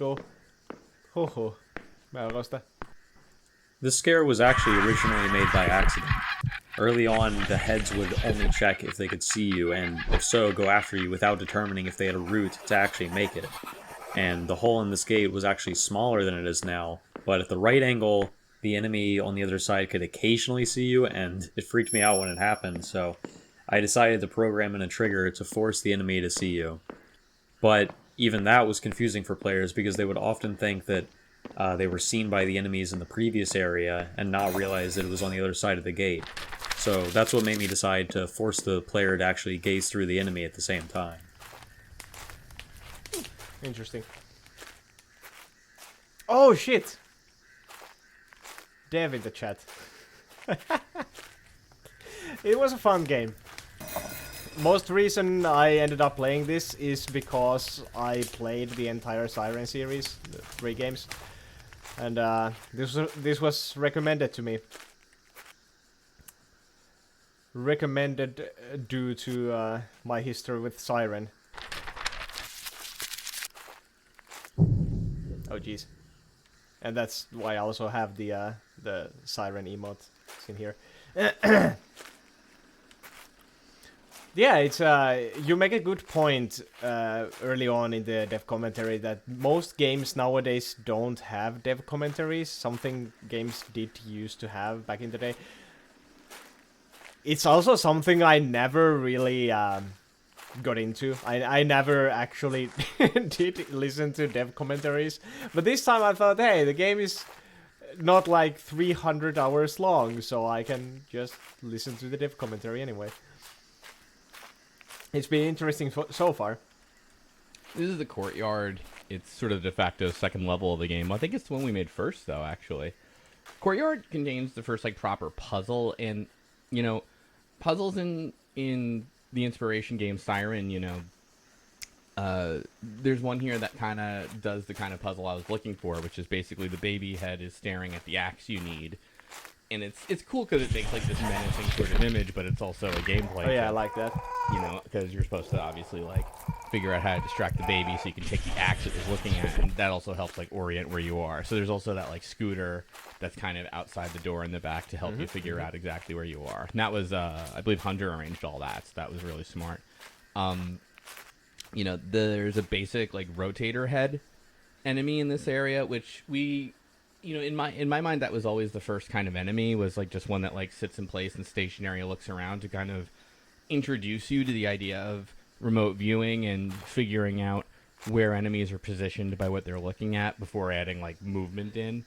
That said, you know, since Courtyard ended up being the second area after all, you know, the first area we have a rotator head in the alleyway, and then we do have a second moving one. So, you know, higher difficulty curve than I guess we were originally intending. But, you know, hey, it's supposed to be like Siren, right? That said, too, you know, we had the van here, and that's where we got to play around with like lighting and things like that. So I like Courtyard ultimately. You know, and it's interesting because we had the blacksmith and the carpenter, and I feel like that was something Raucus and Hunter came up with their interaction. I feel like there was a couple back and forth because I always felt like maybe the carpenter, excuse me, Jiro, was like a little too standoffish. Like, you know, the blacksmith kid just died or whatever. So I feel like we had to like kind of point that out because otherwise, you know, it's a fine line between having a character who, and this is, you know, the you're not supposed to sympathize with the carpenter totally here. He is being kind of a jerk, and, you know, to put it lightly. So it's one of those things you want to make that come across and not just make it sound like, you know, you're a bad writer or you're writing like the way people don't speak. So, you know, it's that's probably me being too overcautious. So we you know, we like went back and forth on it a lot, but we ended up with, I think, a pretty like organic way of talking about what you need to do next and signaling it with the remote viewing such that it's not too hand-holdy and yeah, I like this whole section. I think it came out pretty well. I'm pretty sure that was not touched by any of the commentary thus far, at least. Did you decide to use this very specific type of car because of Siren? Because I'm pretty sure I saw that car in Siren more than once. Hello, baby. I mean, at least in Siren 2 you drive around with the little flatbed, but the I'm pretty sure, at least Siren... I'm pretty sure the first car in Siren 1 is this one that you fiddle around with the cop and the little shed. Was also in Blood Curse. Unless I'm completely misremembering. Which is not really something out of ordinary for me. The distraction bell puzzle was really tricky because there needed to be a balance of it not being completely obvious, but also not frustrating the player into giving up and thinking there was nothing they could do in the area, or attempting to brute force it by aggroing the baby enemy. The very first thing I did to try to make it more apparent was cutting a hole in the corner of the adjacent shanty house so you could see the bell from the main area, and then also cut the hole in the shanty to allow the player to crouch and get behind it without having to go all the way around. Then I added a little light to the bell, but all of this still wasn't enough. So then I added a note that explicitly mentions that there's a bell next door, but some people still struggled, so I made all the distraction bells in the game periodically give off a little noise at random, and I made the probability of this one especially high. Hopefully now it's obvious enough, while still not being too obvious. So the question is, how long did it take you? I did find it, like, immediately, because I usually just, you know, do this. I scour around. Also, this is a very giant rake. The car is like a Japanese truck asset I found. It actually had a little flag on the side I had to remove because apparently it can be offensive. I can't even imagine what flag that could be. Huh. Japanese car with a flag. Doesn't ring a bell. Speaking of bells, yeah, I did notice the bell almost immediately, because I noticed the hole first, and we're like, oh yeah, that's cool. I did read this one first, which, you know, was like, huh, chimes, sounds interesting, and then I saw the thing and it's like, cool. It's a neat puzzle. And later on, it was nice when I realized... The first one kind of tutorialized me to knowing when the bells are around, when you can hear the little chime. So, from that point on, I was listening to the chime. And whenever I heard one in the distance, I knew there was a bell to be rung. Somewhere around the area. The dark secret behind this game's development is that nearly every asset in the game is either a free or cheap Unity store asset, or a part of a pack of Japan-themed assets and locations that we bought. To some extent, this limitation dictated the level design because we had to work with what we could find and try to make it all come together into something cohesive. I did have to try to scope out mostly assets with similar levels of graphical fidelity, but there are definitely a few that stand out a little bit as either more detailed or less detailed than others. But honestly, I'm extremely proud of how cohesive this game looks despite being put together with so many disparate parts and with what we managed to pull off with essentially no budget. That is a thing I noticed, but I didn't really mention it throughout. This is really cohesive. I've played so many, like so many. I've played hundreds of indie horror games. And there are so many examples of indie horror games that use free assets. And they just don't mix together at all. Like, you can see that there are store-bought assets, or at least free assets in this game. Like, some of them were something I've seen in different games, maybe. But at the same time, this doesn't feel, and I'm sorry for using the word, this doesn't feel like an asset flip. Because I know an asset flip when I see one. And this doesn't feel like it. Even though it's made of free assets, which is really neat. I really don't know the details, but it's called the Rising Sun flag, and some people recommend not having it. Huh? Oh, it's like the I think there was something they used during the war, maybe. The yeah, I know exactly what you're talking about now. Yeah. I didn't really think it would be offensive, but you know what isn't nowadays. For some, the bell is obvious, others take a long time there. Since it is right next to the place to crouch, a lot of people don't look up. Ah, well, that could be it, I guess. The fact that there's just so many Japan-themed assets helped a lot. Yeah, I would assume so, yeah. And yeah, I actually, going back to the Portal games, I love the Portal series. Too bad there's only 2 of them. But I still never listened to the commentary. I didn't even remember there was one. I have the weird PS3 version of Portal 2 that also came with the Steam version. I'm pretty sure it's the only game on PS3 that links to a Steam account. Which was an interesting thing they tried and didn't really go anywhere. So this rooftop area is funny. It's got like a little transition scene, which when I included it in the trailer, because it's like supposed to be like someone climbing a ladder, you know, kind of climbing a ladder and like stopping briefly. People felt like it was someone in the YouTube comment thought it was frame drop, like you know, that we were trying to render this ladder slowly moving, and we just like whoever's computer just couldn't keep up. But no, it was supposed to be someone climbing the ladder, which other people pointed out, fortunately. But so the rooftop area was meant to be like the 3rd level of the game, and you do more about the rooftops and such. And you know, that's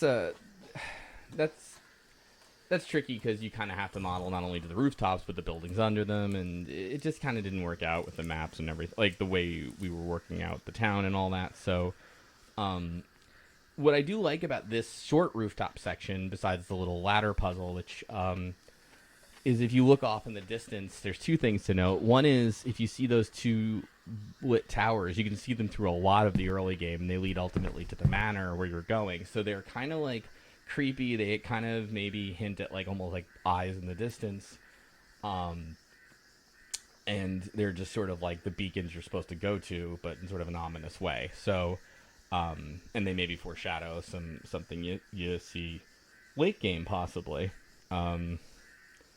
So what else you might notice too is if you look over, there's this weird like sort of, I guess, like shantytown like double building with a head patrolling it, which is an area I made where I was kind of getting used to playing with the patrol points and everything.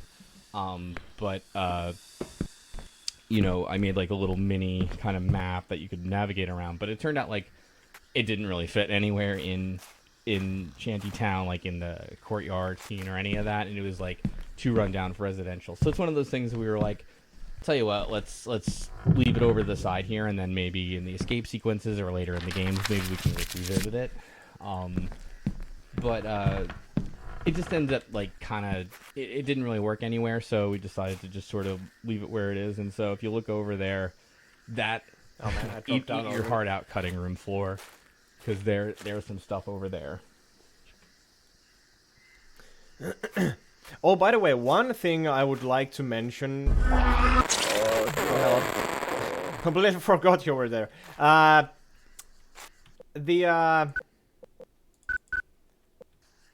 The film grain effect stays in whenever a new area loads. I tried to put it off because it doesn't really look too good on the stream. Because Twitch has a problem rendering that kind of stuff. it kind of makes things blurry. Yeah, like, I did turn it off, but sometimes it keeps turning on.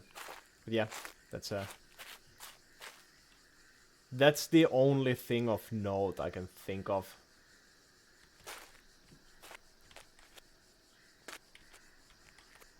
Originally, the plan for the sleeping enemies was going to be a little bit more involved, where basically if they heard noise, that is, if you were walking or running nearby, they would open their eyes, and then if they saw you when they opened their eyes, then they'd go after you like a normal enemy. And we were also thinking maybe they would like periodically just wake up for like a few seconds and then go back to sleep, that sort of thing. And we also thought about just normal enemies detecting you if you're running by nearby, like basically they can hear you or whatever, to give you more of a reason to crouch. But it just kept being a feature that kind of fell by the side, and ultimately we, kept working on other things and never really came back to it. But I'm still fine with the way it works, especially since the other sleeping enemy in the game ties into the little scare where you pick up the key and it instantly aggroes. And I also like the way that they work when you're looking through all of their eyes, and then you get to one that's blank and it's snoring, and you're like, is something broken? And they're like, oh, I see. I understand what's happening now. And it kind of gives you that extra thing where there's one more enemy nearby, but you don't know exactly where it is, but you kind of have that sound cue now. So I think it still winds up being interesting enough. One of the main goals we had was to have every area present something new. The first area was the first, and the second area added distraction bells and a sleeping enemy, as well as being a bit more of a puzzle and more calm area than the first area, which was more of an action sequence. So, for the residential district, what we wanted was to have an area that ramps up the amount of enemies, but also functions as a less linear area. Whereas the first two areas, there's basically only one valid way to go through. This area has multiple paths, many places to hide, and an optional distraction bell. You can also outrun and hide from many of the enemies in this area compared to the last area where getting caught basically meant instant death. Also, for most areas we planned them out ahead of time, but we really struggled to get a map for this area that felt good. So instead we just jumped into it and started putting in houses and other objects and testing out layouts, and we quickly found we were actually really enjoying this area. There were some concerns with this area being too much of a spike in difficulty and complexity, as this really is the first major difficulty hurdle in the game, and we even had some feedback that straight up said it was just too hard for them and they wanted to play more but they couldn't. So there were adjustments made to slow down the enemies and add extra places to hide, but also this was part of what led to deciding to add the story mode difficulty.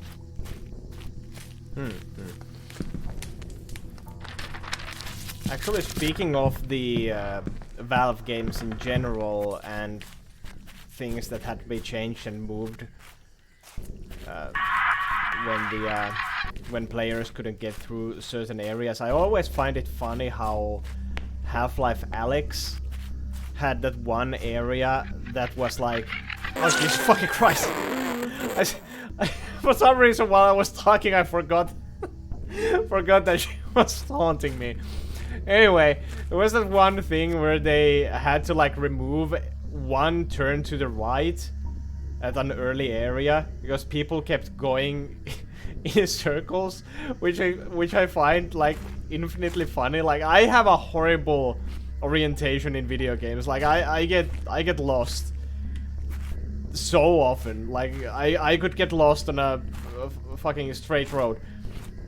But I just found that so funny. People kept going around in circles so much that Valve had to actually remove a certain turn to the right. Not that I've ever played Alyx, because it's a VR game, sadly. Thankfully this wasn't, even though you at first wanted to make it into one. Originally, this area didn't have these safe zones marked by the Ofudas, and the plan was that you could hide places, but you needed to get out of the line of sight for it to actually be effective. This made it more realistic, but also made it much more difficult, and so people had issues with this area, and we basically needed either some form of safe zone or a checkpoint. I really didn't want a checkpoint because I wanted players to actually need to take the time to learn the patterns of the enemies and to get it all in one go. So safe zones were a bit of a compromise. Unfortunately, they do hurt the immersion a little bit, but the Afuda giving them a slightly magical property or a gameplay excuse for working this way helped a little. We thought about making it so that if you gazed at yourself while in a safe zone, then you would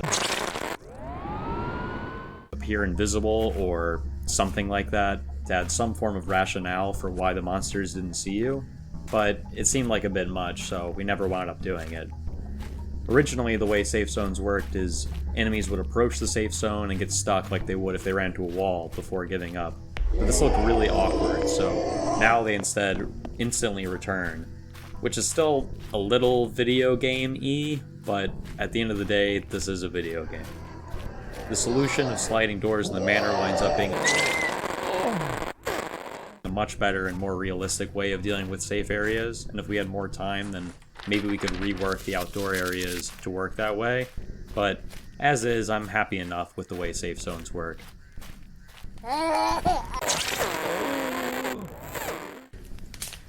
There's also a good chance to check what the areas look like where the enemies were haunting. I mean, I'm not surprised there's nothing here, but always have to check. Oh, there was actually a couple of files I was missing from this area, I think. Yes, this one. Huh. Still missing it. And that. And that. And that. What the fuck? How did I miss that many... Wait.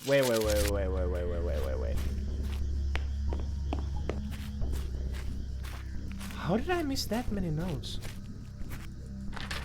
That I found. Staircase in there was not blocked on release, but not climbable, and people playing on story mode were annoyed. You know, annoyed by it, so I changed it. Ah, I see.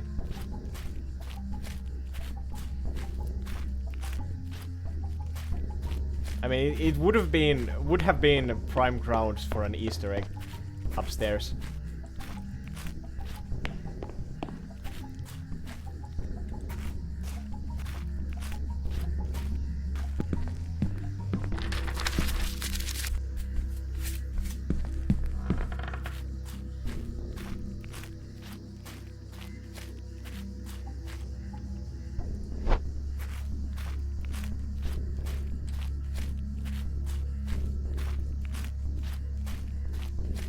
Oh man, now I'm forgetting to talk because there's so much silence after the audio log ended.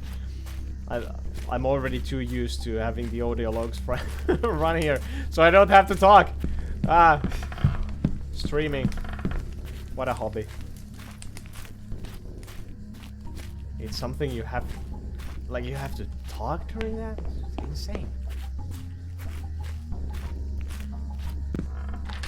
Seriously, what the hell? I'm missing something obvious here.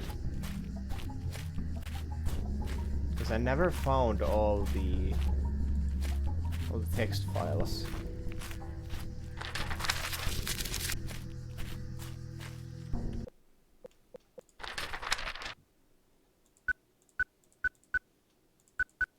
Oh, this one was the delivery notice, of course.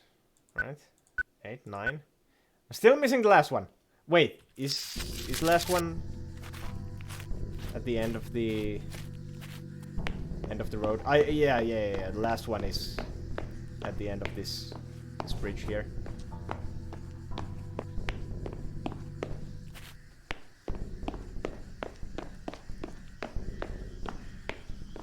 All right, so here's a behind-the-scenes secret. The heads do have names. There are 7 basic models. I think the only one that doesn't really have a name is the baby head. Akachan, I think, is the name of the actual file. Baby, I think, is just what we call it. But the other 6 are named. Basically, whatever item was just around or just what I was thinking of, I just took the name and I very sloppily Japanified it. We should really get out of that habit. For example, Posta is the first one. we made. That's the one without the eyes, without any eyes, and that's, by the way, that's an import error. The eyes never imported correctly from Blender to Unity, which was my fault. It was like a transform thing. Posta's eyes are actually it looks cool. in the middle of the face, you know. But it's one of those like happy accidents, so Posta doesn't have any eyes.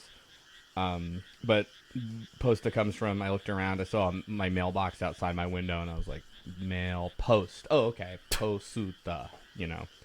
And then Buku, who's my favorite, he's the bald one, looks like kind of like a monk. There's a book next to me when I named him, so that's Buku. There's Norano, which I was watching Interstellar, I think, when I Good movie. finalized him. So it's like Nolan, like Christopher Nolan, the director of Interstellar. So that's Norano. Goofy, I was playing Kingdom Hearts at the time, so it's Goofy. Irsu, I forget exactly why, but I think that was like something like grocery store aisle, you know, is where I got that one from. And then Mikara or Mitara. Her name, I think it came because I had a meeting at the time or something like that, or Metal maybe. I kind of forget, but I also, unfortunately, made her animation controller the name Mikara with a K, so she was inconsistently named for a while. I think we finally settled on Mikara, but don't quote me on that. The heads themselves are never named in the game, so you know that's what we call them internally. But you know, who knows? Maybe they'll get their own names. So I'm kind of interested to see what happens there. That actually reminds me of Resident Evil 4, how all of the Ganados have names, but they are never named in the game. I don't know where the names come from. They may be file names or something. That reminds me of that. Of course, they probably weren't named after random paraphernalia around the offices, but like. It's an interesting thing. And it's always a nice world building thing, even though that's something never revealed in the game. The manor exterior area is the first real break that players get after the gauntlet of the previous 3 outdoor areas. That is true. As the developer, it's easy to forget how players will feel, but it is a safe assumption in a horror game that they will probably be more tense than you, since you already know all the surprises. Looking back, it probably would have been nice to have another similar, more relaxing area before residential and after courtyard, as the first 3 areas can be a little oppressive, especially all in a row. This area is aesthetically fairly pleasing to create a contrast from the shantytown, both for the story purpose of creating a contrast between the townspeople and Mayo, but also just to finally get players to realize they're in a much safer place than they have been up till now. There are still heads here, but there's basically no danger, and you can solve a nice little puzzle and just cool off. I think this worked out pretty well. Like the tensity of the game like keeps ramping up, and then there's this area that like gives you a little bit of a breather. With a very nice puzzle as well. I do enjoy a good puzzle. Even horror games nowadays don't really use that many puzzles. Seen 2 streamers just guess the puzzle here immediately somehow by just messing with the speeches. That is actually what I first did. Like, I didn't guess the puzzle, but I came here and I was like, huh, things. And then there's this thing whose name I already forgot. But then I was like, huh, I wonder if these have something to do with that. I hadn't even checked through the enemy's eyes yet at this point, so I just mashed these and was like, well, nothing is happening with this. What's going on with these guys? Oh, that's how it works. If you were to ask me, maybe a year ago, Shishiodoshi. That's what's the name of that thing in Japan? It's the bamboo thing that you pour water into it and then it tips over and pours the water out. And then it comes back up and it makes that knocking sound. I probably would have told you, you know, oh, it's right on the tip of my tongue. And now I will tell you that thing is called a Shishiodoshi, and that is burned in my brain forever because of how many times I forgot what it was called and I had to look it back up. The Shishiodoshi puzzle went through a few revisions. We wanted a kind of Resident Evil style puzzle, so the idea was you do the whole like pull 3 switches or make a combination. And I think like initially what the puzzle is just going to be the sight jacking. It was going to be like the 3 heads looking in the tower and you sight jack them. And I even think the original idea was just like a passcode, meaning like they were just looking at 3 numbers and you had to put it in, which I felt like, there's got to be like a more organic way of doing that. And we were going to use the Shishiadoshi in the residential area, like just as like a background thing or a thing to make like an environmental knocking sound or something creepy. And then I had this sort of idea for a Rube Goldberg kind of thing where, you have to rotate like a platter to make the Shishiadoshi pour water into one, into another. So I did that, or that is to say, I tried to make it like a mousetrap sort of thing where one pours directly into the other. But if you put them all together in the same scene, it kind of works insofar as the 3 heads, you have to use all their views to sort of composite how this thing looks and how it's supposed to pour into each other. But it's one of those things when you actually model it and put the Adoshis together, like their mouths are too close together and it doesn't quite look right. So we cheat a little bit in this where they're on different floors. So one just kind of pours water down to the next floor. And it does kind of work. Like it does kind of line up. But since they're so vertical, like, you never really you never really have to get into the nitty gritty of where exactly it's all pouring and things like that. So the idea is just like, we have a file that kind of explains like it's this weird counterweight thing that the engineer doesn't even understand why that Mei would want that built to hide the gong and all that. So, but it took me like a month to do like the water pouring animation, which I think you can only see in the top one, and that's just by accident in the sense that we like the way the heads are positioned, but then the bars of the windows just happen to block it for 2 of them. But I think the animation part of it sells what's going on, and a lot of people did really like that puzzle. So it's one of those things when you spend a long time making something, you're not sure how it's going to turn out quite right, but a lot of the playtesters really liked it. So, we had a puzzle. There you go. And also this file here, I found this super funny because I've played so many Resident Evil games. I mean, I've played all of them. Name one, I've played it. And every time, I'm just left wondering, what the fuck was wrong with the people who ordered all of this? Why did it have to be this elaborate? Like, imagine being one of these scientists at the Spencer Mansion in Resident Evil 1, and you forget your car keys in the lab, and you're like, oh god fucking damn it, I have to go back to the lab, I have to find the crank, I have to find the 3 medallions or whatever, and then combine all that shit, like, that must have been a hassle and a half, just going through that in your daily life. Spencer Mansion makes no sense, and neither does this. Yep.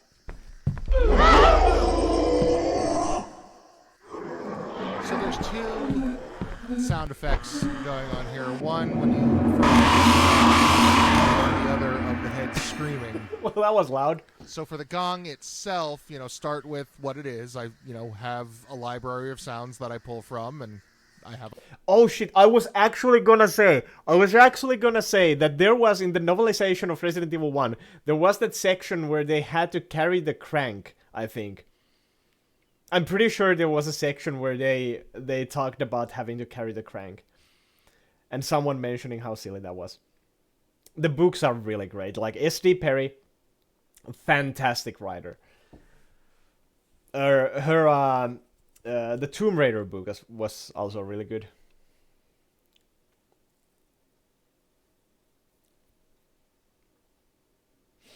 There was this whole thing about Albert Wesker needing to use the other STARS members to find the medallions to get to the guest house. Yeah. Those were good books. And I still think Resident Evil 0 Hour has the best cover art of the entire Resident Evil franchise.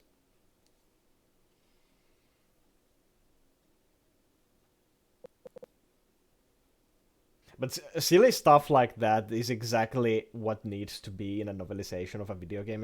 Like it doesn't have to take itself like super seriously.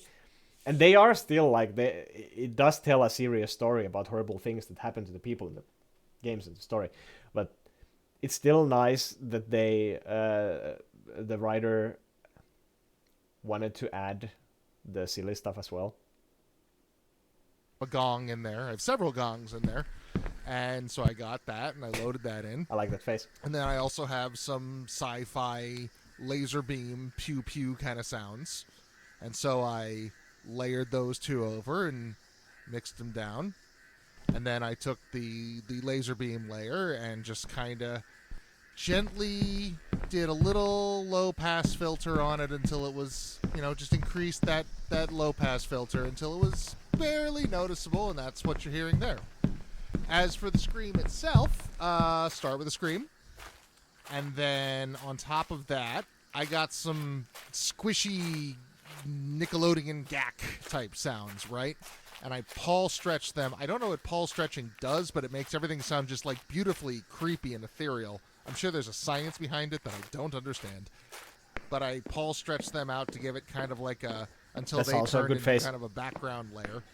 And then the final touch on that, I got sound of when you wet the rim of a wine glass and you make a little instrument out of them. Make a little thing. So I got one of those at a really obnoxiously high pitch and did it like squeaky, like as dry as I could get while still making a sound. And so I just had this like awful squeaking, screechy noise coming off of the rim of this wine glass. And so that is why when you hear the scream, maybe your brain hurts a little bit. I did that to you. I'm not sorry. Fuck you. It was a very loud noise.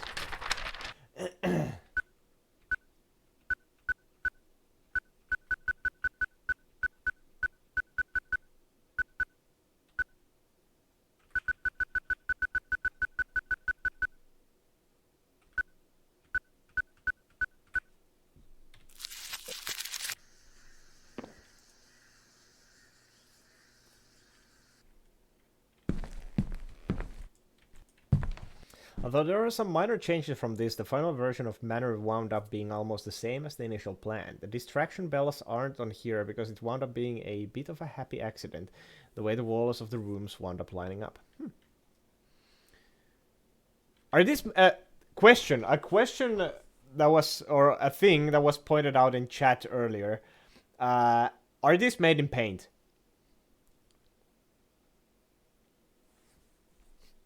That was a very important thing people wanted to know.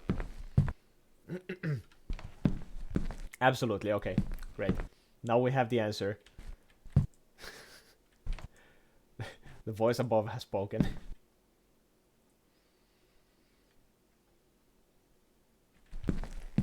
Good use of paint there.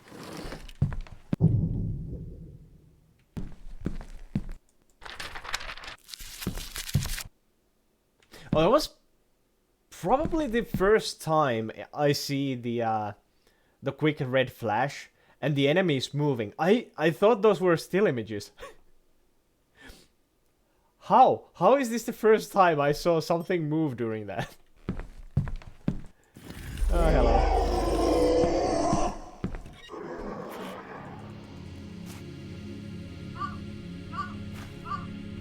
Oh, where are these? So I thought this was a pretty neat little trick.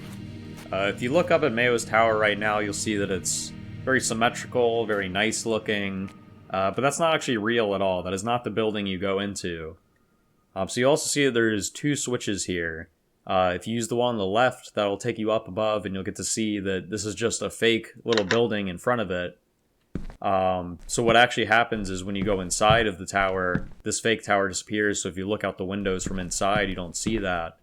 And then if you come back down by using the switch again and use the switch on the right, you'll be able to toggle that fake building, and you'll see that the real one's like a little off to the side and doesn't look so great.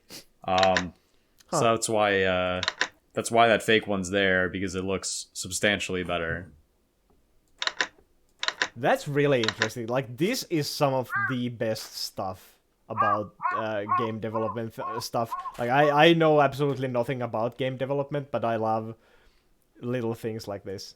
It's absolutely fantastic.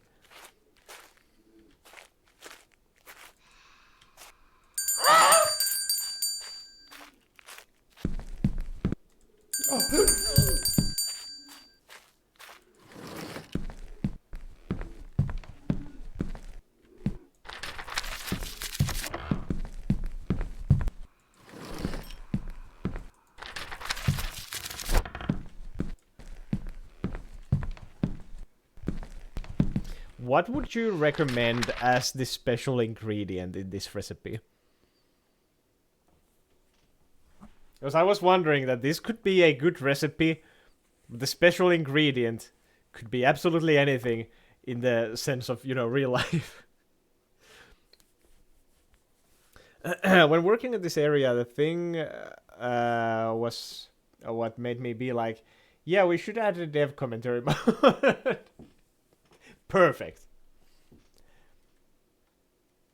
Recipe at top is copied from a real recipe. Oh, actually cited in the credits. Okay, I completely missed that. I was probably talking about some stupid BS during that. Sorry about that. All right. Cool. I also like that the servants only get that shit. Ah, good times. For the help.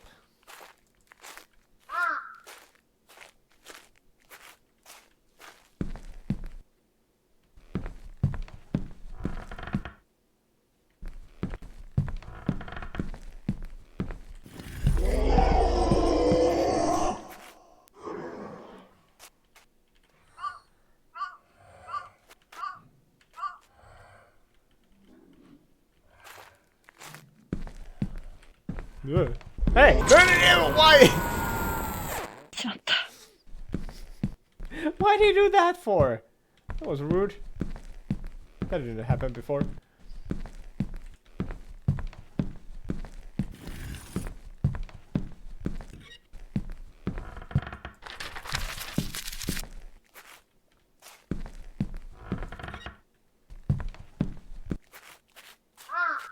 I'm gonna play this in real mode. Not that really does anything gameplay wise. Ew. Left map was the original plan and the right map was what was used when I started doing actual development, with the major difference being the plan for this area shifting from using the doors to find good times to run through to actually trapping the enemies.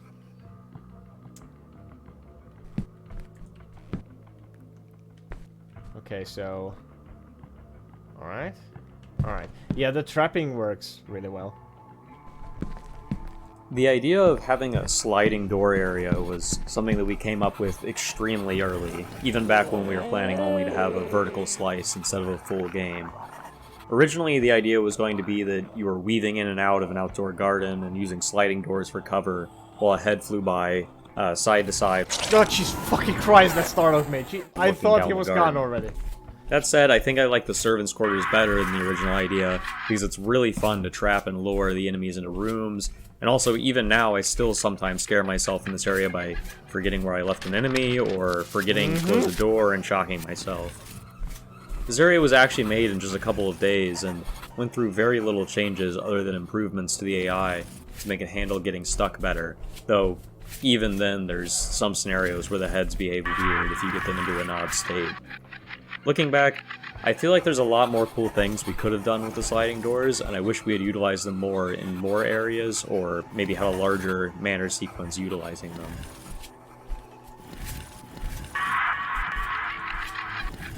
Ah, I screwed it up. Or maybe I didn't. Shit!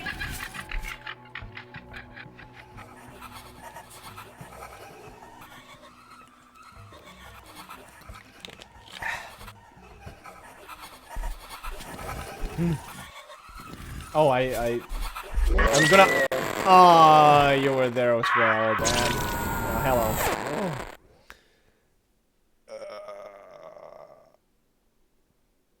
sitting around for too long is not good for you.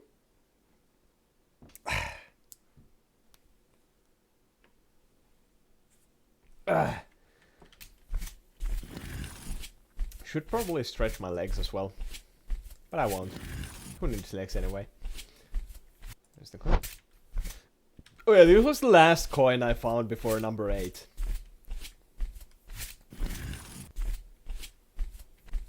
So there's that. And I did manage to look around all of these rooms before the enemies mangled me.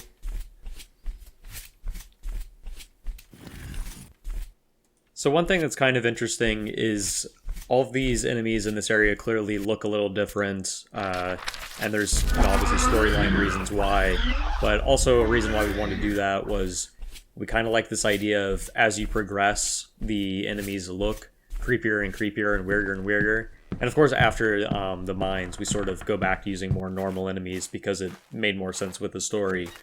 But the way we accomplish this is kind of funny because these are actually just materials from other objects in the game applied to the heads. So for example, this enemy right in front of this node, the sleeping one, is actually just covered in chicken skin.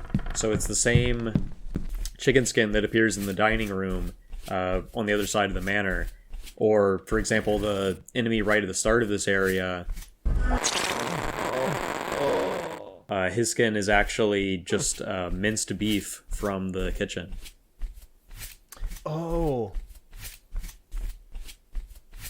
Well, that's neat. That's good reusage of assets. I'm still missing one. Oh wait, this inside the manor. I think, yeah, the final one is at the top of the staircase.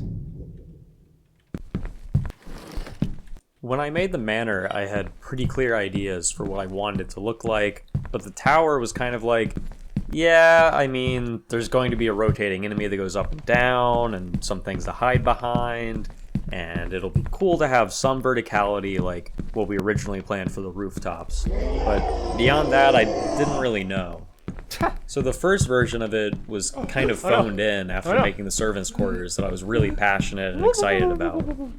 But then it felt like it was way too fast and easy to traverse the tower, especially because being able to go up meant it was easier to outrun the enemies because they go the same speed even if you're moving upwards. We also had some massive issues with physics where the player could sort of bounce going downstairs, like launch forward, land, launch forward, and repeat. And because of this, you could even just effectively jump off of the staircase and go all the way down. Clearly, I did eventually find a solution to this issue, but it was actually extremely hacky, and I was surprised that there weren't simple and good solutions to what is clearly an extremely common situation developers will run into with their first-person controllers. However, the point is, I realized that just in general, players could go way too fast here. So then I decided, what if the statue was so heavy that you couldn't run? That mechanic wound up making the area really come together because this is one area that really forces you to be patient and master using remote viewing to make absolutely sure that you're safe. In my opinion, this wound up being the hardest area in the game, but it still feels very fair and extremely tense. In fact, when I was testing hardcore mode the other week, this is the area that I died to twice. Surprisingly, many testers said they actually found this area pretty easy compared to earlier areas like the residential district.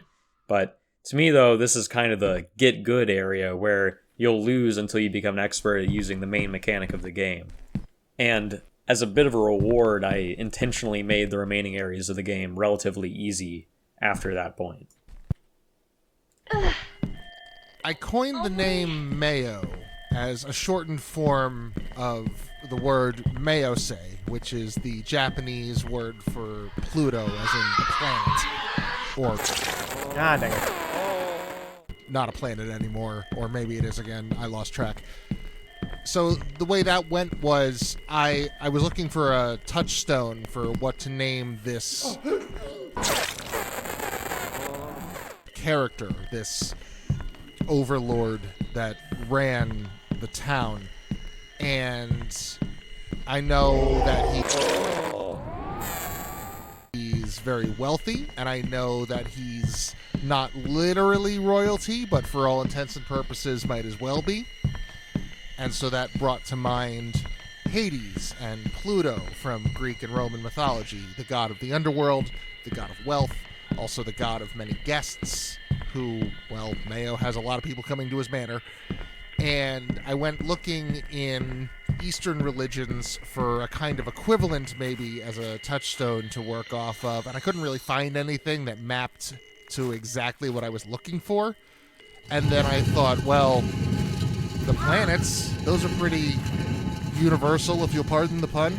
And I found that the word for Pluto, the planetoid, or not planetoid, or dead rock that no one loves anymore, whatever the hell we think Pluto is these days, is Meose, and it's a relatively recent word. I forget exactly what triggered this, but there had to be a localization for the name of this planet, and they came up with the word Meose, which translated to Dark King's Star, and that seems to have worked, taken hold, become popular.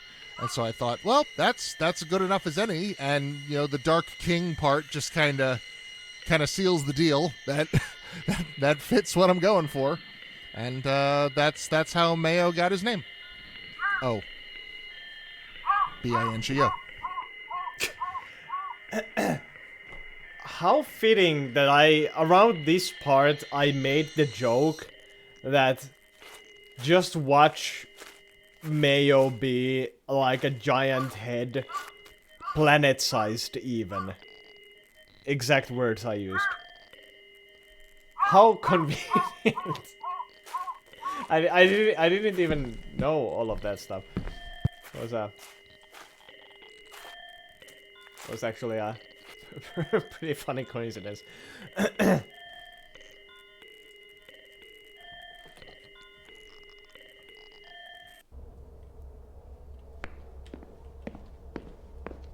So I'm sure the more observant of you have noticed that we have two main characters in the game, Kaide and her aunt Noriko, and we have a voice actress portraying Kaide, and her name is Norika Koide. So what's going on there? Nothing. It's actually a total coincidence. So Hunter mentioned having a voice actress saying like short phrases in Japanese during gameplay. I was a bit skeptical because only one of us on the team speaks Japanese on the dedicated like Team Zutsu, being Oren Ronan, and I mean he's like I'm not a voice director or anything like that, but he did know a friend of a friend who was interested in getting into voice acting, so we reached out to her, and it was one of those things like there was a bit of a language barrier, and I was asked to like kind of interface with her and everything, so things went a bit slowly, and then we figured out, okay, like if you can just record this for us and things like that, and we got like lines, and Oren wrote them in Japanese, and she spoke enough English that like she and I could talk via email, but at one point she told us a bit late, I think like maybe a month and a half before our scheduled release date or so, so I'm planning to record this on my phone, which was like a record scratch moment, because then I started looking on Fiverr for other actresses, and I like put out a tweet because I'm like, there's no way this could work out. But thankfully, I guess she has a really good phone, because the audio quality was a lot better than that statement would lead you to believe. I think we cleaned it up a bit, and she actually had to go to a karaoke studio to record like her like yells and screams and things like that, because she was in an apartment and things like that. So, but when it came to payment, if you want to pay someone in Japan, you need their bank details. So when she said to me, like, I can give you my bank details, I'm like, well, don't do that, because, in America, I'm thinking she means like a routing number or some shit that like I don't want to know, but like that's I guess how you do it. At any rate, at that point, I needed Oren's help, so I paid him and he paid her. And what's funny though is like when they started talking in Japanese at that point, it was like a lot easier, and like because there's no language barrier whatsoever. So he like helped out too with some of the line direction, I think, and in terms of like, oh, we mean like you say it like this, not you know what I mean, like as in like, I hope that isn't her, you know, meaning like you think it might be your aunt, etc. You know, that kind of thing. And it's funny. It's like one of those things where I'm like, of course it went more smoothly once they started talking, but you know, it ended up being a thing we kind of pulled together last minute. And like I said, I was skeptical of it, but I really do have to give Hunter credit because I think that added quite a lot to the game's atmosphere, and I think it was just absolutely a good call. Definitely, A++ would hire a voice actress in a language that I don't comprehend or speak very well, and have her record lines in a karaoke studio on a smartphone again. But it worked out well. I do enjoy games that have, if they can't have full voice acting, a minimalistic voice acting works out well as well. And all the little voice lines she gave every now and then, I did like that. It added to the game quite a lot.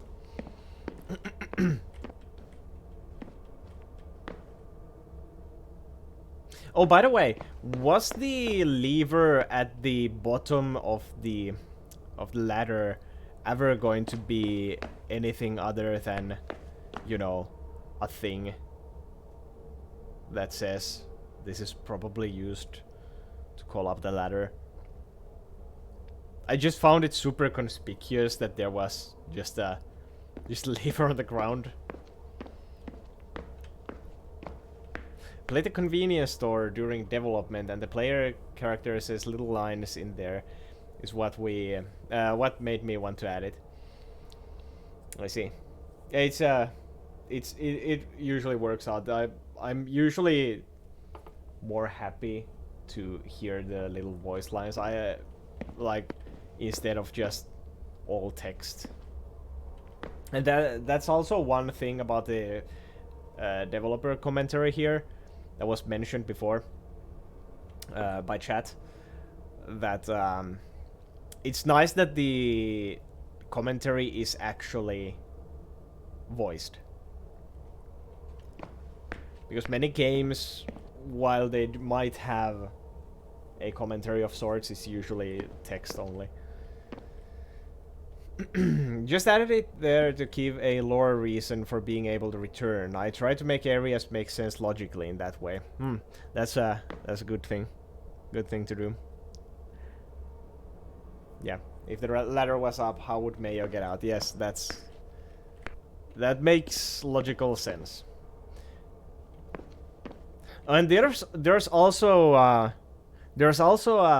locker at in the early areas of the game, just before the heads appear for the first time. There is a locker that says that it won't budge. Was that ever going to be anything? Because that really irked me. It's the only locker in the entire town area, I think, that lets you interact with it, and it says that you cannot get it open. And I'm like, do I have to find like a hidden crowbar?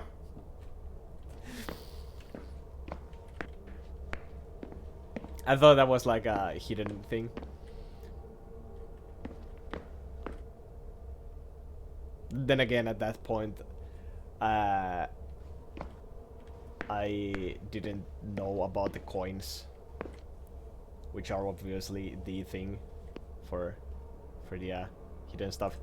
Generally speaking, we tried to keep stories about minor characters to 1 or 2 notes and to usually be placed in just 1 or 2 adjacent areas, but Jiro, who was originally just known as the Carpenter, wound up becoming a relatively long arc. He was the first character written in the game, and originally the primary point was to communicate to the player hints about the axe and bell puzzle in the shantytown courtyard, as well as to introduce the rooftop section, which wound up becoming a much smaller part than was originally planned. But his arc went from just small puzzle hints for one area to becoming more of guideposts to the player to give little hints for each area, and to have the paths the player takes ultimately mirror the paths he took, until finally the end of his story here. At this point, the letters from Noriko take over as your guide to serve a similar role to make you not feel entirely alone until after the mine, where you finally are actually on your own. Mayo was a character that was established pretty early on as the leader of the town and someone that had almost a hypnotic grip over the townspeople. But despite that, we didn't actually write any notes for him until very late in development.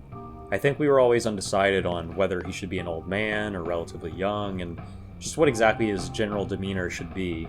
Ultimately, I wound up writing all of his journal entries, and ultimately my goal was to make him seem like someone who let his wealth and influence go to his head, but still thought he was humble. I wanted him to be very self-satisfied and basically believe that anything bad that happened was actually good. I tried to show these mental gymnastics in some of the notes, like how he wrote about how the gong made such a beautiful sound that the heads cried out in happiness and lost consciousness, being at odds with the experience the player has, where when you hit the gong, you can clearly see that the heads let loose horrifying noises, and when you look into their eyes, you can see that they're absolutely annihilated. Another example of this is the fact that having a baby head in a cage is obviously extremely creepy, but that's actually what he looks at for comfort to calm himself down. So what's the story about the fishtail?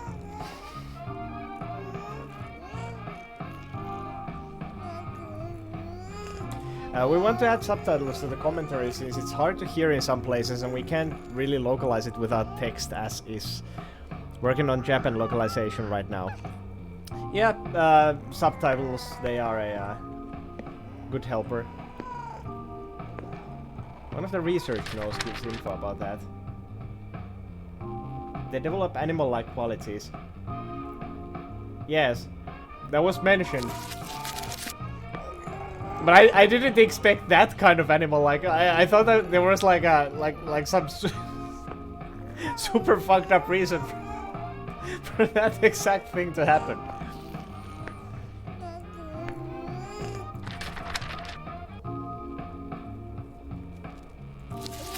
The Mayo wasn't fucked up, dude.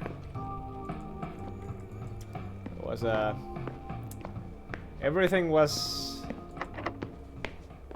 a bit loopy in Mayo land.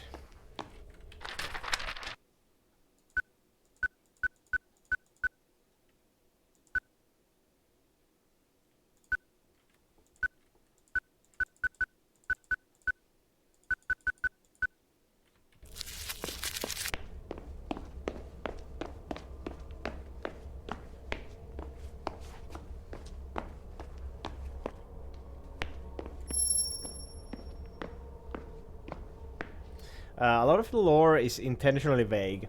I have opinions about reasons for those sort of things, but we all wrote parts, so I wouldn't like define anything we think as like for sure canon. We generally agreed not to give out info about lore and let people decide. Yeah, it's sometimes better to not over-explain everything. That stuff usually just works against the story instead of for the story. And with this game, I personally don't like games that are like super vague. That are like acid trips from hell and you're like, at the end you're just wondering what the fuck did I just play? I've played too many of those.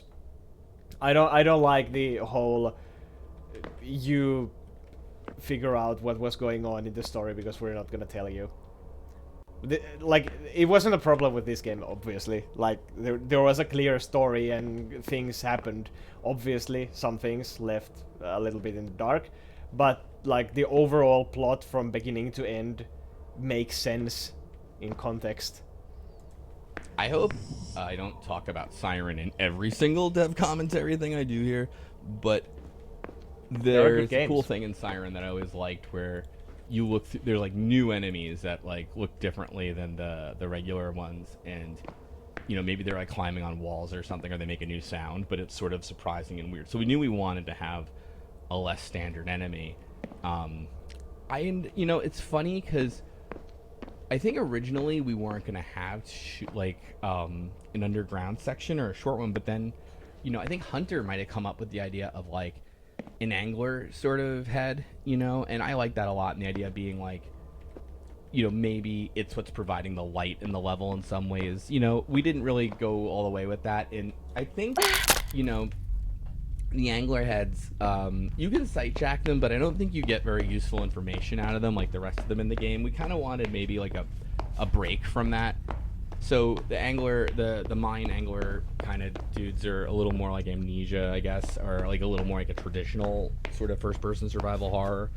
But that said, you know, they Hunter actually, funnily enough, he made like just like a standard Unity cylinder with like a you know, just like a cylinder, just like a log kind of thing with like a light on the end of it, for like just on one of the standard models. And it's funny because I was like, I can do better than that. Like, and I was new to 3D modeling, so I'm like, come on, I can do better than the cylinder. And then all the things I made looked like completely terrible compared to the cylinder. So at the end of it, I think like it's not a cylinder anymore for sure. But like, it's funny because the more complicated I tried to make it more like a fleshy worm kind of thing, or have it come out of its eye, like the worse it got. And for a long time in development, it was that cylinder, and I just couldn't make it better, and it was killing me. But you know, finally we settled on it. So I hope you like the angler, and I will give Hunter credit also for the material on them, the way their skin texture looks. It was a tough balance to decide how much it should be acid trip. Was it all dream type stuff? But we wound up things being more like really happening, but still more excuses. Still some excuses where people could believe otherwise if they choose. It's good to leave room for interpretation, but just not too much, not the entire story. Because usually with those games, I get nothing out of that. I have a pretty good imagination, I would like to think, but it's not like when I'm playing a game, I just want to have a story. I don't want to have to figure out what the story was. As mentioned before, we really wanted every area to offer something new or a little different than the other areas. So the idea with the mines was to provide a bit more of a normal or traditional horror game experience, rather than allowing the player to rely on the remote viewing mechanic. The other areas of the game, you can have more or less perfect information about where the enemies are by looking through their eyes, but here, the enemies have such bad eyesight and most of the environment looks so similar to one another, the amount of information you get from remote viewing is very limited. It does, however, still communicate to you that these enemies have worse eyesight than most of the enemies in the game, unless you're near a light source. Whereas normal enemies in this game generally either rotate, stand still, or follow a set patrol, these enemies will actually turn around if you get too close, and can change their patrol to try to get as close to where you are as possible. Their extrasensory ability to detect you in turn is also communicated partially by the sonar sound effect that they make. Basically, I wanted them to work a little differently to keep players on their feet, and feel like these enemies are a bit smarter and more threatening, and different than anything that had come before. Oh jeez, fuck. Okay, hello? Well. Huh. Oh, I can see them. That's nice.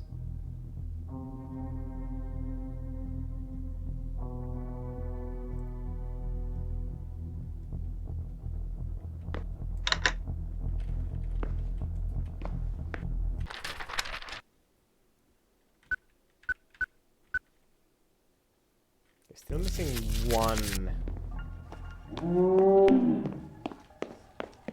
one page, and I'm still missing the coins, which is something. Hello.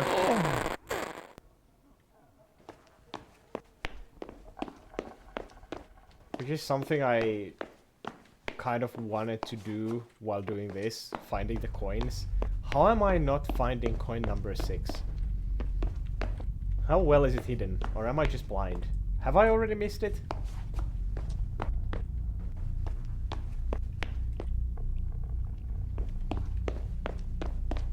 I may have.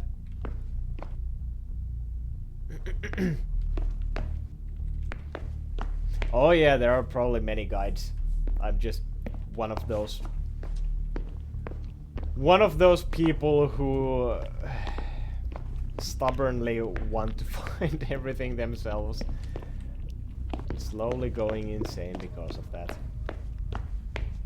I don't even know why. It's just a thing.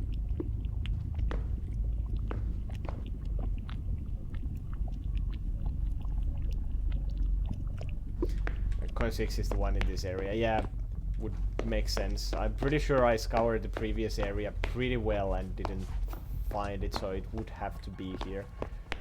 This was just an area where I just tried to get out of here as fast as I could.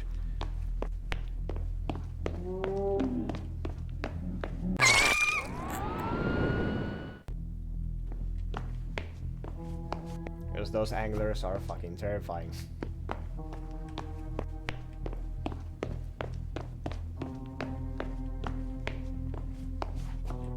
Wait, this is the end of this area, I think? Yes. Okay, so it has to be... Well, we'll see. I mean, I would say something stupid like, it has to be around the other sections I didn't go to. Really? Really now? Oh, there it is. The one page I missed. And the coin. I should have taken that turn. I should have taken that turn at the end, but I was pretty sure one of the anglers was following me, so I just leaped down into the hole. Miner's note. This is something I didn't read. The working conditions in this mine are untenable. There's barely any lighting, frequent cave-ins, and hell, there's even a giant hole leading down to a deeper level. After someone died falling down it, they put up one tiny wooden barricade. Not to mention, I can tell the noxious fumes from whatever the hell it is we're mining are getting to me. I regularly see things I know are impossible. 16-hour days where I push on through sheer delirium. I genuinely appreciate Mayo giving us this opportunity after the factory is closed, but I'm not sure it is better than rotting away in destitution in the shanty.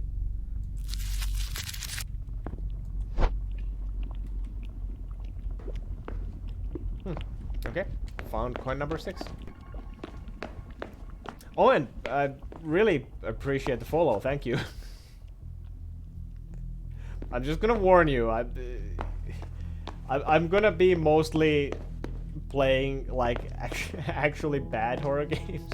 Or horror games I feel like are bad. And this wasn't, thankfully, one of them. But,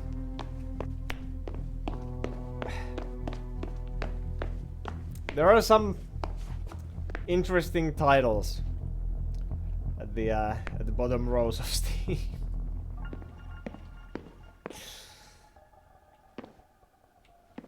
I just wanted to, for once, play something that was recommended to me. Like, actually recommended, like, play this.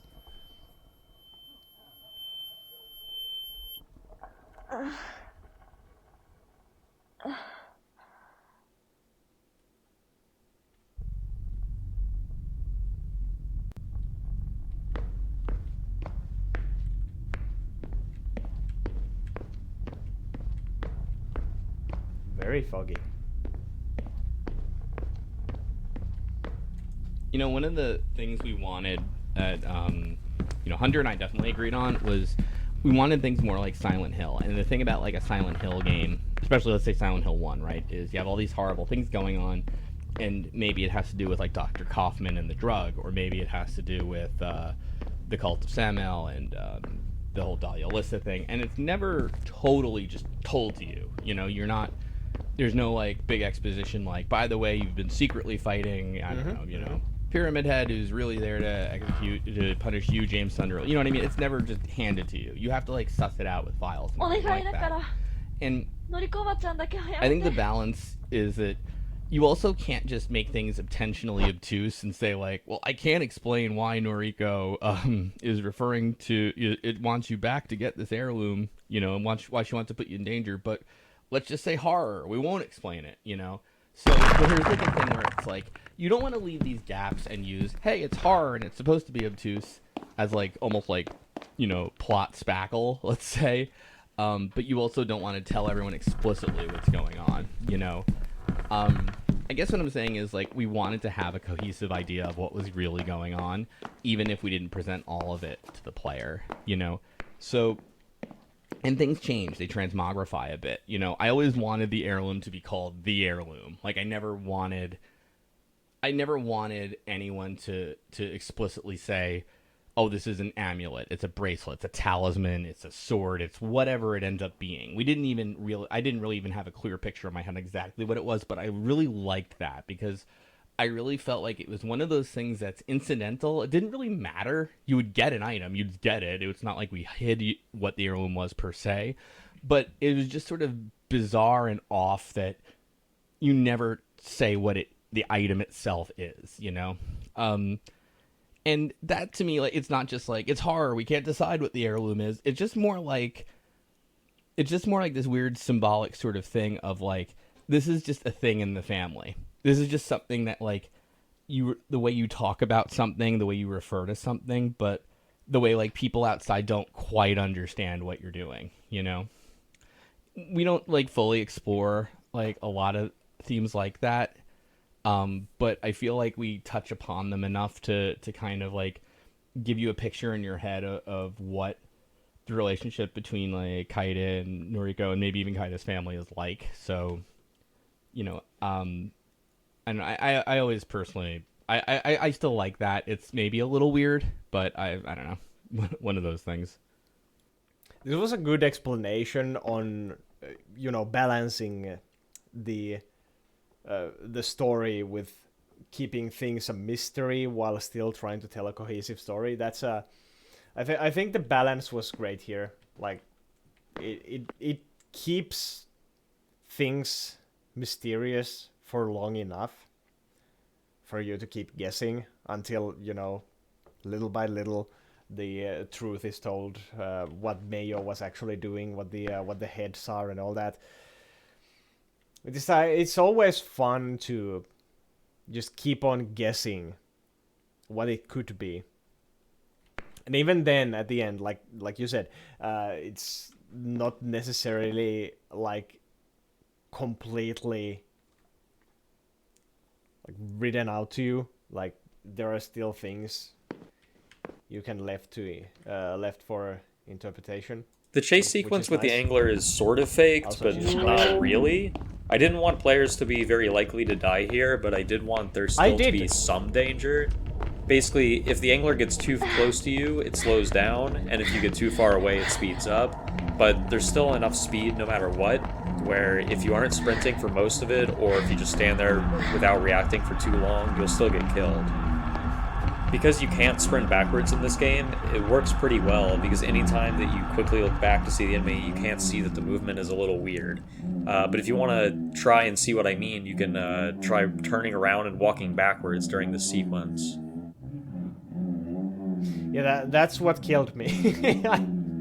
I kept looking back. I wanted to see it. I wanted to see how it followed me. And then I got to this, and I was a little bit too late ducking and died. But that's on me.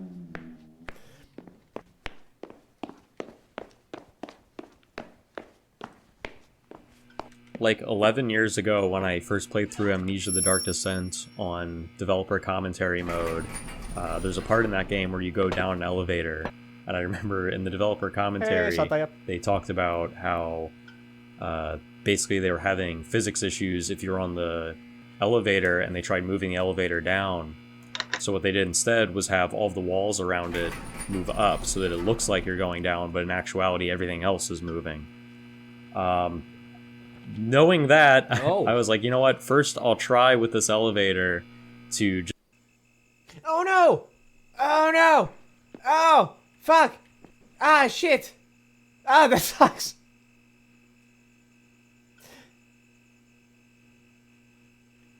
Where's the last save?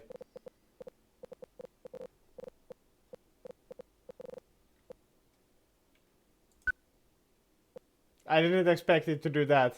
Ah, dang it.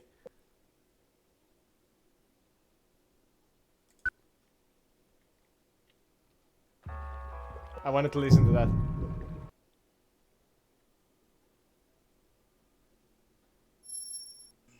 Ah, shit! I fucked it up. I'm sorry. I'm so sorry.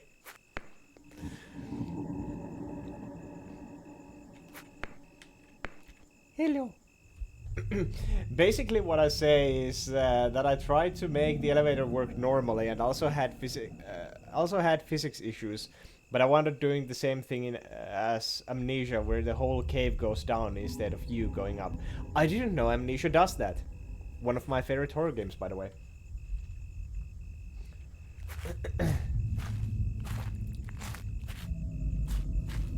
Which I'm glad is getting another sequel.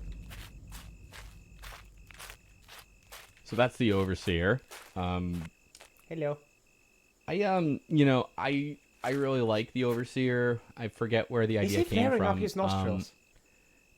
One possible thing is when the first models we made, I imported it. It was like way too big, and it was like a lady's face sticking through the floor, and it looked really cool. But later on, we had the notion of what if there was like a giant head, like a Majora's Mask moon, kind of coming down at you. And how did I miss this? I'm such an I, idiot. I did actually stream Majora's Mask, during the making of Atama, but we did get that idea. We did have that idea earlier, even though I hadn't really played much of Majora.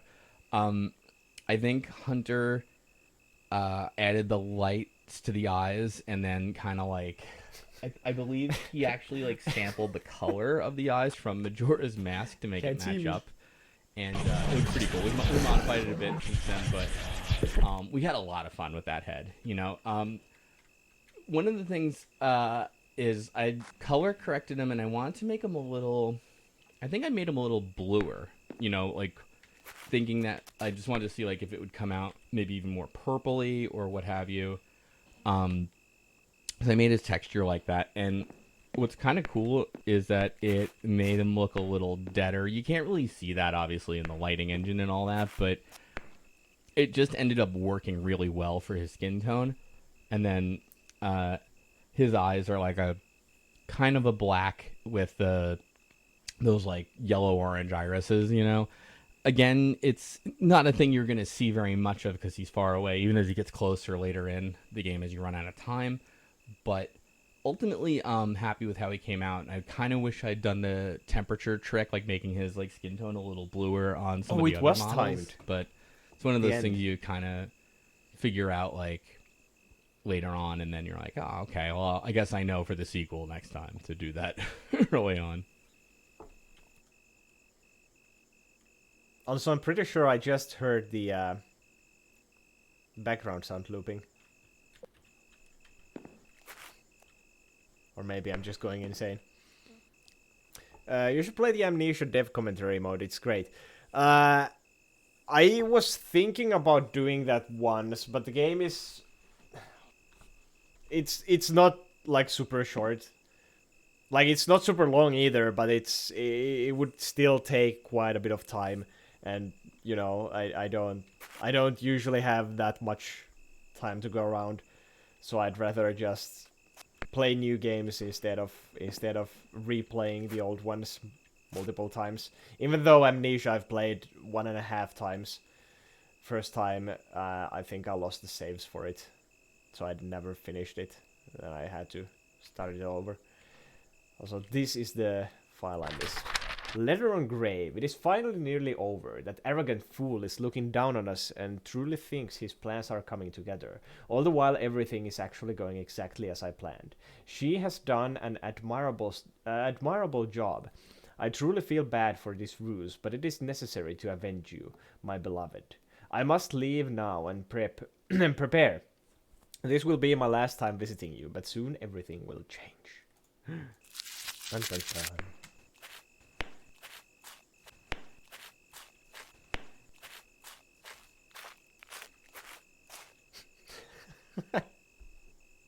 I really like this picture. Looks so silly.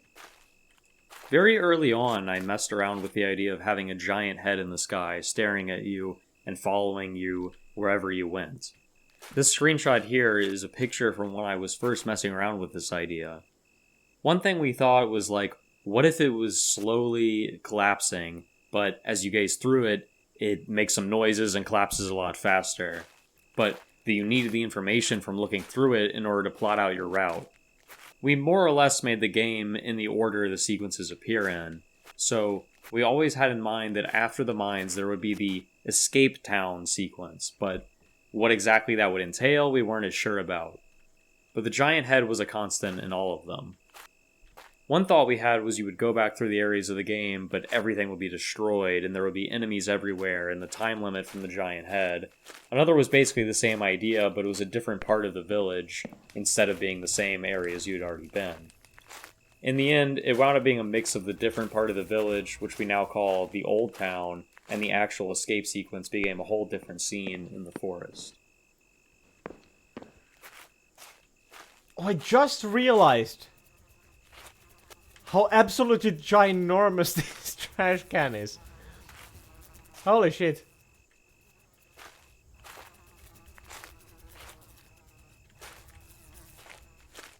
The stuff you don't really notice that much when you're in the heat of the action with the giant face looming looming in the sky and all.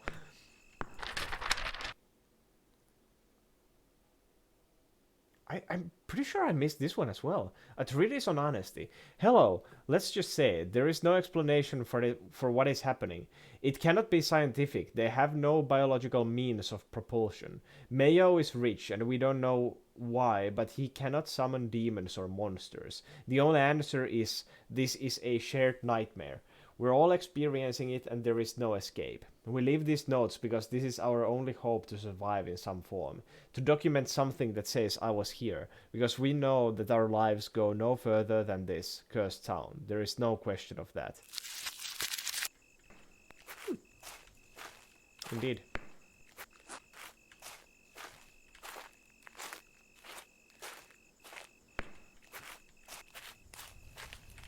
Here it is. The reason I can put this game on my IMDb page. That's me you're hearing as the voice of the Overseer. And the fun part is I didn't really have to do much. So I work in production a lot of the time when I'm not performing. And we had just gotten done doing a very long summer festival. Very hot and long days, very little sleep, bad catering, just totally unhealthy conditions. And I caught this awful festival crud that was going around. So what you're hearing there is just my fucking voice. I put reverb on it. Obviously, that part is added. But the rest of it is just my fucking voice. That's how I sounded. I was Dr. Claw. And there are two separate pieces to this. If you remote view, you can hear his internal monologue, I suppose you want to call it. And what I did there, I just went with my gravel voice, and I read the I am as constant as the Northern Star monologue from Julius Caesar, and then reversed it. That's all I did. That's what you're hearing there. I guess technically this is a Shakespearean performance now. And then for the barks that he puts out, that was more involved. That's me actually attempting to speak Japanese. I am a non-native speaker. If we ever do an HD version of this game, I would absolutely love to hire a native Japanese speaker as a voice actor for this part. This pipe dream. But working with what we have and my creepy demon voice, we had one of the members of our team, Oren Ronan, who does speak Japanese, assist us in translating some phrases, and then I read them, and Oren coached me a little bit on my pronunciation, and ultimately I think the final verdict was, your pronunciation is fine, you sound very American. That might be creepy to a Japanese speaker. I don't know. And then I did some tricks with it. I submitted 3 different versions of the files. I submitted them as they are. I submitted them backwards. And then I did the Twin Peaks thing where you reverse it and then attempt to phonetically say the reversed lines and then re-reverse it to try to get that weird Twin Peaks dream sequency sound. I don't actually know which one is going to be in the final product, so it'll be a surprise even to me. I actually did recognize the Japanese bits. So that was good enough, at least. I didn't even start thinking if it was native or not. It worked out fine. It took me a while to find what I'd call the sound of Atama, because I didn't want to just rip off all my favorite horror games. I didn't have much experience with ambient music beforehand, so I sort of had to experiment a little bit. So what I ended up with was a very percussive driven score with some noise ambient layered underneath. I tried to keep all the melodic stuff to a minimum. Now there's the main theme that repeats a few times throughout the game. But besides that, there's only a few exceptions, which were the fun parts of the project, like the ending theme, which is this very bombastic rock song. Then there's the whole space minigame song, which is very retro, and there's the song playing on the record player, which was very fun to do. But those are the exceptions. But the whole like main feel of Atama is very downplayed, very percussive with delay and reverb, and it's almost very repetitive in a way. But I think in the end it turned out pretty well. The new mechanic for the Old Town segment is the fact that, oh shit, there's a giant head, and you can look through its eyes to serve as a form of the map to figure out the enemy's paths without having to scrutinize each head individually quite as much. The other thing is that this area has a ton of tight alleyways and buildings to jump into to hide, so while the enemies can see you from extremely far away, it is also probably the easiest area in the game to escape from enemies. Honestly, it is probably somewhat close to the original concept for the Shantytown alleyway area in that regard.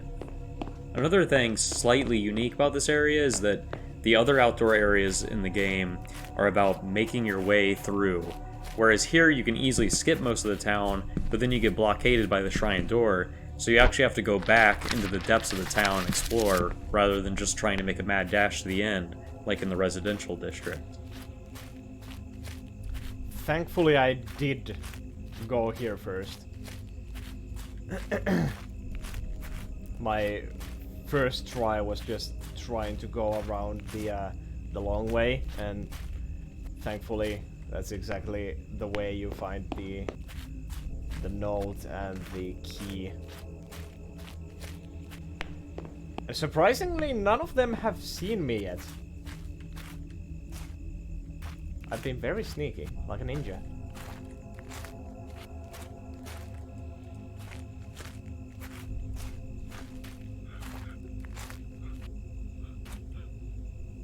Most streamers I watched ran straight to the end and were like, of course it's locked.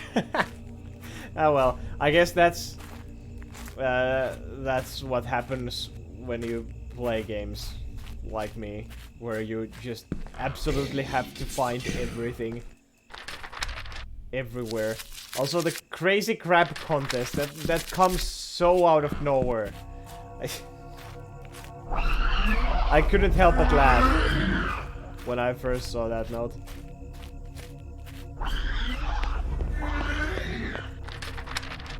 Ah, this is one I missed.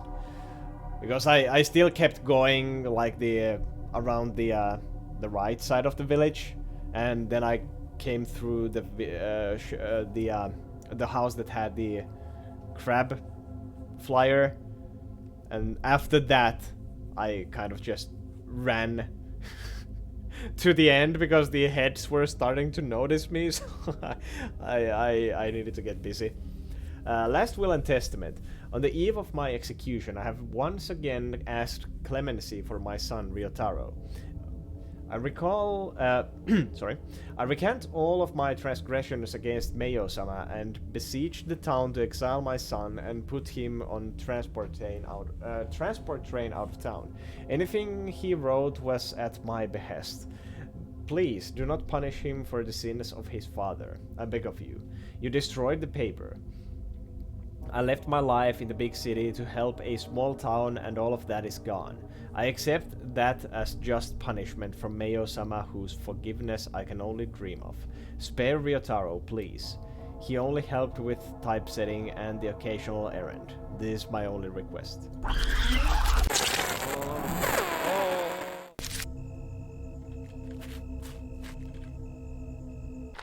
That's the journal, by the way. Still missing quite a few. Okay, there's one in the town area. There's two in the town area, apparently. Alright. Time to get looking. This one I found.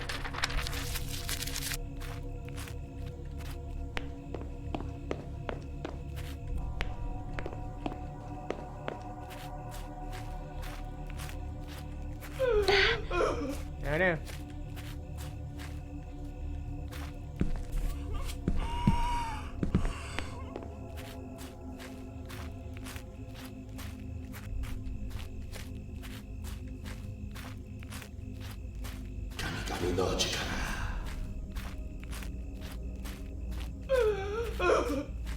Now that the dev commentary mentioned it, I can hear the American in the Japanese bit right there.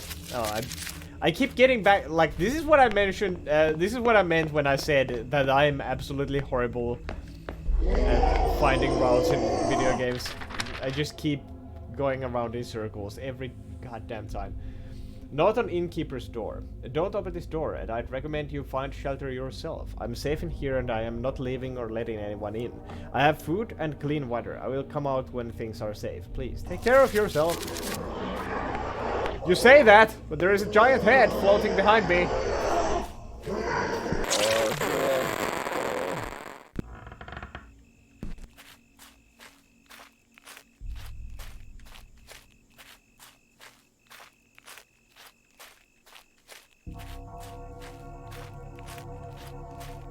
The last coin here.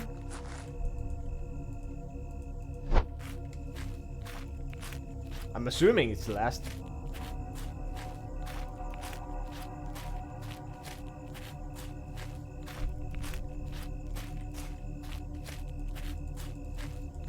But you never know. Hello.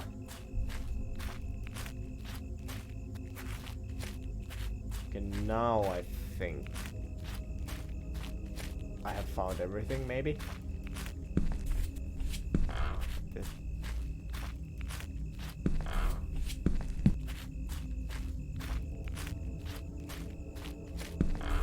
Nope.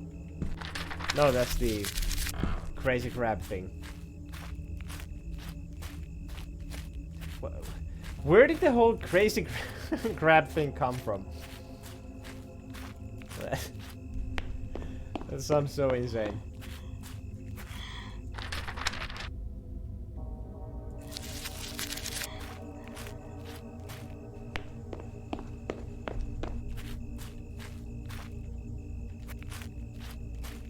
We just wanted a funny note that shows that weird shit had been happening for a while.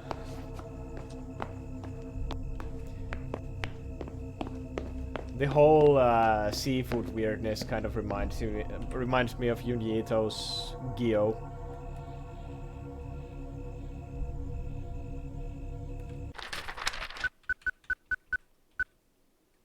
Gyo? I have no idea how to pronounce that.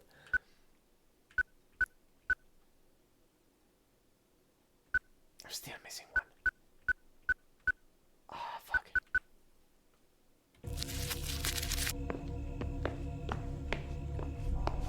I came into the project fairly late and was responsible for mostly technical stuff most people would not find interesting. I could talk about my adjustments to the input and camera systems and the UI screens, but unless you really hate our menu font and looking for someone to blame, my technical contributions aren't very interesting. I will take credit for advocating and managing the macOS version of the game though, so if you're one of the 5 people playing this on an iMac or a MacBook, you're welcome. I think one of the reasons Slowbeef let me into the team when I expressed interest in it is that I've been living in Japan for more than 10 years now. It's about a quarter of my life. As someone who lives in this country and speaks the language and in general is pretty invested in the culture, I think maybe I was expected to contribute to the authenticity of the setting and the story. I don't think that really happens though. I made some small suggestions, but when all is said and done, I think it's clear to anyone playing this. This is a Japanese setting written by Americans from a Western point of view, and it's far from authentic. And I don't think that's a bad thing. I look at it the same way that I look at games like the first Resident Evil and Silent Hill. Those were games made in Japan, which were taking on Western horror tropes and set in the United States. Much like Atama features some voice acting in Japanese, they were exclusively voiced in English. There was no Japanese voice acting in those games, even in the Japanese releases. And they were absolutely not authentic. Atama is a homage to Japanese horror and the Siren games and Junji Ito. And as such, it's appropriate to be set in Japan, even if we don't have the correct architecture, or there's an occasional graveyard inside a Shinto shrine. I thought you were going to say Lovecraft. When it's too many legs, I think of Junji Ito. When it's tentacles, I think of Lovecraft. It was mentioned in the commentary just now, the Resident Evil English English dialogue, how the game is completely in English, even in Japan. I find it really interesting, if it exists anymore. It has to. Like, there's no way they would have just removed it. But on YouTube, there is that one video, maybe multiple nowadays, but back when it came out, a video that contains the original Japanese voice acting that they scrapped from the game. And it's really funny that they say that the Japanese version was so bad, they opted for the English one only. And then Resident Evil is thought of as one of the worst voice acted games out there. Oh yeah. There is... You should try finding it on YouTube. It was uploaded there by some random dude, like, I don't know, many years ago. But there is a... It's not the entire game, but there are a couple of scenes that were uploaded to YouTube. It doesn't sound that bad. Then again, I'm not Japanese, so, you know, maybe for a Japanese person it sounds horrendous. But from a completely Western standpoint, it sounded fine to me. Then again, Resident Evil is legendary for having the cheesy voice acting it does have. So I don't think we missed much of anything. But it's still funny that they went and recorded it and were like, oh, this shit. We're scrapping that. The guy that voiced Wesker in the original forgot about it for 20 years and people tracked him down, and now he's playing through the games with his son on YouTube, and it's really fun. I saw that. That's cool. And they also tracked down the guy who voiced Brad in Resident Evil 3. And now he is a Twitch streamer. Like, he's playing old horror games.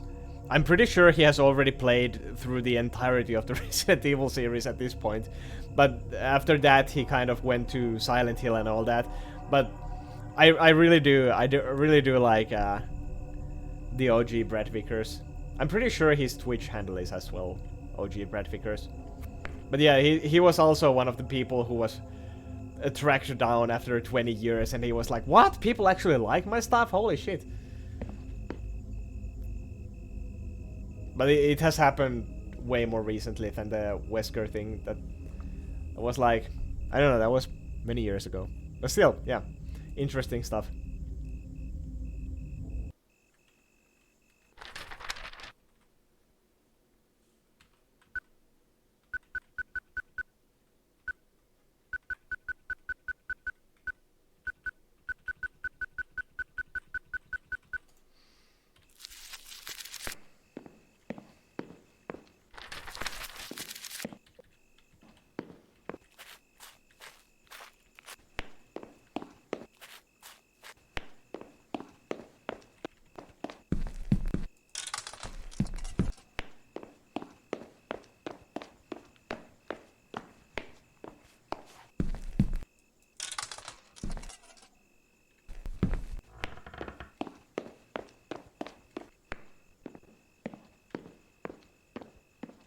So one of the things, you know, I'm glad Hunter and Raka sort of talked me off the ledge here, because I really did just want to make Siren, in the sense that, you know, Siren has a thing where you have these mission 2s, they're called, so you finish a level and then you play it again with like a different objective or something, and it's like usually a twist on the level, and it, you know, it gets into a complicated like time loop thing, but I digress. But you know, I liked the idea of mission 2, and I thought mission 2 would, when this was like a much smaller idea, still like a vertical slice demo kind of thing.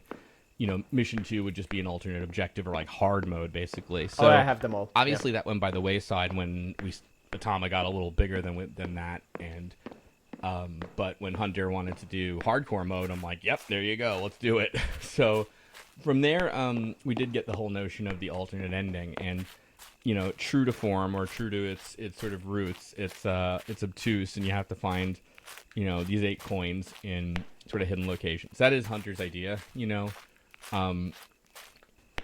Sometimes that, you know, that stuff can end up a little mean, but that said, I think, you know, with the whole numbering and like the whole way it works out, I don't think it's bad, and I do think it kind of adds some replay value, and it adds like a neat subplot, which we actually didn't have at the start of it, you know. That is to say, we had a fairly, I think, straightforward plot, if not like totally handed over to the player. What I mean is that, you know, you were there to visit your aunt, and you're in this cursed village, so you're there to get the heirloom and then just get out, you know. And now it's sort of like, okay, it's still the same basic idea, but now there's this whole like subtext and subplot around, you know, the heirloom, and then maybe this hidden thing in the shrine, and maybe there's something going on where someone who was not your aunt actually called you, but you know, she still exists, she's there, and that kind of tied in and helped sort of flesh out the story, you know. So I'm definitely glad Hunter came up with all that stuff, and I'm definitely glad we got to have like a mission 2 sort of thing. Yeah, on my first playthrough, I found everything except coin 6 and 7. The 6th one I missed because I was running away from the head that was following me. And coin 7 I missed because I'm an idiot.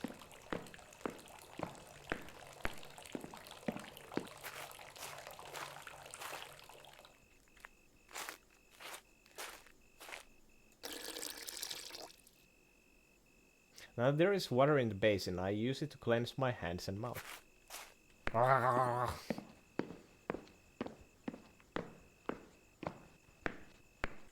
One streamer I saw got 0. We made like 3 of them almost unmissable on purpose. Yeah, that's why I wonder how the fuck did I miss number 7? Because it was so obvious, like at the start of the level, you just turn right and there's like stairs and this giant... Not you. Fuck off. This giant grave with the paper and the coin in front of the grave. And like usually I just scour every little corner in every game I play. That's why games that are like 10 hours take 20 hours for me to beat, because I try to find every single secret that there is to find in a single video game. Which is also a reason why I usually don't play video games multiple times, because I spent way too much time playing them just once. Anyway, that's why it's a complete wonder, how did I miss coin number 7?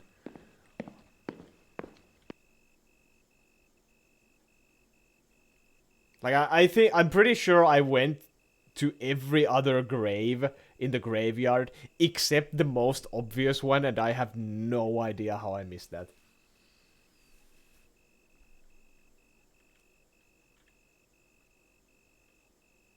I think the giant head makes people run out of the graveyard sometimes. Maybe. Maybe. He does have piercing eyes. Ow, my eyes.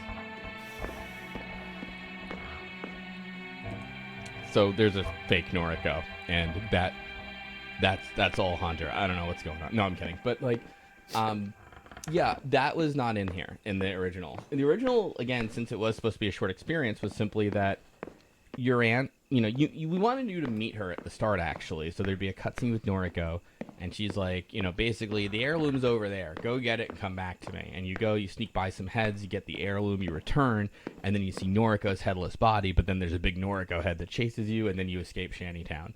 And again, that's the short, you know, demo kind of experience we were thinking of. And then certain things got in the way, like, you know, modeling people is hard.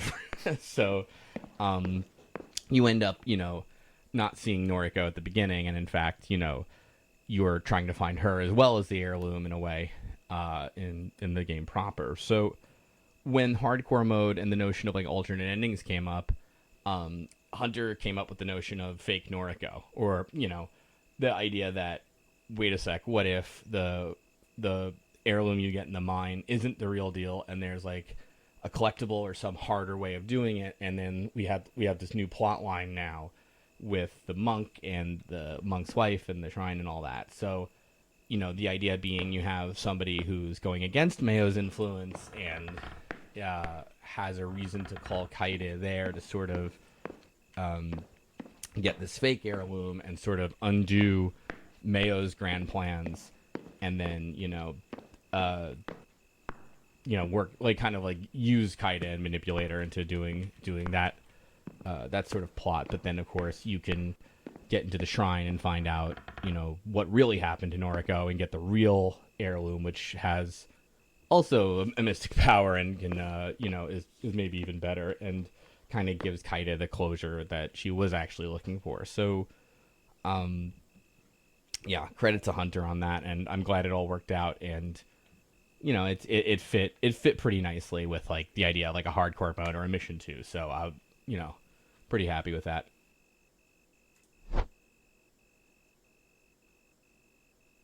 I'm so sorry you came back here, Kaede. I never would have wanted you to come to this dreadful place or put this responsibility on you. I know I don't have long left, but I am cursed by visions of you coming to this place, and the only solace I can find is the vision of you finding me here. Oh, imagine if I just ran past you because I missed the 2 coins like a complete doofus. Oh, imagine the horrors. Noriko just lying here like, God damn it. Oh, that girl. She fucked it up.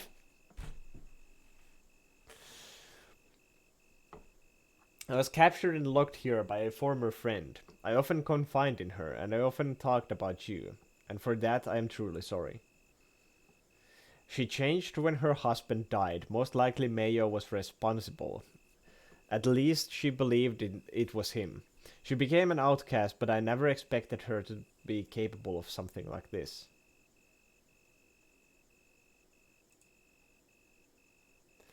She began impersonating me in an attempt to bring you here. I do not fully understand her plans, but she created an artifact based on our family heirloom intended to somehow usurp Mayo's ascension. She needed you to obtain it and use its power. However, with this, our true family heirloom, I know that you can escape and free yourself from this curse. Please leave and never return. Live a great life and put this place behind you. Goodbye, little Kaede. Sedge. The heirloom I found in the mines crumbles to dust from the power of the true heirloom. My God. The truth. True.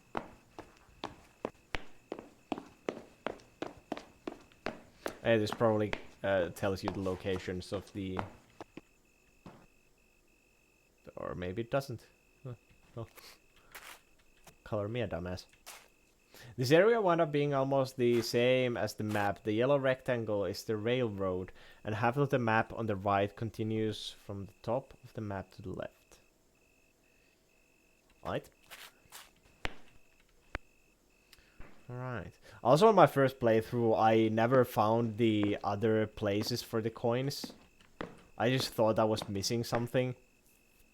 Like, I put in the coin number 8, and then, because I was missing coin number 7 at the second little shrine, I thought that this was like, you have to have both coins in and then something open, so you can put in more coins to something else. And that's why I never even thought of looking for more of these coin slots.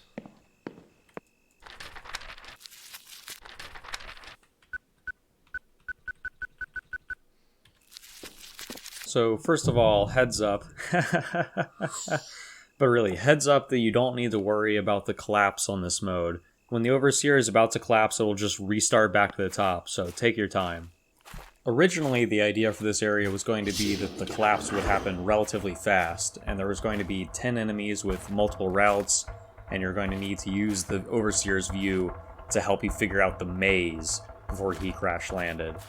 But then I had the kind of wild idea of, what if it turned into a first-person shooter for the last segment, and you could shoot the enemies with a blast of energy from the heirloom, and it would make them dissipate altogether?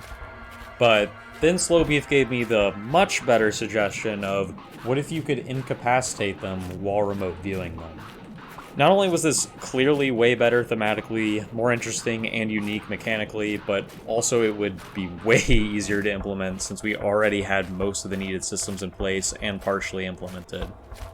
Some variations on how it could work were that you could only stun a few total and had to strategically pick which ones, or that whenever you stunned a different one, the previous one stopped being stunned, but ultimately we went with this cooldown plus the enemies eventually breaking free. I'm really thrilled with the way this mechanic turned out, and I really like that the player gets the additional gameplay reward of the faster cooldown if they manage to obtain the true heirloom as well. That is good. One thing that this section would probably,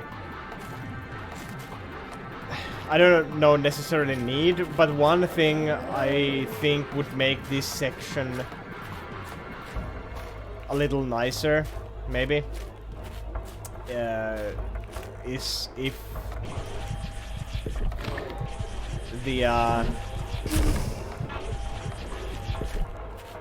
the thing locked onto the closest enemy, just because of how hectic this area is.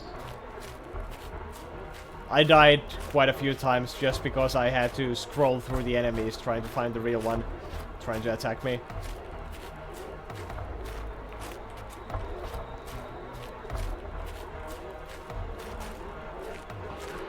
Jesus Christ. He do be In coming. games, if you can't get to or see an area, then generally it means there won't be anything over there, or the backs of all of those buildings will be removed, or the object will have a low-res texture on it if it's far away. You can jump to specific ones with the number keys if you figure them out ahead of time. That's something I mentioned during gameplay as well, but also I'm a blind idiot, and somehow I just kept seeing bamboos everywhere. Maybe there are like little hints. Maybe I rushed it a little bit at this point. In this game, doing these sorts of tricks is a lot more challenging than usual because I you couldn't don't find the correct enemies, even with trying to figure it out beforehand, because I just kept seeing bamboo. only have to worry about what the player can see, you have to worry about what all the heads can see. What if they're flying up and returning to where they were before they caught you? Or returning... This enemy hiding in the forest and rotating wasn't on the original map I drew when planning out this area. Cut that out. The main reason I added it is because when I was testing the area, some of the colliders were broken, so enemies started seeing me from places they shouldn't. And when I gazed through one of those enemies' eyes, they were flying through the forest between trees and chasing after me through the dense forest, and I thought it was really freaky. So I wanted an enemy in the forest in a similar way to that. It isn't exactly the same vibe, but I still wanted something similar.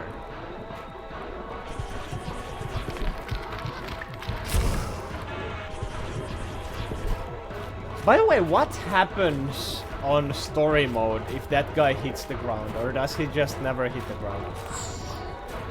In games, if you can't get to or see an area, then generally it means there won't be anything over there, or the backs of all of those buildings will be removed, or the object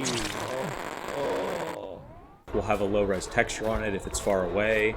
But in this game, doing these sorts of tricks is a lot more challenging than usual because you don't only have to worry about when the player can see, you have to worry about what all the heads can see. What if they're flying up and returning to where they were before they caught you, or returning at a weird angle? Generally, this just meant adding a lot of extra set dressing and background buildings to contribute to the illusion. But in these final two scenes with the Overseer, it was a lot more challenging because there had to be a balance of things looking good from the player's view, things looking good from the Overseer's view, and not putting too many objects into the scene. One trick I used to help a little in the previous scene is that the Overseer's field of view is actually way in front of his face.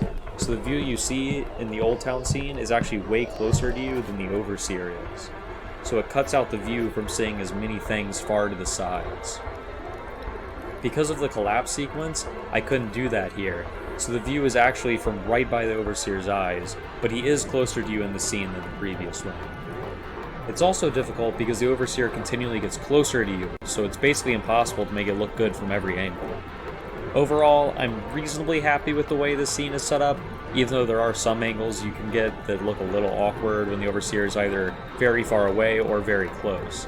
For example, the fake forest walls enclosing the game area can be noticeable when he's zoomed out, and when he's about to collapse completely, his view can clip into trees or just be at a weird angle. But I figure not too many players are likely to be constantly looking through his view when they only have a few minutes to spare. Oh, I should have looked through his view during that. I was just listening and enjoying the vibes when the whole earth was shaking. Like the end of Majora's Mask, I think. The story mode, he just stays super close and never crashes. On hardcore, you have 4 minutes. Normally, you have 5. Dev commentary mode, he will teleport back. Just like that. Well, now, if you look, you can see how bad it looks, because he wouldn't normally be that far away when you get there.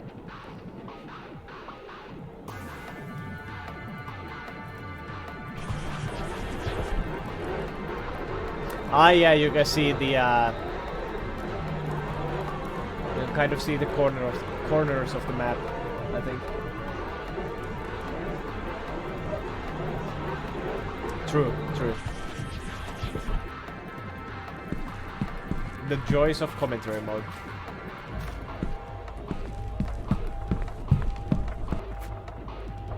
You know, I was half expecting there to be a secret additional ending. If you just, instead of going there, you went that way. I don't know how that would have even made any sense. But when I was playing this game, I was like, oh shit, I have 2 ways. That's the obvious one. What about this one? But the head was so close, I just probably had only a few seconds to go anyway. Jeez, so there's went so inside. many people to thank through this whole thing. You know, I talked before about where Atama came from and things like that, and I might have mentioned the tweet that started it all when somebody said, you know, nobody makes a video game alone, and I just asked, like, who wants to make a game with me? So, I'll talk about Team Zutsu, but outside of the core 6 of us, you know, my friend Turbo C, who you probably heard on Things With Me, helped out a lot. I know that Hunter's friend Dorian did the illustration for it, which for the cutscenes, which came out really good. Snapman helped out a lot with modeling help for me. He gave me like kind of an on phone like sort of tutorial on Blender and things like that. Definitely want to thank Texel, who gave us a ton of advice about like light maps and baking and things that like I didn't fully understand at the time and still don't, but I have a better grasp on now. But that was really invaluable stuff. She also helped us out with like CMU animations and things like that. Definitely want to thank my friend Plastic Mind for some really good sound effects in there. I think a lot of the really top shelf ones that we have in the game are due to him. Norika, excellent voice actress. I have a whole node dedicated to her contributions, but absolutely great. I think in terms of Team Zutsu themselves, first of all, I'll start with Johnny McBain. Interestingly enough, I had another game project, a VN project, a few years back that I never finished, and Johnny's musical contributions were phenomenal on that one. He has his album from that on Bandcamp if you're interested, as well as this game. And, you know, this game I pinged him again and was paying for individual contributions, but he liked the project enough that he joined as a full-time member. So audio is one of those things, like, when it's missing or it's not great, things suck and you don't quite know why. But when it's there, it elevates everything, and it's like one of those things that's kind of hard to notice. You know, I get a lot of praise for the trailer for Atama that we released, but that is really 90% of the backing soundtrack, which actually is like what I made the trailer to, and that's Johnny. You know, I get like kind of self-deprecating, and I don't like to like boast about things, so I will just say 100% the music is like great and in Atama, and I'm super happy with that. You know, Rockus was one of the first people to join. Who wanted to do writing contributions, and since Atama started as a tech demo, you know, I was like, yeah, sure, like I guess we can all learn how to make a game or what have you. But he contributed quite a lot to the game, and beyond that, beyond just writing, even like sound effects and like things like that. Like, you know, he was like one of those people who kind of like did a little here and there and like helped out with like a producer hat kind of thing. So like, you know, definitely grateful to his contributions. Indestructible Cat for coding and being on calls and you know, various like consultants kind of stuff. So if you don't fall off the stairs in Atama, that's thanks to Indestructible Cat, and if you do, you can blame him.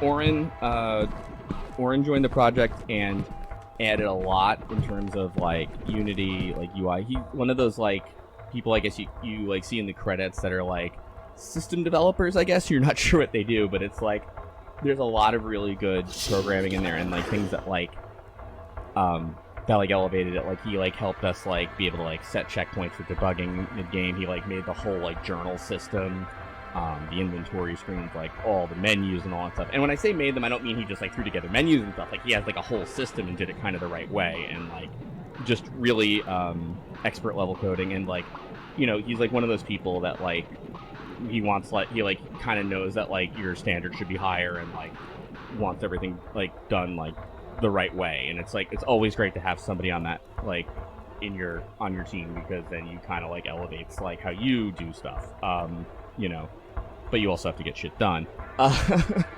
So Hunter, though, I really can't thank enough for all of it. And I guess the truth of it is, you know, I didn't really write this out, but I kind of thought of how to kind of say it. So on other projects I've been on, Police Knots, the Police Knot translation is the big one you might know me from, or some of the YouTube stuff I've done, and it's slowly for Red to Gray. Oh shit, you know? Police Knots And a lot translation? of times, because of that, you know, my name gets attached to things. So the Police Knot translation project, a lot of people say that's like by Slow Beef, but in reality, I try to tell people, no, it's not just me. You know, there is Mark Laidlaw who did translation, and Artemio Urbina who did some of the backend stuff for Chunker HQ and did all the work, and etc. And I've written about that before, so I won't belabor it. The point I want to make here, though, and why I want to call it Hunter specifically, is because Atama was my idea to start with, and I did get everybody together. And I think, though, when I look at it, really, like, it's weird that, like, it looks like a thing we all made, but Hunter especially, because he put like so much of himself into it. And, you know, like, really the majority of like the level design, he had a lot of, like, he did the AI for the enemies, and like, you know, placed a lot of them in like, you know, did like placements for like everything, like I think like everything in the caves, the manor, you know, the final sections of the game on Hunter. You know, there's just like so much that when I look at it, I'm like, what the hell did I even do in this project? You know, I did stuff. you know, and it's funny because we were talking about roles. There's like, I like the producer role because it's kind of like you have to tie everything together and do all the loose bits and put on a hat. So I like learned modeling and animation, things like that. But like Hunter, I mean, did code, he did like sound, he did level design, he did map design. He had an idea of what he wanted for like journals and where they should appear and things like that. And it's like one of those things where generally in creativity you start at a certain place, and where you end up is very different from how you imagined it. But I think a lot of Atama, you know, a lot of it is kind of like colored by him, you know, and just the great contributions, you know. I think when it comes to team efforts, a lot of us can say it wouldn't have been done as fast or it wouldn't have been done as well if he hadn't been there, but Atama wouldn't have been done, period, without Hunter. I mean, easily just lead developer, great contributor. I can't give him enough praise for this, really, you know. So I do, you know, I'm happy to help market the game or whatever if my name attached to it helps it, but this is really a Team Zoot Suit production, and this is definitely like a lot of the show is Hunter's, you know. So I really want to thank him for really bringing this home and like really getting across the finish line and doing like most everything on it, you know. So thanks so much for that. And thank you for playing. Which is a weird thing because I always see that in video games and I always thought it was really cheesy, but it's so odd. And the first taste of it I got was when I just want to thank my friend Bob for streaming it, and it's weird to see someone else play your video game and react to it. And I'm sure people do that in like focus groups and things like that, but seeing it live and then knowing you're going to release it and then you kind of feel that like, oh man, you know, like this like kind of tense excitement about it it's overwhelming. I hope you liked it at this point. If you've gone through it enough and you've unlocked this dev commentary, you have, or it flopped terribly and you're doing it to laugh at me, which maybe I deserve, but I doubt it. No, but you know, I really hope you enjoyed it. I really hope it got you interested in Siren, and you know, I just, again, thanks for taking time out. There's a lot of games out there to play ours, so thanks. And thank you for making this game. It was actually a really fun experience. They don't really wait, what? I just noticed that black dot. Anyway, fuck. What was I going to say? Yeah, there aren't really that many games that are trying to, you know, do the Siren thing. There are many, like, there's an incredible amount of Resident Evil clones. Most of them shit. But there aren't many games that are like Siren. Like, recently there have been games that are like Clock Tower, for example. Which is great, because I love Clock Tower. I say I love Clock Tower, I like 2 of them. No, I do like most of the Clock Tower series. But, like, it's always nice to have games that are inspired by some of the more, maybe, obscure horror games out there. Like, there aren't that many games inspired by Siren, I think. Black Dot is part of the Skybox, I've noticed that too. Okay. Alright, cool. Oh yeah, and by the way, going back to the English translation of the police notes, I actually have a custom-made Sega Saturn game and case of police notes with the English translation. I wanted to play the game in English on my, you know, actual console that I have. So I had that custom made.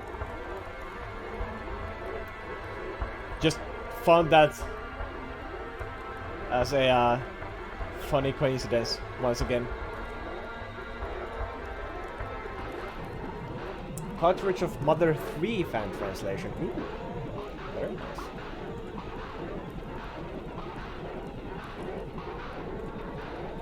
Yeah, I guess this is our time to run into the abyss. What the fuck did I just say? Into the abyss. No, let's run into the piss. Jesus fucking Christ.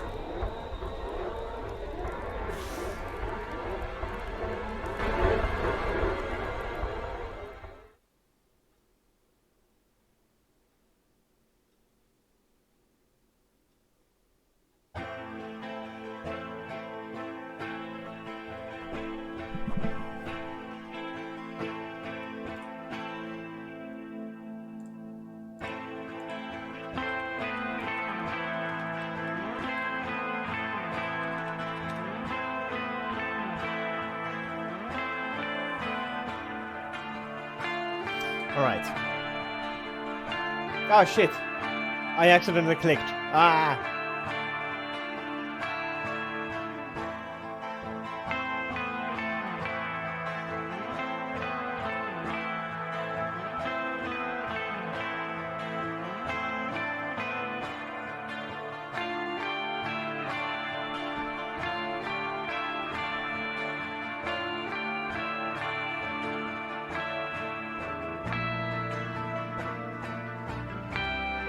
Okay, I'm going to have to do this because I need to go. I need to reload. I accidentally clicked on the first text piece before I could read it. All right, let's just speedrun this. Hello.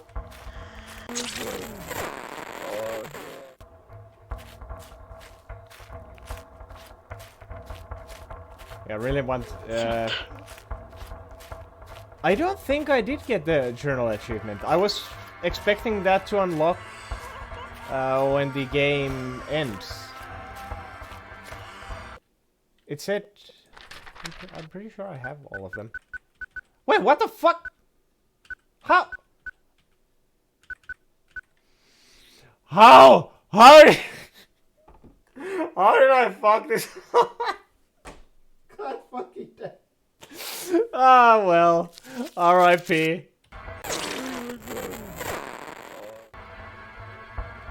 Ah, shit.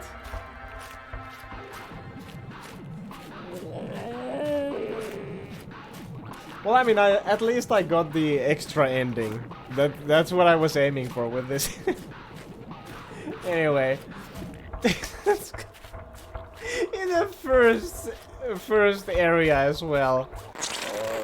Ah, that saddens me so much. I'm an idiot.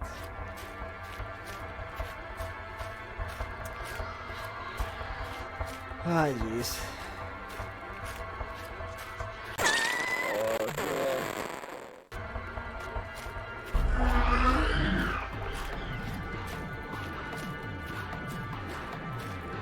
I think it was the one that is just on the door of the factory and says it's closed. No, that one I did read. Aren't there like multiple of those? Like on each door? Like one on each door?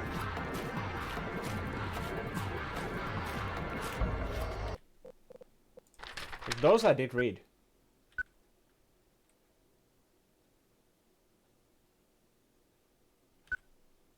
Noriko's last letter, Kisaragi station update, groundskeeper, factory condemnation notice. I did get it. Drunkard's note, addict's letter. What the heck did I miss? I found all of these on my first playthrough.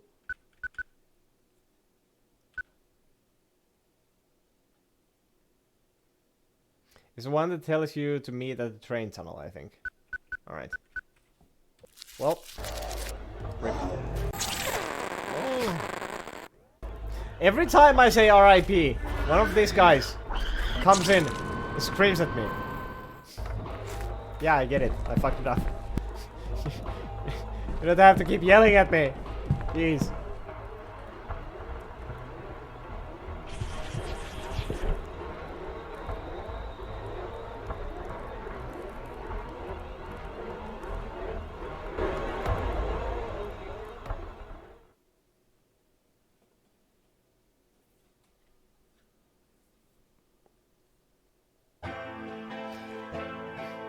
Daylight. I almost read that as September 28th. Daylight. Anyway, monsters have taken over the city. No! Daylight, finally. We met me on the other side of the tunnel. I could have been gone for one long night, but it felt much longer. Somehow, I found the strength to walk down the tracks. I was physically exhausted, but I felt something had been lifted from me.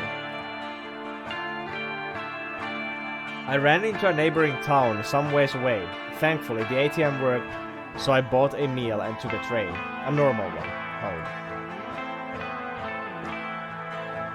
Alarmingly, we passed through Kisaragi, which didn't seem right, but the town was somehow even more run down than I had just seen, as if it had aged 50 years in the time it took me to leave the train tunnel. I got home, my parents and sister were worried. My exams had actually gone alright. The truth is, I just had this overwhelming sense that I couldn't face them. I had been just so flooded with this feeling of panic, my heart was racing at the time. And I was so sure it was a curse. Throughout our lives, my mother insisted it was alright, but I just felt that cloud over me. Well, now I understood what had happened to the town. I had as clear a picture as you can get anyway. I did leave haunted, still, in an inward way. Even having broken the curse, you don't leave an experience like that completely unscarred. But I learned to cope with time. My therapist and my prescription mostly keep my anxiety in check. That's something many video games, many horror games don't address. You know, how the characters felt after the fact. Resident Evil does that a couple of times. Truthfully, I still get the occasional nightmare of seeing through the eyes of something horrible floating just around the corner. But the sense of accomplishment, of doing what Aunt Noriko needed me to do in her stead, it drove me onward. The heirloom never glowed again, but I kept it just the same.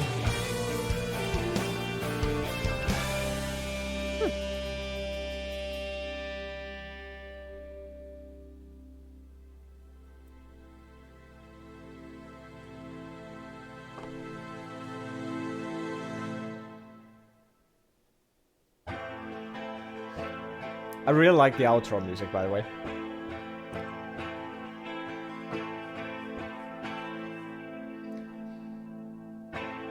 But yeah, there aren't that many video games in general, and especially horror games, that would deal with characters having PTSD or something. Like obviously, if you go through like some extremely stressful shit and see monsters and you know the fucking god is real or something, like, you're not gonna come out of that completely normal.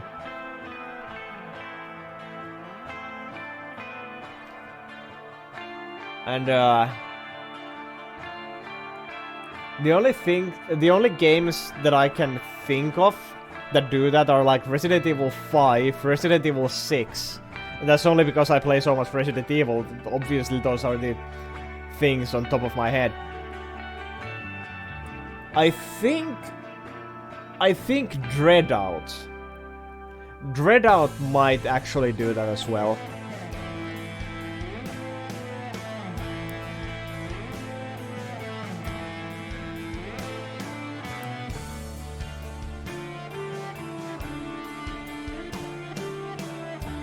Yeah, I think the thing that most drove me into playing this was just knowing that this was at least partly inspired by Siren. So, you know, having that unique aspect to it as well really helps out, even if there is no publisher.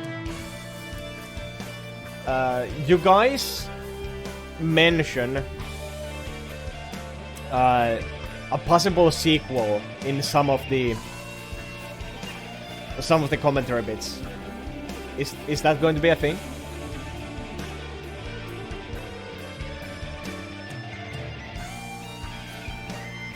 God fucking damn it! Fucking 57 out of 58.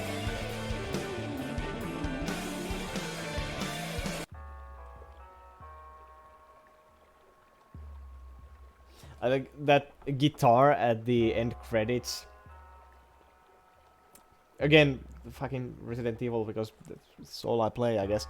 That guitar at the end credits really brings to mind like Resident Evil 2 and Resident Evil Dead Aim, that have like these crazy guitar solos during the end credits. I like when horror games do that, like kind of like a very non-horror gamey end credits music. I'm pretty sure there are other games as well, but I really do like it when that happens. RE2 credits was direct inspiration for credits theme. Okay, that's very nice. For some reason though, the exact first thing that came to my mind when that end credit music started playing was not Resident Evil 2, even though I've played a ton of that game. It was Resident Evil Dead Aim. For some reason, just some little bit of that song specifically reminds me of Rise's Gunshot, which is the end credit song for Dead Aim. I don't know why. There was just something about that song. Yeah, the normal ending is like specifically the normal ending song. You know, the thing that plays during the normal. Normal has one song for ending, one for credits, and Good Ending has the song that plays during both. Yeah, the song that plays during the normal credits. That's the one. That somehow reminds me of Rise's Gunshot.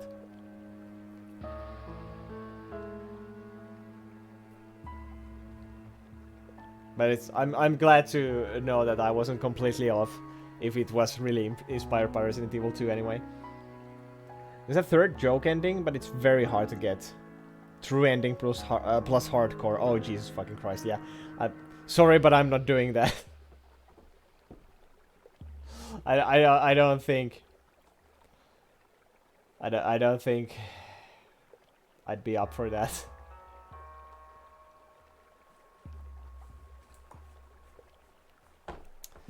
Right now, we're just working on extra stuff like better controller support, localization, trying to see if we can get on consoles. Yeah, those are good things to work on as well. Like,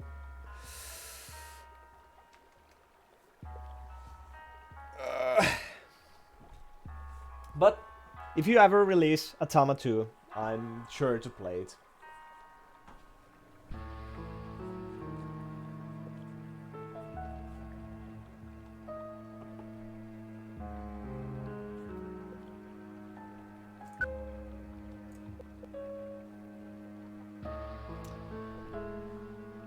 Well, that's gonna be the end of the stream. I was trying to think of something else to add to that, but like, we just went through the dev commentary. Like, we have been given the entire run through of the game. We played through the game twice.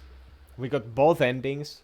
We have the dev here telling us all the extra bits, and the dev commentary itself explained like almost everything that I ever wanted to know about this game, so...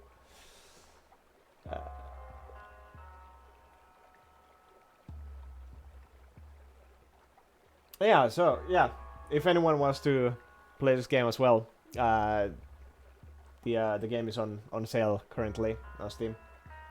Up until the 5th. Fucking Jansa just came up with the Switch. I almost said it's up until the Switch. Anyway, yeah, the thing to know here is that Jans alone collects Switch games. Like, it's a disease at this point.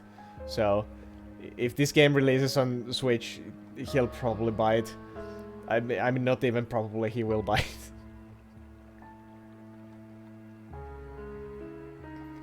It's hard to get the dev kit for Switch though. I can assume, yeah, Nintendo is a weird company about that. But I would assume so, yeah.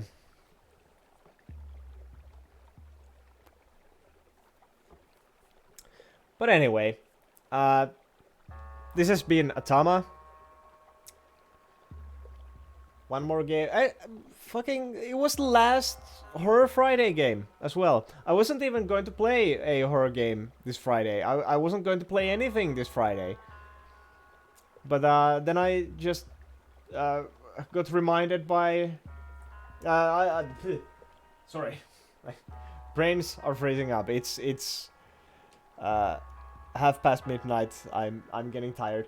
Anyway, I was reminded of this game, and I really wanted to play this. Because again, I love Siren. So obviously I wanted to play this. And I wanted to get this through before the year ends. Because next month it's going to be a Final Fantasy month. Once again, every year it happens. And every year they get longer. And I'm terrified.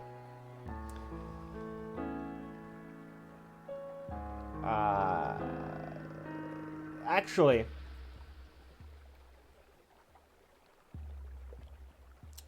special New Year's stream tomorrow.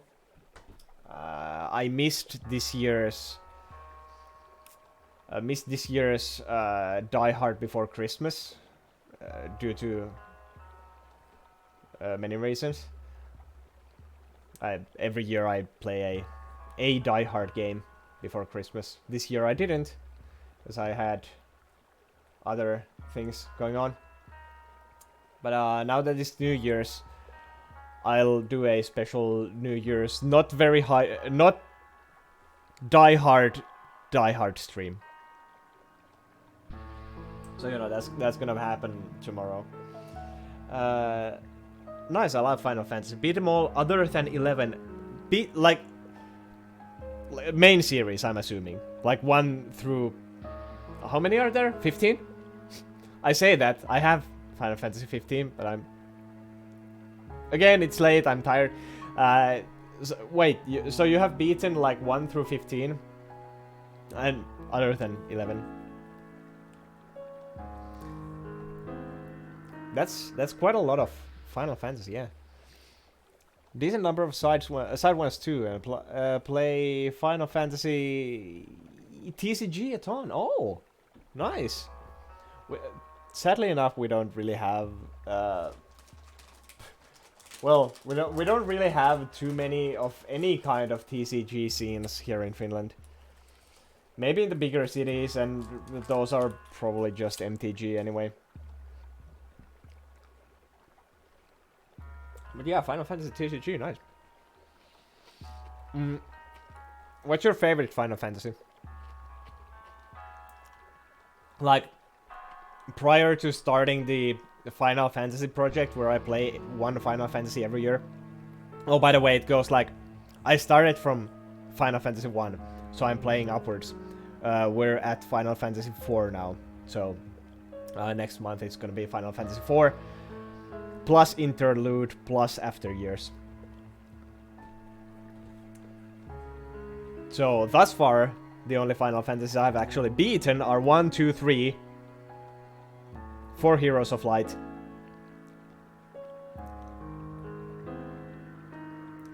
Fuck, I think that's it. Damn. And I thought I liked those games. Shit. 8 is my favorite. Ooh. A very nice, a very interesting favorite. It is not something people usually pick as their fave. Like, even though I have not beaten them, and I'm gonna be a complete basic bitch because of this, but my favorite is still, like, the original Final Fantasy VII. Because that was the first, like... That was the first Final Fantasy I actually owned. So, you know, partly nostalgia.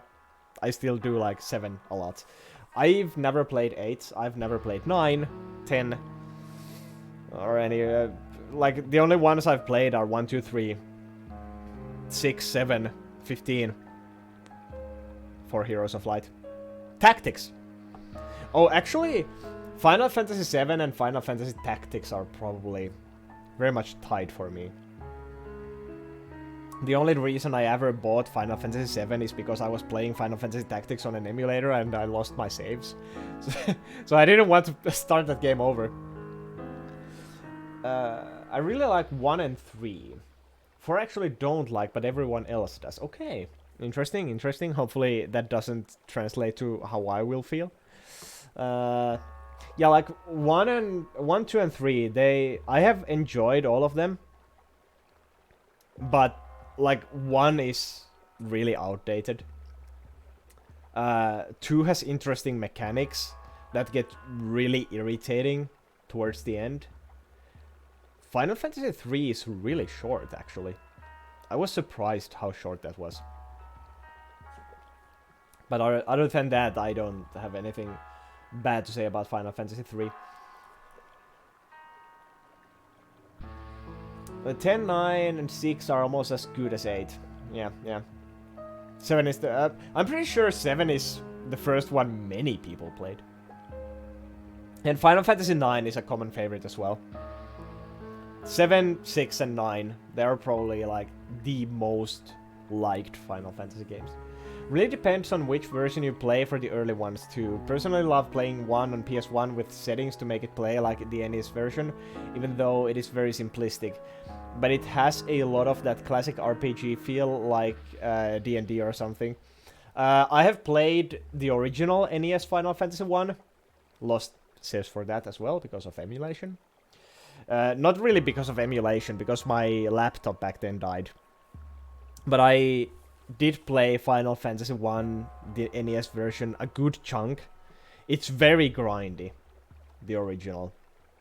And when I started my Final Fantasy project, I didn't want to play the grindy version of that game, because holy shit. So I played the Dawn of Souls version, which I own. I own every Final Fantasy from 1 to 7, just because I haven't played them.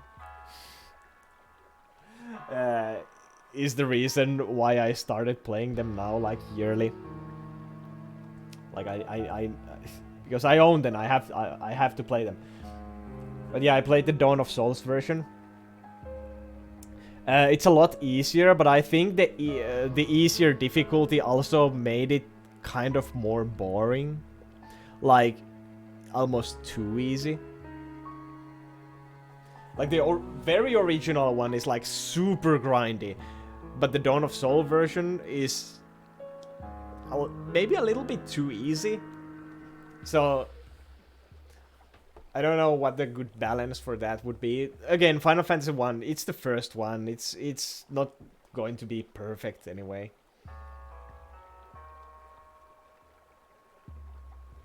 Final Fantasy 2, I also played the Dawn of Soul version.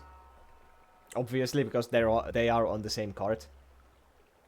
And I really like that they added the I don't know, I don't remember what the fuck it.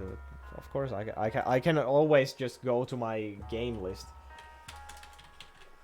and see what the addendum to that was. Soul of Rebirth. Yeah, the Dawn of Souls added the Soul of Rebirth, which was a nice addition to the story. And I really like the everything needs to be leveled up, from items to spells to everything. I like that to a certain extent, and towards the end it again got really grindy. And for Final Fantasy 3, they released the Pixel remaster just before I was supposed to play Final Fantasy 3, so I just bought it immediately, so I didn't have to play the NES version. Because I played the remakes of 1 and 2, so obviously I wanted to play the remake of 3 instead of, you know, going backwards. The DS version is really hard. Yeah, I've heard that the Final Fantasy 3 DS is like super hard for some reason.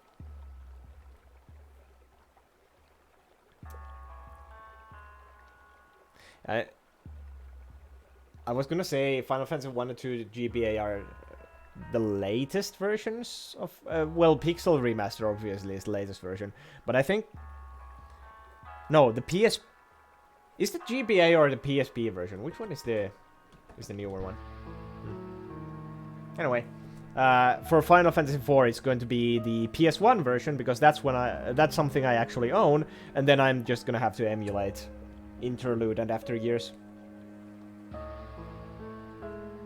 Ported to the PSP, but it was based on the GBA version. Oh yeah, that's how it went. I remember there being a little bit of a crossover between those two. Yeah, the Pixel remaster, obviously, the latest one.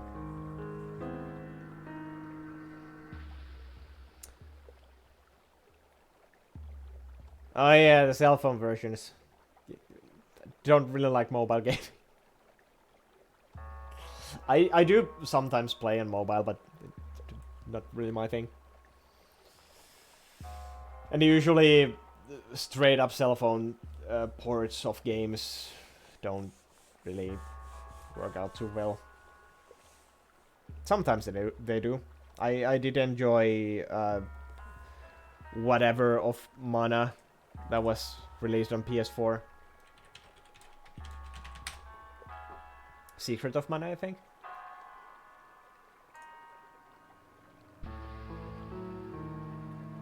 Which was a mobile port.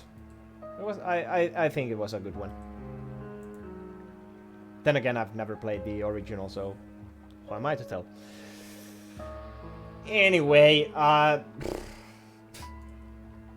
this always happens. I keep on rambling for like an hour even after playing the game that I was playing. Anyway, thanks everyone so much for watching. Thanks for the thanks for chatting. Thanks for just hanging out, lurking, whatever. It's all good. I will return tomorrow. Don't know the time yet, but it's gonna happen. There's gonna be the non-diehard stream to end the year. But for now, I bid you farewell, a good night, and I don't know, whatever time it is in your part of the country. And I will go to sleep. It's closing in on 1 a.m. My God. Yeah, no problem. I did enjoy Atama. And good luck for you on the on future endeavors of video game development and all that. But for now, it's bye bye.